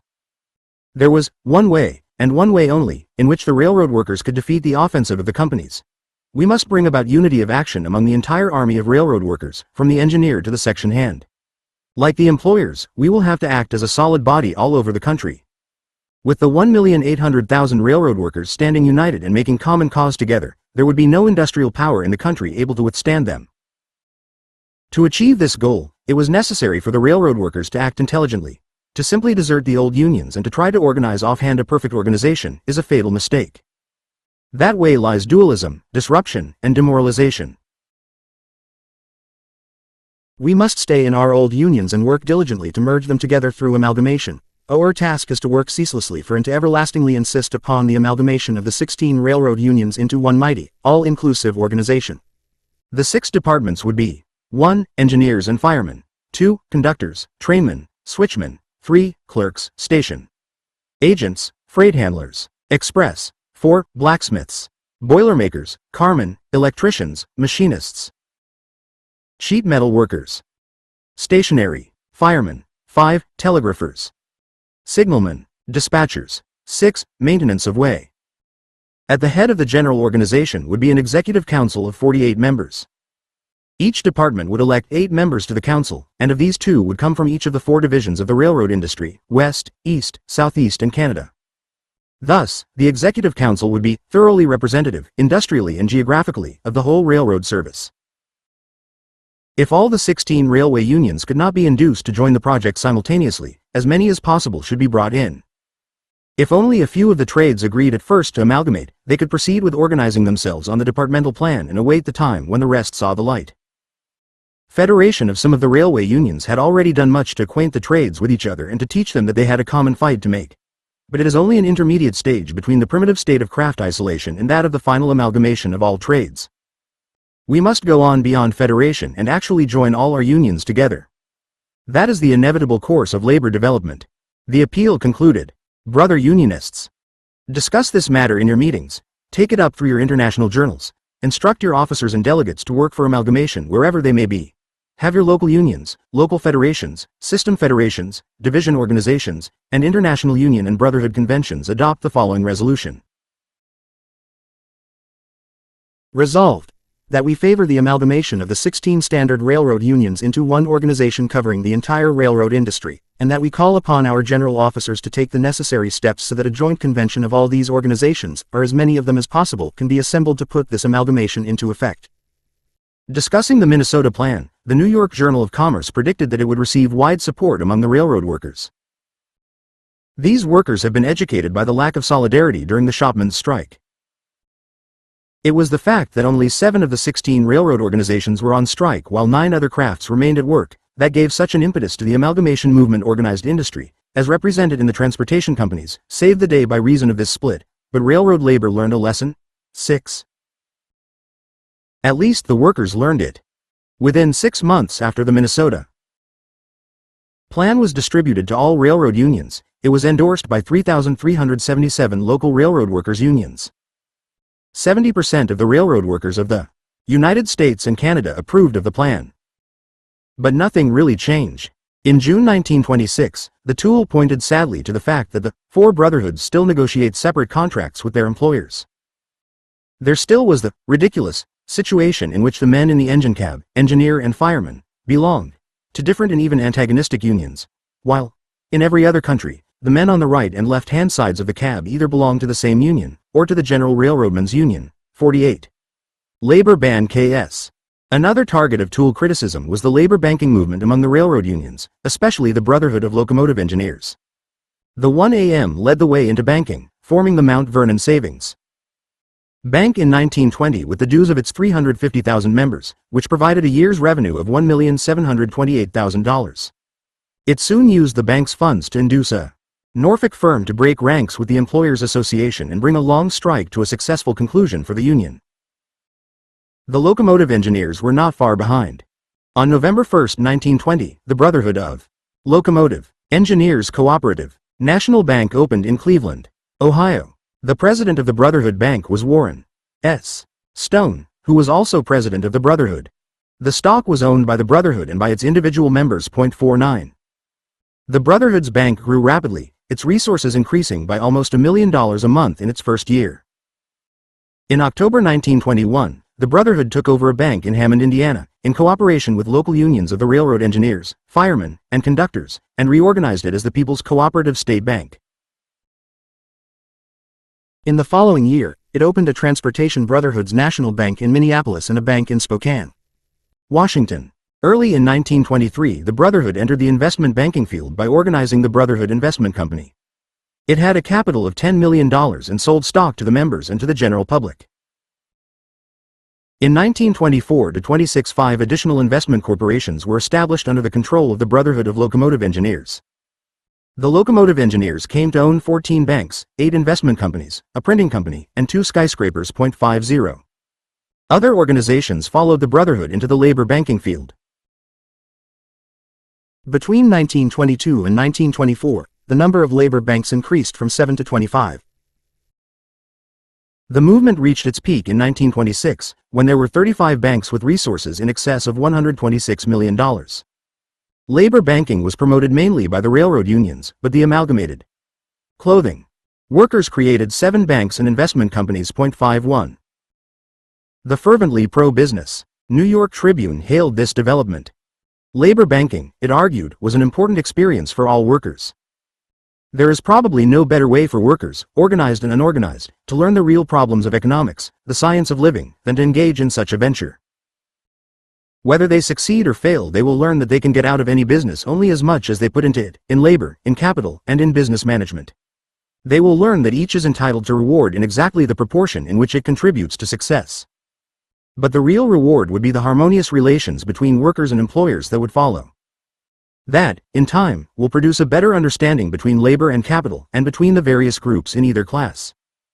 It leads to an appreciation of problems and a willingness and ability to be reasonable in helping to solve them. 52. The theory behind the labor banking movement was that it would secure for labor a measure of control over industry not possible through traditional trade union methods. Once labor banking was in full swing, the unions would no longer have to waste their time on the picket lines, but instead they would exercise the financial power obtained by mobilizing the workers' savings in their own financial institutions. Labor banking would stem the open shop drive and permanently influence the labor policies of industry. Labor banks could aid well-disposed employers while they could, at the same time, keep the savings of the working class out of the hands of anti-union employers. Professor Thomas M. Carver, a leading advocate of labor banking, argued that by putting their savings in these banks and buying their stock, workers would increase their incomes and gradually become capitalists. In fact, the entire capitalist system would be altered. Once labor had demonstrated its capacity to mobilize on the financial front, capitalism would easily recognize the parity of labor power with itself, and would even be willing to submit to being peacefully assimilated and annexed by that power. 53. The President's Page, by Warren S. Stone in the Locomotive. Engineers. Journal championed labor banking with such arguments in every issue. 54 But the T.U.E.L answered Stone with the argument that labor banking was diverting the union from protecting the economic interests of its members. The League warned that the labor banking movement was the gangrene which has infected the official body of America's railway unions, rendering them valueless, nay, worse than useless in their legitimate functions as the leaders of workingmen. Instead of mobilizing the railroad, David Montgomery writes that some activities of progressive unionists moved in peculiarly American directions, one of which was labor banks, new tendencies in union struggles, pp. 97-98. Actually, these included members of the T.U.E.L who favored the 3-0 plan as a way to save their weakened unions. Workers for higher wages, the union leaders were urging them to save part of your pay in our bank, and you won't need more wages. In a little while you'll be living off capital and then maybe you can quit working. 55. When Stone dismissed these arguments with the claim that his attention to financial activities, which consumed so much of his time, never interfered with his work on behalf of the membership's economic interests. 56. Foster launched a vigorous attack on the labor banking movement. In two pamphlets published by the T.U.E.L, Misleaders of Labor and Wrecking the Labor Banks, Foster charged that labor banks and similar institutions divert the attention of the unions away from their proper functions as organs of direct struggle against the employers and turn their activities into enervating and corrupting capitalist business channels. The real tasks of building the unions and defending the workers' interests are forgotten. The banks and investment companies of the Brotherhood of Locomotive Engineers are tied up with all sorts of labor-crushing capitalists. Inevitably the union leadership thus falls under the control of these enemies of the workers and does their bidding. As a striking example, there was the mine operated by the Locomotive Engineers Bank in West Virginia which paid non-union wages and refused to institute union conditions. Foster sharply attacked Stone's theory of the higher strategy of labor. Stone argued that labor history should be divided into three epochs. The first was the beginning of class consciousness and organization. The second was a general struggle for the right of collective bargaining, and the third was to be an era of cooperation with the employers, rather than a war against them. The most striking manifestation of the new development was the labor bank. 57. The League's warnings, however, were scoffed at as the complaint of incurable radicals altogether out of touch with realities of life. The railroad brotherhoods, and especially the engineers, lived in a golden dream. 58.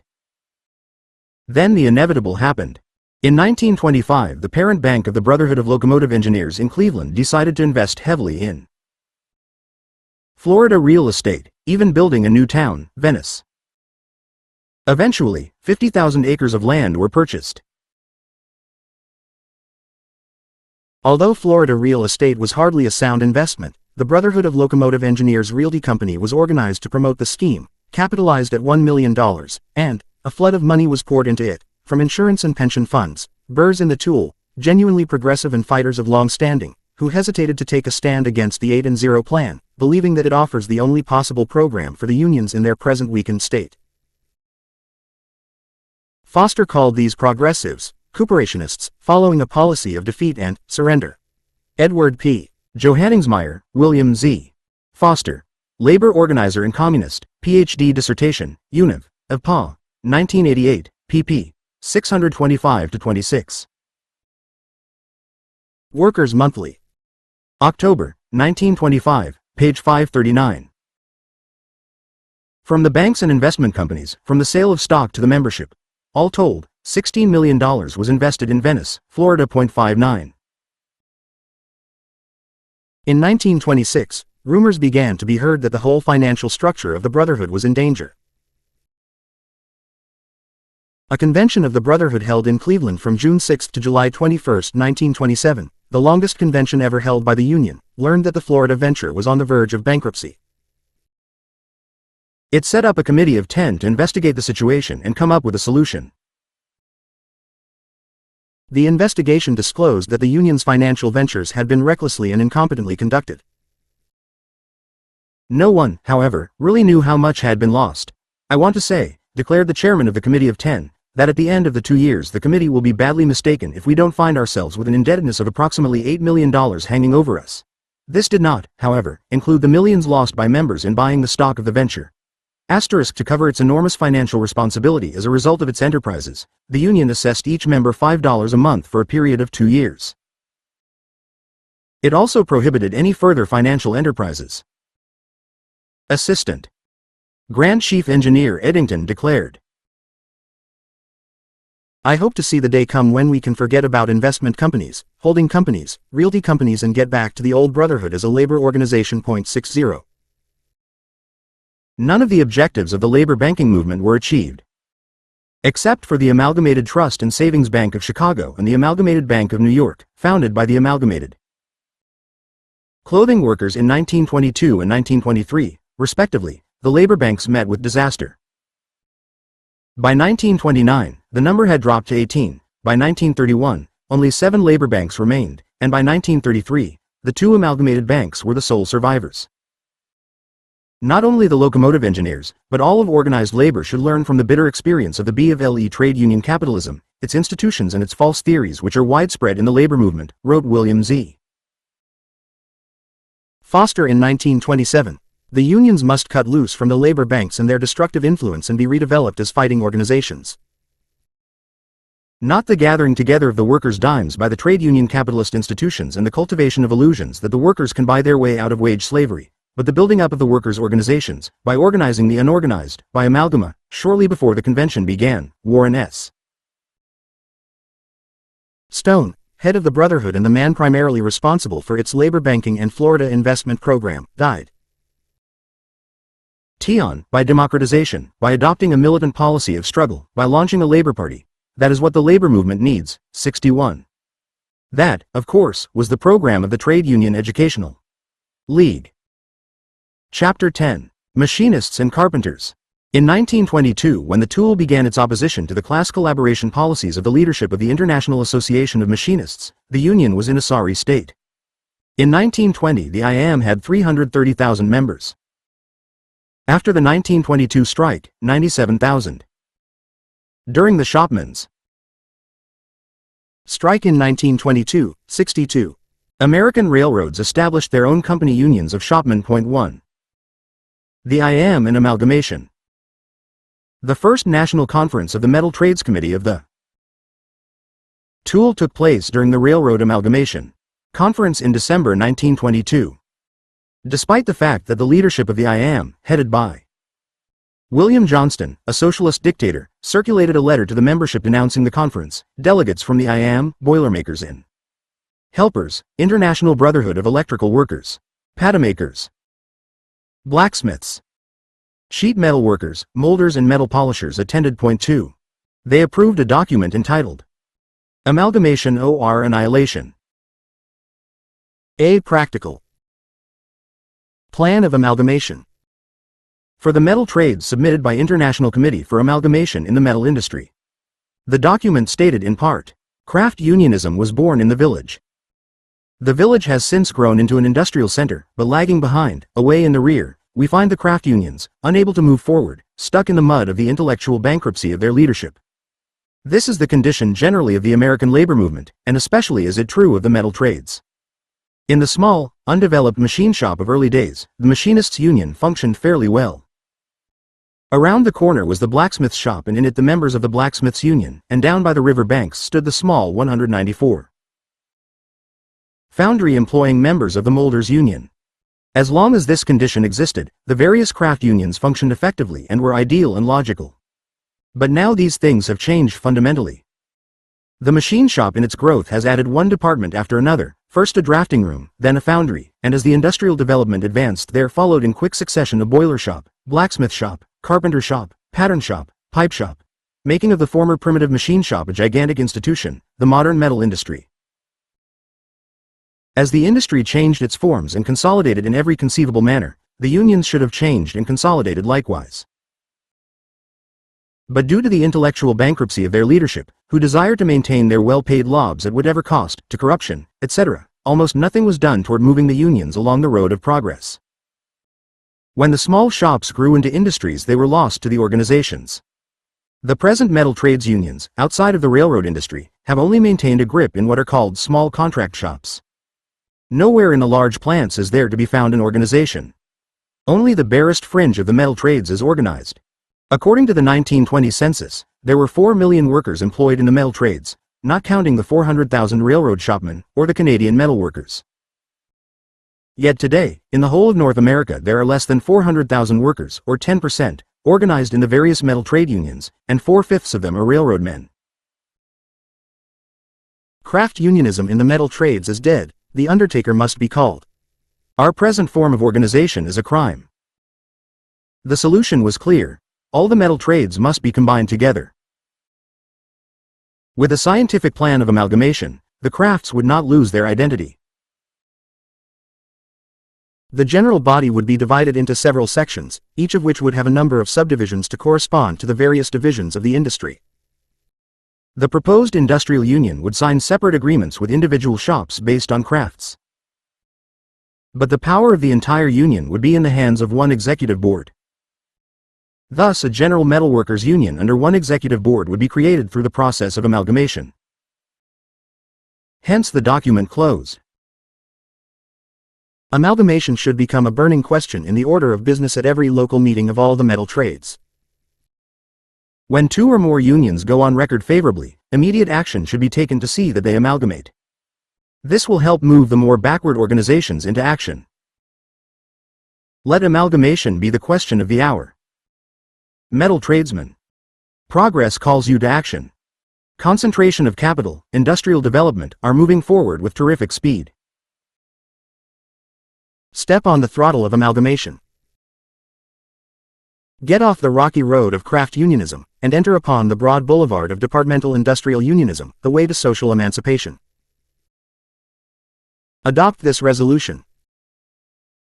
Resolved, that we favor the amalgamation of all metal trades organizations into one union covering the entire metal trades industry, and that we call upon our general officers to take the necessary steps so that a joint convention of all these organizations, or as many as possible of them, can be assembled to put this amalgamation into effect. As the amalgamation plan and the resolution were being circulated throughout the metal trades unions by the T.U.E.L, an incident occurred in early 1923 that came to be known as the Toledo case, because the dispute between supporters and opponents of the T.U.E.L developed in Toledo Lodge 205 of the I.A.M. 7 members of the lodge were charged by other members with belonging to an organization that was antagonistic to the union, namely, the T.U.E.L. The charges stated that the members had organized a local branch of the T.U.E.L, advocated industrial unionism and sown dissension in the lodge. The 7 were tried under the rules of the union, found guilty, suspended from the union for 1 year and fined $50 each. Before they were to be reinstated, it was proposed they would have to sever their ties to the Workers' Communist Party and the T.U.E.L. Upon appeal, President Johnston upheld the action of the local lodge. 4. Andrew Overgaard, a Chicago machinist who would play a large part in the Communist Party in the future, wrote in the Labor Herald that one issue in the dispute was the T.U.E.L position favoring admitting black workers to the I.A.M. 5 in 1890. The AFL had refused to charter the A.M. because it constitutionally barred blacks from membership. It even went so far as to create a rival union, the International Machinists Union, which permitted black workers to join. But in 1895 Gompers led the AFL in reversing its stand after the I.A.M. removed the barrier to black membership from the union's constitution, and transferred it to the ritual, thereby achieving the same ban on black entrance to the I.A.M.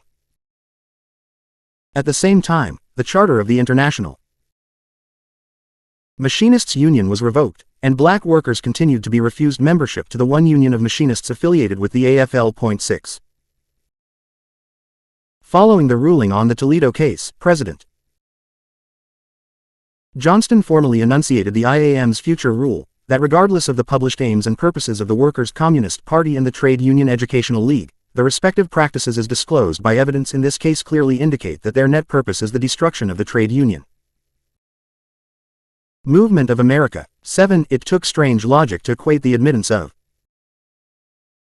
black workers to I.A.M. membership with destruction of the trade union movement of America. From this premise, notes Mark Perlman, historian of the machinists, Johnston naturally deduced that membership in the Communist Party was ipso facto grounds for expulsion from the I.A.M. 8. The I.A.M. and the 8-0 Plan. A major issue in the T.U.E.L battle against the I.A.M. leadership revolved about the Baltimore and Ohio Plan, we have previously discussed. 2. Foster, nothing represented class collaboration of unions and capitalists more clearly than the B&O Plan, which had been widely implemented in railway shops after the 1922 strike. It had been taken up by President William H. Johnston of the Machinists Union as a means of getting the union into the good graces of the railroad corporations. 9. The T.U.E.L condemned this infamous Baltimore and Ohio Plan, and pointed out that at the Glenwood shops, one of the major shops of the Baltimore and Ohio Railroad, where the plan had been in operation for 2 years, the machinists' local union had denounced it as nothing but an agreement whereby the union purchased recognition from the railroad management by supplying efficiency engineers who, with the authority of the union, sped up production, and, at the same time, got rid of undesirable workers as well as any union working conditions which might hamper or reduce profits. In short, declared the T.U.E.L, the union had become a supply corporation to the railroad companies, engaging in the business of selling labor just as another corporation may sell lubricants. In this connection, they quoted from President Johnston's first public announcement of the B620 plan, made at a meeting held in the St. Louis YMCA, and reported in the November 24, 1923 issue of Labor, the Railroad Union Weekly. He said, "The idea underlying our service to the B620 may be compared to the idea which underlies the engineering service extended to railroads by large supply corporations which have contracts with these railroads to furnish, let us say, arch brick, superheaters, stokers, or lubricating oil." 10. The T.U.E.L warned that if the B&O Plan were extended throughout the railroad industry, it would eliminate unionism altogether. It was a method by which the railroad management would capture the unions and turn them to profit-making organizations for industry. The plan, in effect, was a direct competitor of the company unions, giving promise to industry of being more useful than even the company unions, LL. In an article entitled, Company Unions and the B620 Plan, a member of the T.U.E.L Machinists Union explained how the plan changed the labor unions into company unions. The company unions have the following purposes. 1. To provide regular means of access by employees through their representatives to the employer, and for consultation by the employer with employees through representatives. 2. To avoid interruption of production and to maintain maximum production. 3. To give employees an opportunity to discuss conditions under which they work and the means of improvement. 4. To further the common interest of the employees and the employer in all matters pertaining to work, organizing and efficiency. He then compared these avowed purposes with the statement of principles of the B&0 Plan, as formulated by I.A.M. Johnston and 8-0 Railroad Bayer. 1. Full and cordial recognition of the Federated Shopmen's Union as agents of the employees. 2. Constructive and protective functions in railroad management, along lines laid down by these unions and their spokesmen. 3. Agreement between these unions and the management to cooperate for improved service to the public. 4. Agreement to share fully any subsequent benefits. 5. Perfection of definite administrative machinery to accomplish these purposes. The T.U.E.L contended that the B&0 plan contained all the principles of the open shop idea. The only essential difference between the company union plan of the National Association of Manufacturers, which was the open shop movement, and the B&0 plan, was that in the latter case, the union officials themselves contracted to use the power of the labor union to establish the principles of the open shop. The labor union officials, the T.U.E.L continued, had their own reasons for being anxious to make this kind of a deal with the employers. Their criminal mismanagement of the 1922-23 strike had demoralized their members to such an extent that the officials became alarmed at this danger to their salaries. They had to find a new method of renewing the flow of per capita tax into their treasuries, after the drastic loss of membership. On the other hand, the open shop employers were interested in the plan for two reasons. First, because they were experiencing difficulties with their private company unions, and second, because they realized the need for an additional line of defense inside the workers' organizations to prevent the company unions from being captured by the workers. 13. The 17th convention of the IAM was held in Detroit, Michigan, from September 15 to 27, 1924. The key issue of amalgamation consumed considerable time.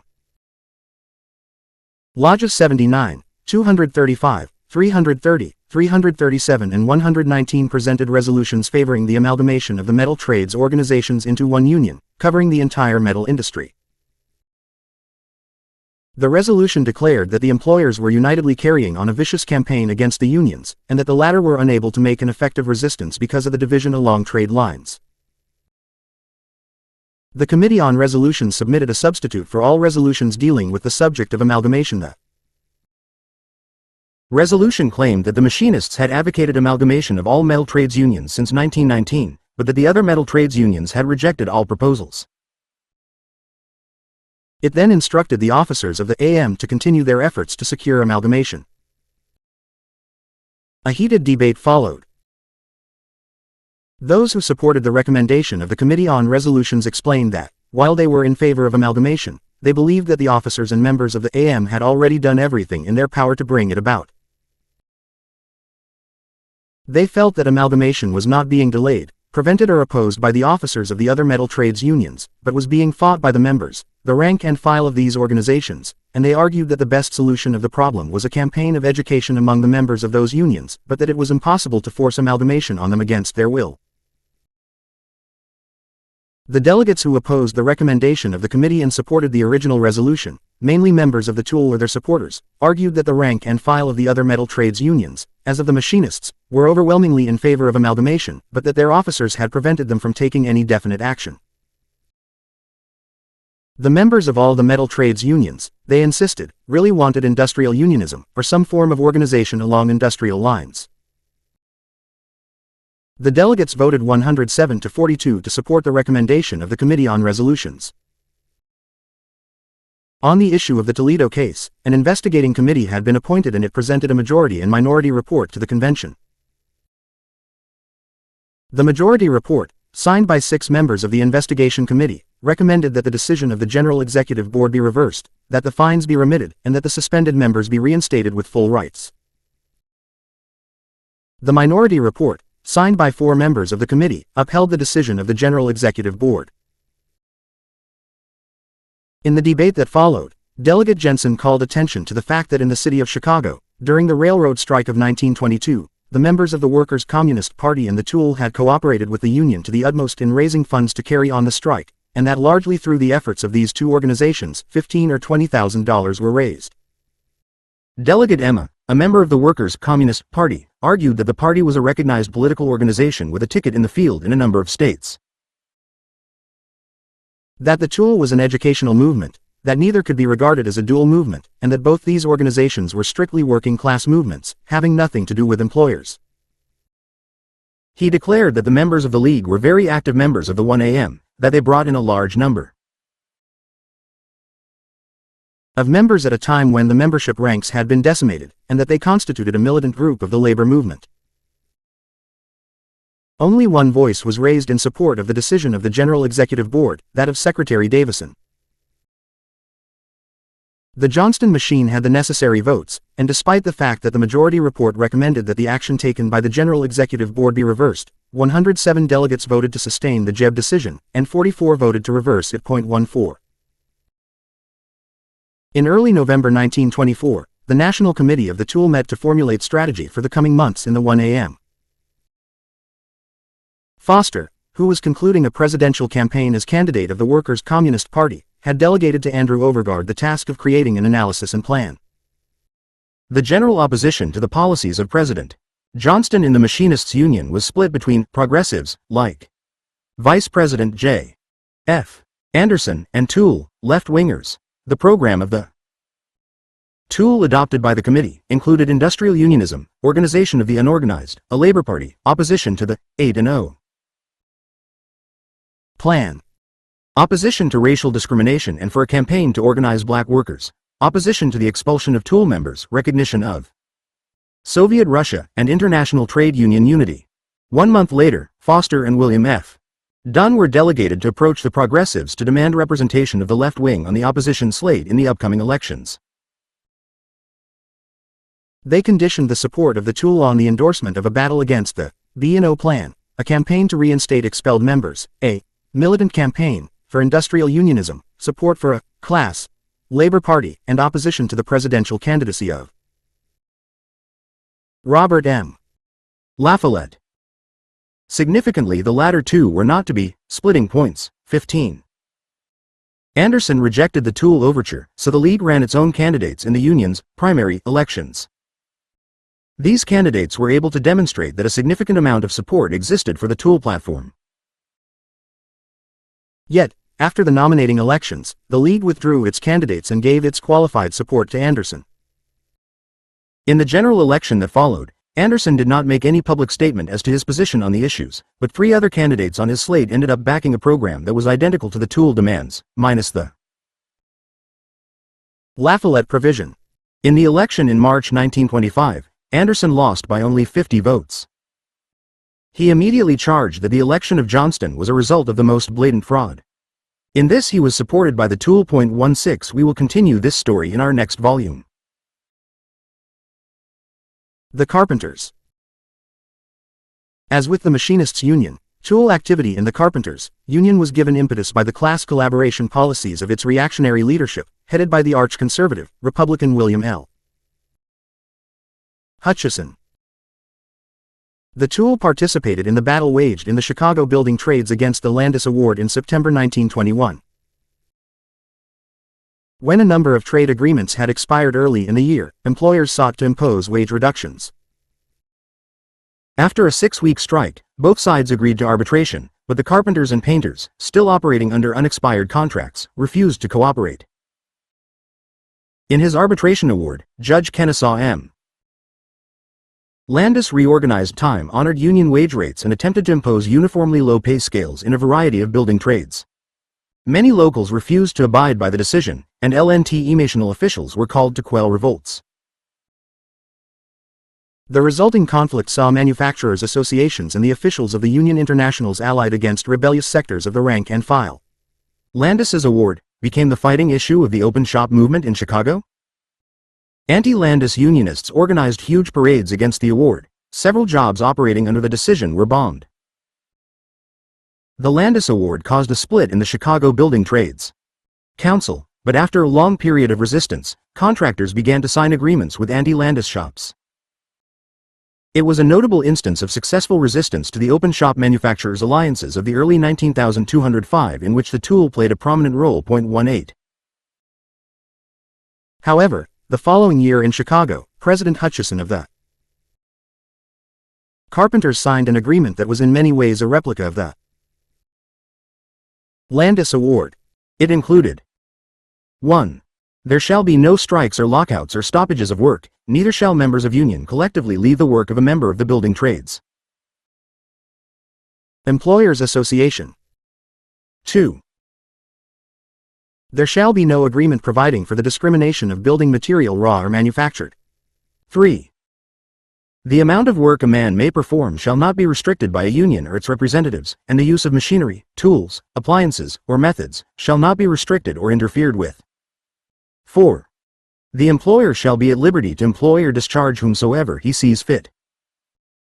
Landis was the judge who presided over the federal trials of the IWW, and handed down severe sentences of from 10 to 30 years in jail plus enormous fines. See Philip S. Foner. History of the Labor Movement in the United States 7, New York, 1987, 310-12. This agreement, known as the 12 Points, was entered into by the Building Trades Association with the Building Trades Employers Association on October 10, 1922. That same year, 1922, the T.U.E.L published a small sheet, The Progressive Building Trades Worker, and opened headquarters in Philadelphia, New York, Chicago, and Detroit to launch a joint drive to change the conservative policies of the United Brotherhood of Carpenters and Joiners. 20. The drive at first dealt largely with the activities of Hutchison in New York in 1916 and Chicago in 1922. In the 1916 New York strike, after 70% of the strikers had gained their demand for an increase of 50 cents per day in wages, Hutchison, on the promise of a future increase in wages by the Employers Association, and without consulting the district council, ordered the 3,000 men still on strike to return to work under the old rate of wages. When Hutchison's settlement was rejected, the carpenters' president still insisted that the men work for $5 a day when almost all were earning $5.50. Upon their refusal to obey, he suspended the entire membership of the 63 local unions and recruited scabs to replace the men still on strike. When 64 delegates from the expelled locals were sent to the 1916 convention of the Brotherhood, the police were summoned to keep them from presenting their side of the story in the convention hall. 21. The T.U.E.L condemned Hutchison's conduct in the 1916 strike, and charged that in the events in Chicago, his order to return to work at the old rate of wages resulted in a reduction in pay for more than 13,000 members from the higher wages already won by them. 22. Spurred by the T.U.E.L, Local 181 of Chicago adopted a resolution denouncing the L.W. Points Agreement of October 10, 1922, as detrimental to the interests of the carpenters in that it surrendered the fruits of many hard-fought victories at a time when no concessions were necessary. The resolution also condemned the methods used in making the agreement as the cheapest kind of political chicanery, and demanded that the delegates to the carpenters' convention, then in session, read the agreement and denounce it before the gathering adjourned. However, Hutchison refused to permit Local 181's appeal to be read at the convention. 23. In his opening address to the convention, Hutchison denounced the followers of the T.U.E.L as men who have been brainwashed into believing that the propaganda that has been spread by men like Foster and his kind was more in keeping with the true principles of labor unionism than the principles of our organization.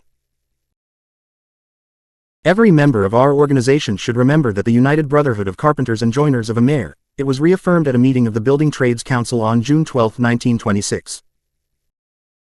ICA is a trade union organization, and at any time any member advocated anything that pertains to landindustrialism, communism, or any other ism that has for its purpose the disintegration of our brotherhood or the putting into effect of what might be termed an industrial organization, there is no place in our organization of that kind of man. Advocates of this sort of thing should be kicked out quickly. 24. On March 1, 1924, the police, in collaboration with the local carpenters' leadership and other AFL leaders, raided a meeting of the T.U.E.L in Los Angeles, and arrested the 39 men and women present. The authorities confiscated all the materials there, and after taking the names, addresses, and local union affiliation of those arrested, released them on their own recognizance. 2 days later, the T.U.E.L asserted, the list of names and addresses, together with the minutes and a list of those who had contributed to the Labor Defense Council, were in the possession of the Carpenters' District Council. The raid, the League charged, was a conspiracy between the labor officials and the police. 16 members of the Carpenters Union, who had been present at the League meeting, were expelled by the order of President Hutchison, and the local unions were instructed to strike their names from the books. 25. The expelled members appealed to the General Convention in 1924. Although the appeal was forwarded by registered mail, it did not come before the convention. On September 27, the appeal was heard by the General Executive Board together with delegates from locals 158 and 426 of Los Angeles.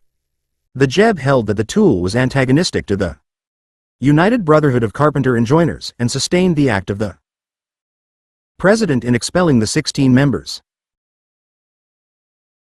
The board recommended, however, that if the suspended members filed affidavits with the General Office swearing that they had severed all connections and affiliations with the League, and never again would give it or any similar organization any recognition, support, encouragement, or assistance, they should be permitted, upon payment of all back dues and per capita taxes, to continue their membership in the Brotherhood but not permitted to hold office in or serve as committeemen of any local union for a period of 5 years. But the suspension of James McClure, who the JEB viewed as the most active in the League, was to be permanent. 26. To the suspension the 16 members made a vigorous reply, including, "In the event that we swear away our freedom of thought, speech, action in this manner, then the General Executive Board will permit us to continue membership in the United Brotherhood under the following conditions: that we shall not be permitted to hold office in any local union, or serve as committeemen of any local union for a period of 5 years. In other words, they would seal our lips and prevent us from doing any real progressive work in the labor movement in Los Angeles. Every union man knows that there is only one reason for belonging to a labor union in Los Angeles, and that is to be a live wire and keep on fighting on the job and in the local union for a better organization and better working conditions. In other words, if a man did not have some ideal that he could work for in his organization, he might as well not belong, because everyone knows that the mere fact of a carpenter carrying a union card does not make any difference to him in securing a job and wages in Los Angeles at the present time." The expelled men also announced their intention to continue their fight for a trial and for reinstatement. The home affair. A key issue pushed by the T.U.E.L and other opposition forces at the 1924 convention revolved about the home affair. This related to the Hutchison plan to build a home for aged carpenters. The T.U.E.L and other forces in the Union charged that the plan was designed to build a home at an extravagant cost, with Hutchison, his cronies and the builders sharing the excessive costs. The T.U.E.L favored a pension instead of a home.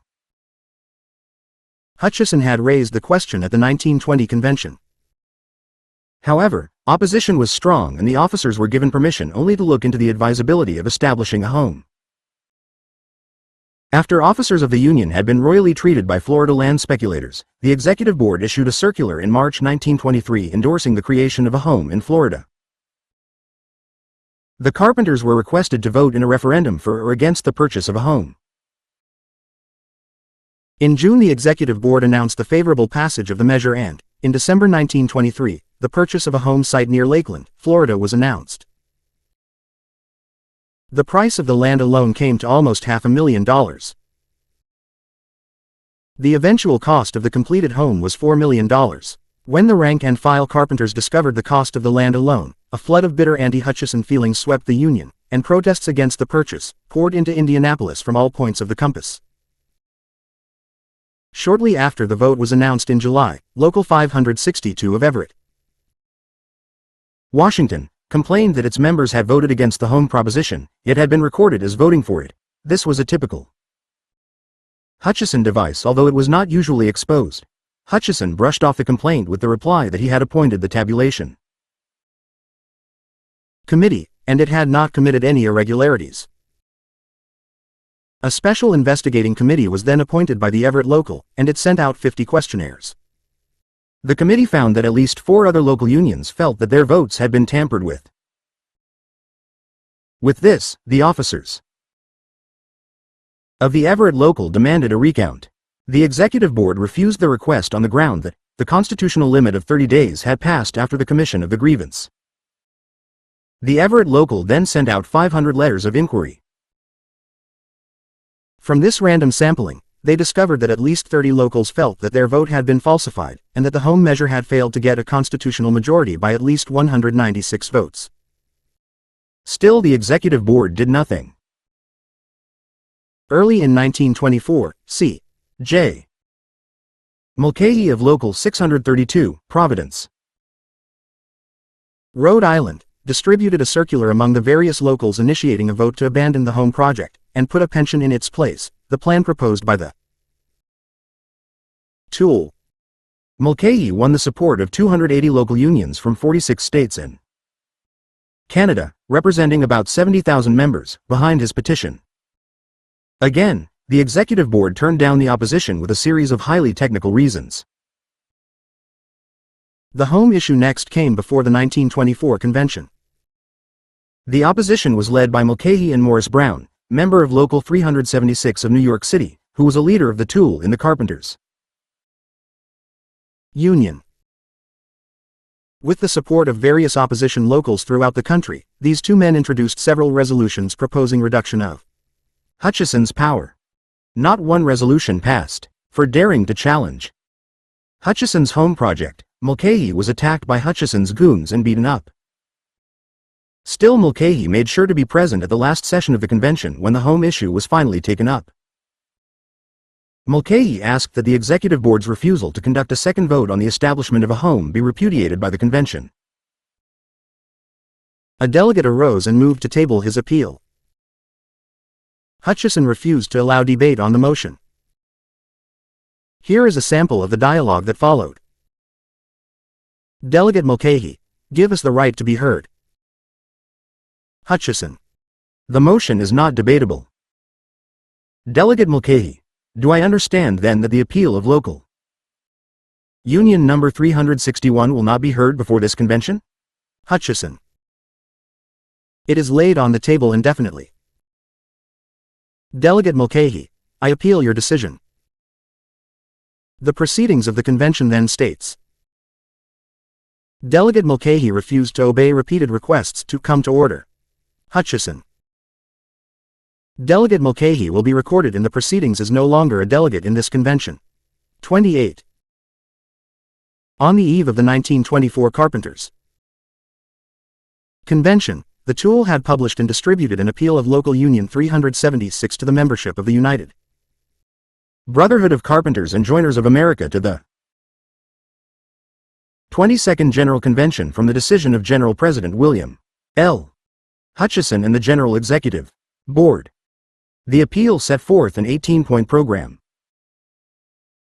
It is worth reprinting in full since it presents the League's program to reform the second largest union in the country, under one of the most corrupt and reactionary union leaderships in the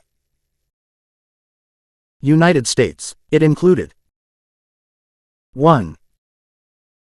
Affiliation to the Building Trades Department. 2. Abolition of the National Board of Jurisdictional Awards.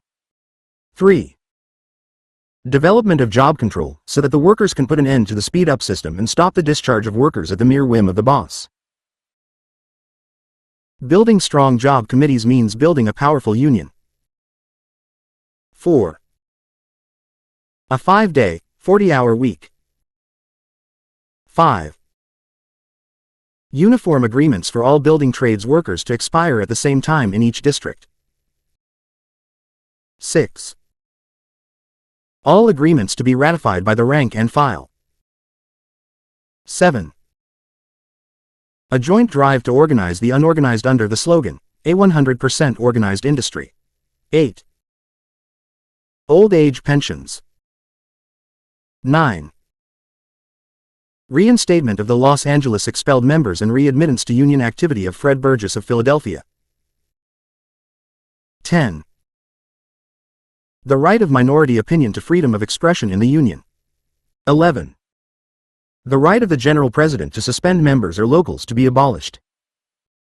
Such rights to be voted in the General Executive Board, who will act only on the recommendation of state or district councils. 12. National conventions to be held biennially. 13. Committee on Rules to govern conventions to be elected by the delegates assembled. 14. Organizers to be elected by a referendum vote in the districts they represent. No appointed organizer shall be a delegate to state or national conventions. 15. Amalgamation of the building trades upon a departmental basis along the lines laid down by the 1913 Convention of the Building Trades Department. 16. International affiliation with the Building Trades International Secretariat, to include the Russian building trades. 17.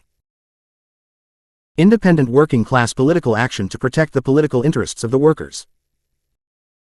18. Recognition of, and trade relations with, Soviet Russia. 29. The General Executive Board reprimanded Local 376, New York, for supporting this program of the T.U.E.L. In Empire in Wood, A History of the United Brotherhood of Carpenters and Joiners. Robert A. Christie dismissed the appeal as a long-winded 18-point platform which included a series of internal reforms in the Brotherhood, ostensibly designed to make it a more democratic organization. Ph.D. dissertation, Cornell University, 1954, p. 476. At the same time, he concedes, the facts, set forth, seem to be reliable, and that the T.U.E.L., for which he has only contempt, was able to establish a strong foothold in the United Brotherhood Bebkaoways of Hutchison's recklessly autocratic methods. Why, then, the cheap sneer, ostency?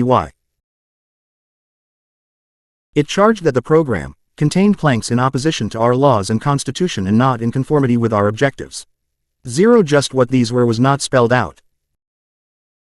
The 18-point program was designed to oppose Hutchison's re-election in 1924. However, the opposition was split, with Morris Rosen and William K. Brown, both of Local 183, running for Hutchison's office. Rosen was the T.U.E.L. candidate. Hutchison was reported to have received 77,989 votes.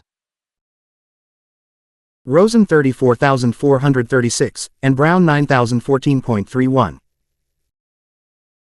The 18-point program of the T.U.E.L. seemed to have gone the way of every proposal at a carpenters' convention aimed primarily at creating a more democratic union. They were all defeated.